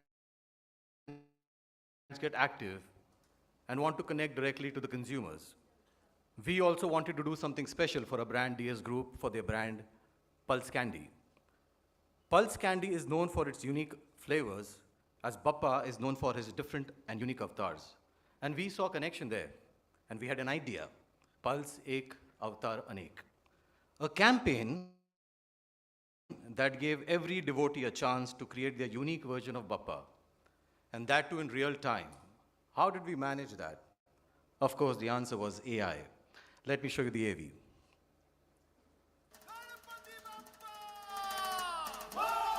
The symbol of happiness, the Lord of knowledge, the best listener, the Vignaharta. Ganpati Bappa has so many avatars. And every devotee has their own favorite avatar of Bappa. Pulse, India's favorite candy brand, surprised the devotees by adding its tangy twist of fun with Pulse Ek Avatar Anek. Just like the avatars of the candy, Pulse enabled the various avatars of Bappa with AI. For the first time ever, India's biggest Ganesh Pandal, Lal Bagh Charaja, experienced an AI-powered interactive booth. The AI booth allowed people to describe their imagination of Bappa. Devotees simply had to choose the Swaroop, Bhav and a background. And the system generated the beautiful form of Bappa based on the devotee's visualization. These personalized visuals of Bappa were then projected on a large screen at the Pandal, leaving everyone in awe.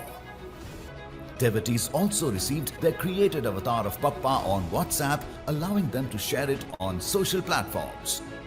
Each image was a visual treat and narrated a story of devotion. This activity was also taken to social media by launching a URL that allowed people to generate their favorite avatar of Bappa. The campaign created enough buzz across platforms. Lakhs of devotees proudly celebrated their devotion and many brought their imagination to life. So, what was the learnings? A learning was that we must be persistent. This idea was presented a year prior to its execution. It didn't go through, for of course, obvious reasons, but we believed that there was merit in the idea. So we went back the following year as well, this time with more conviction and tech research. And the rest is history. We truly believe and hope that we win some awards for this evening, but we can only hope. The rest is up to Bappa. So you see. The next one is the coolest one, keeping it cool even for the birds. Last summer, when we were going to break another campaign for a client, Cello, during one of our brainstormings, one of my teammates told me that, you know, it's very easy for us humans to stay indoors, put on the AC, have thanda pani. But what about the animals and the birds? Can we do something for them? I said, you know, it's a great thought, but let's ideate. We came up with an idea, we went and presented to a client. He was kind enough to give a go-ahead right then and there. What was the idea? Let's have a look.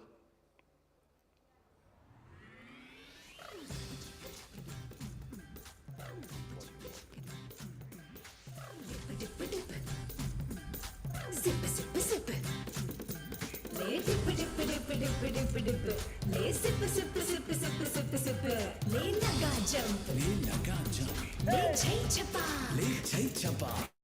le laga jump le chai chapa dip dip dip dip dip dip le sip sip sip sip sip sip kuch phad phada kuch ud pada kuch phad phada kuch ud pada dip dip dip le sip sip sip sip sip sip le chai chapak le par tapak le chai chapak le par tapak le dip dip dip dip le sip sip sip sip sip sip le dip dip dip dip le sip sip sip sip sip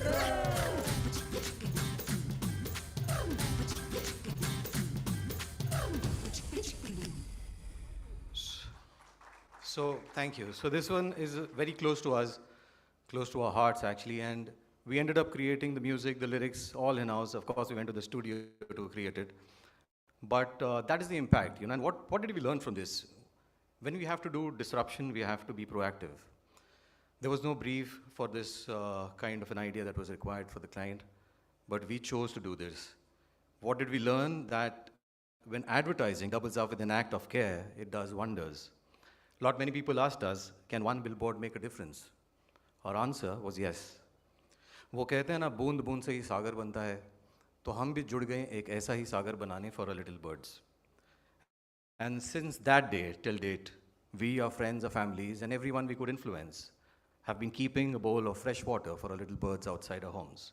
And have a look at it. It's a glimpse of what we do on a daily basis. And on this platform, I also urge everyone to do the same in this summer. And of course, the summers are going, but still you can continue doing that. The following one is a very interesting one. It's larger than life, which we did for a brand called Caltex. Caltex yani commitment. Caltex, one of the world's leading lubricant brand, was all set to launch in India. And we were committed to do something big. We wanted a canvas larger than life. We wanted something iconic. We wanted something symbolic. And what better way than welcoming the brand through the gateway of India itself? A stunning launch, a visual treat, a night to remember, and an experience that will stay a lifetime.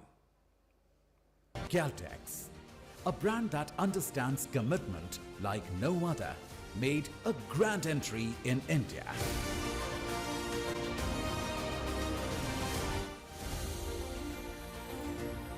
Using cutting-edge 3D mapping, Caltex transformed the gateway into a canvas of stunning visuals.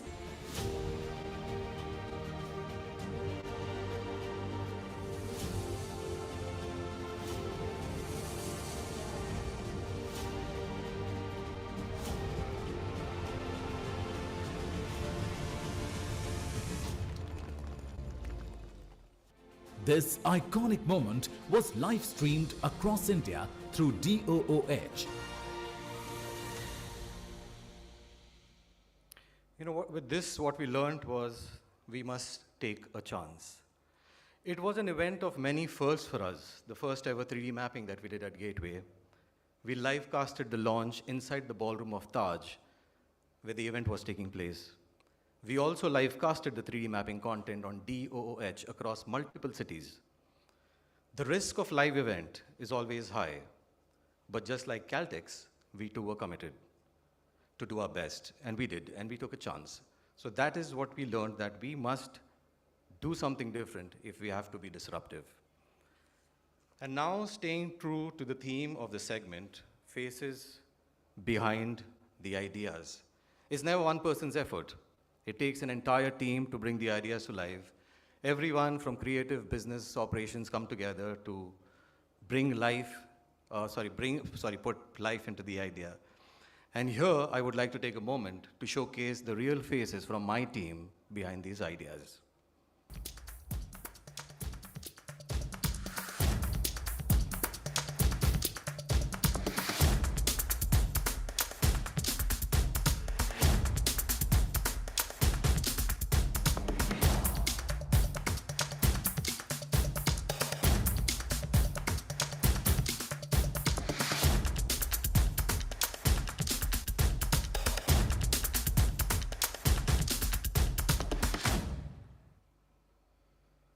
Thank you. Let's keep disrupting.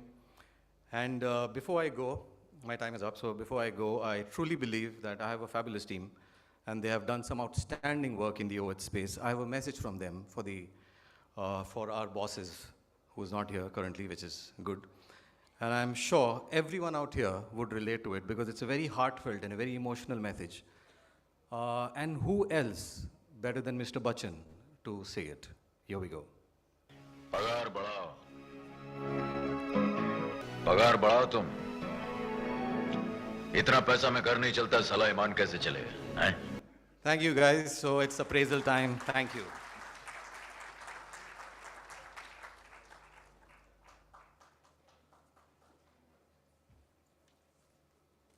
I think he touched a chord right at the end with that.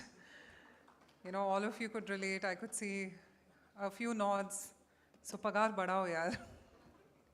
Okay, ladies and gentlemen, on that note, of course, we'll be calling all our leaders at the end as a group together to get felicitated and have the token of appreciation.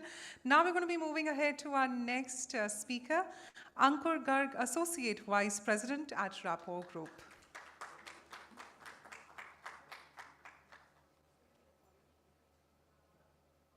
Would you like to follow mic? Yeah? Follow mic is better. ये तो है.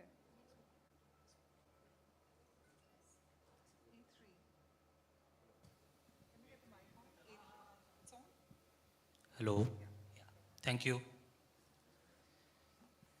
So to begin with, one second. Yeah. So EV will be played back there, or I can play here.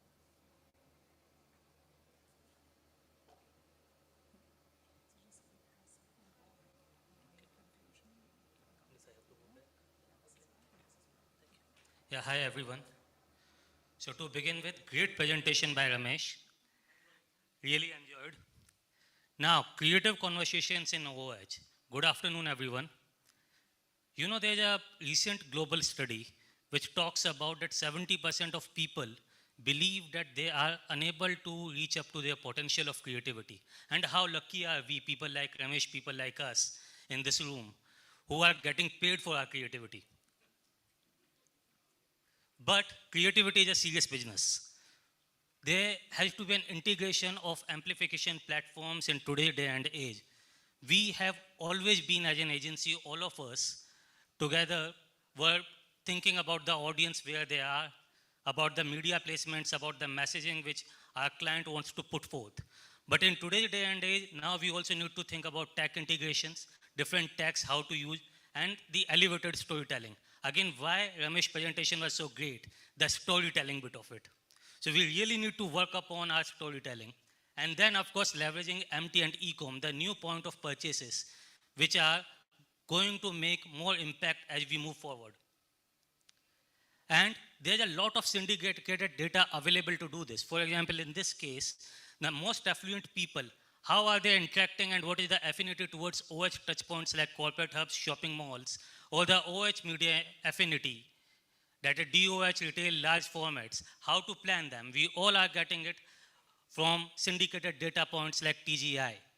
Now, what do we do in Rapport? We create iconic campaigns by applying our map framework along with this kind of a syndicated data. Without further ado, the first campaign we are going to talk about is Make Santhu.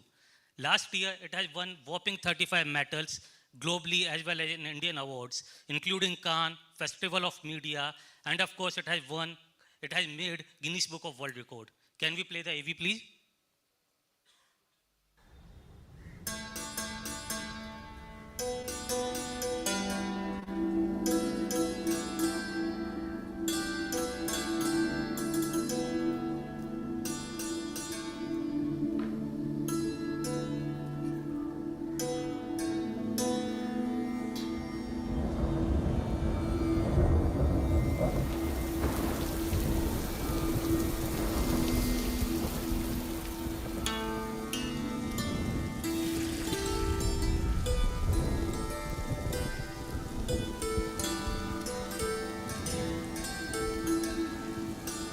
Building Make Santhu was really challenging. Weighing 320 kilograms, it consisted of numerous mallets and strings. Each mallet came with a pulley and a container. Whenever trained, the containers would quickly fill up and raise the mallets. This would spill the water from the container and force the mallets to fall and hit the strings.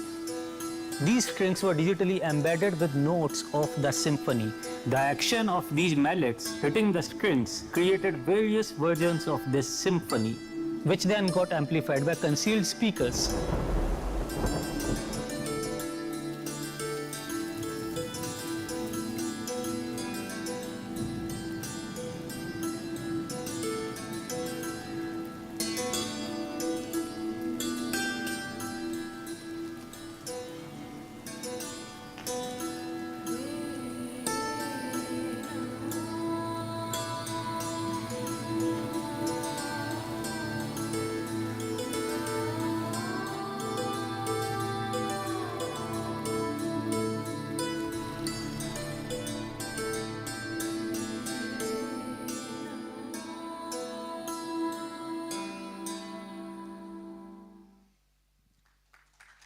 Thank you.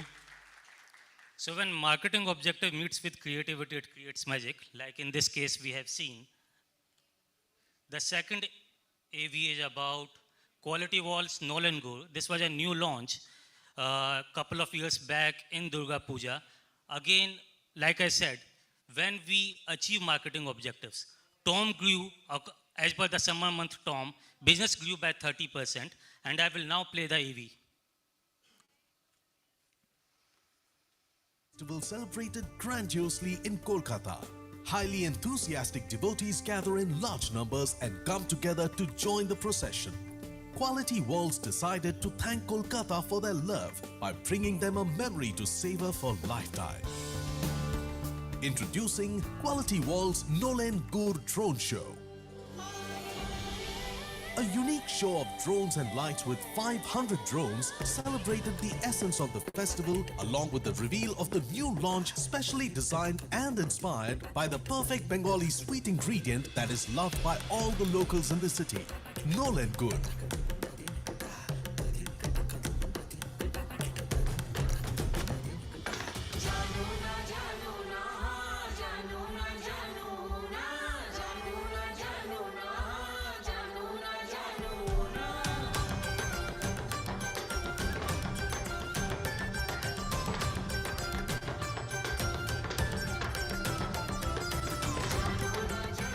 Taking the festivities to an elevated stage, the show included brilliant formations that brought to life the Bengali culture and the role of new sweet from Quality Walls.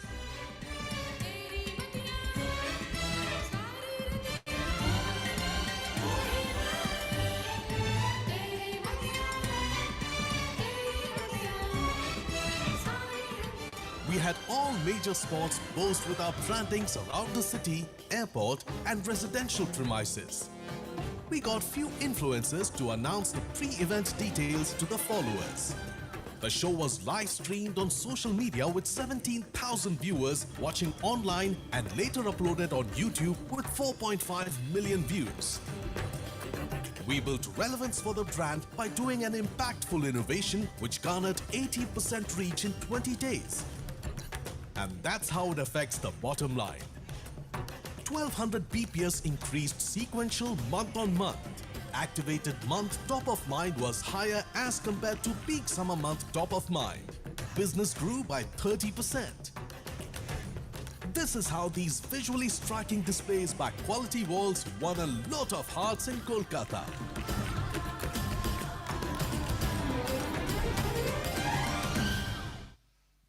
So the point I am making is, it's not about drone show, it's about the data why drone show.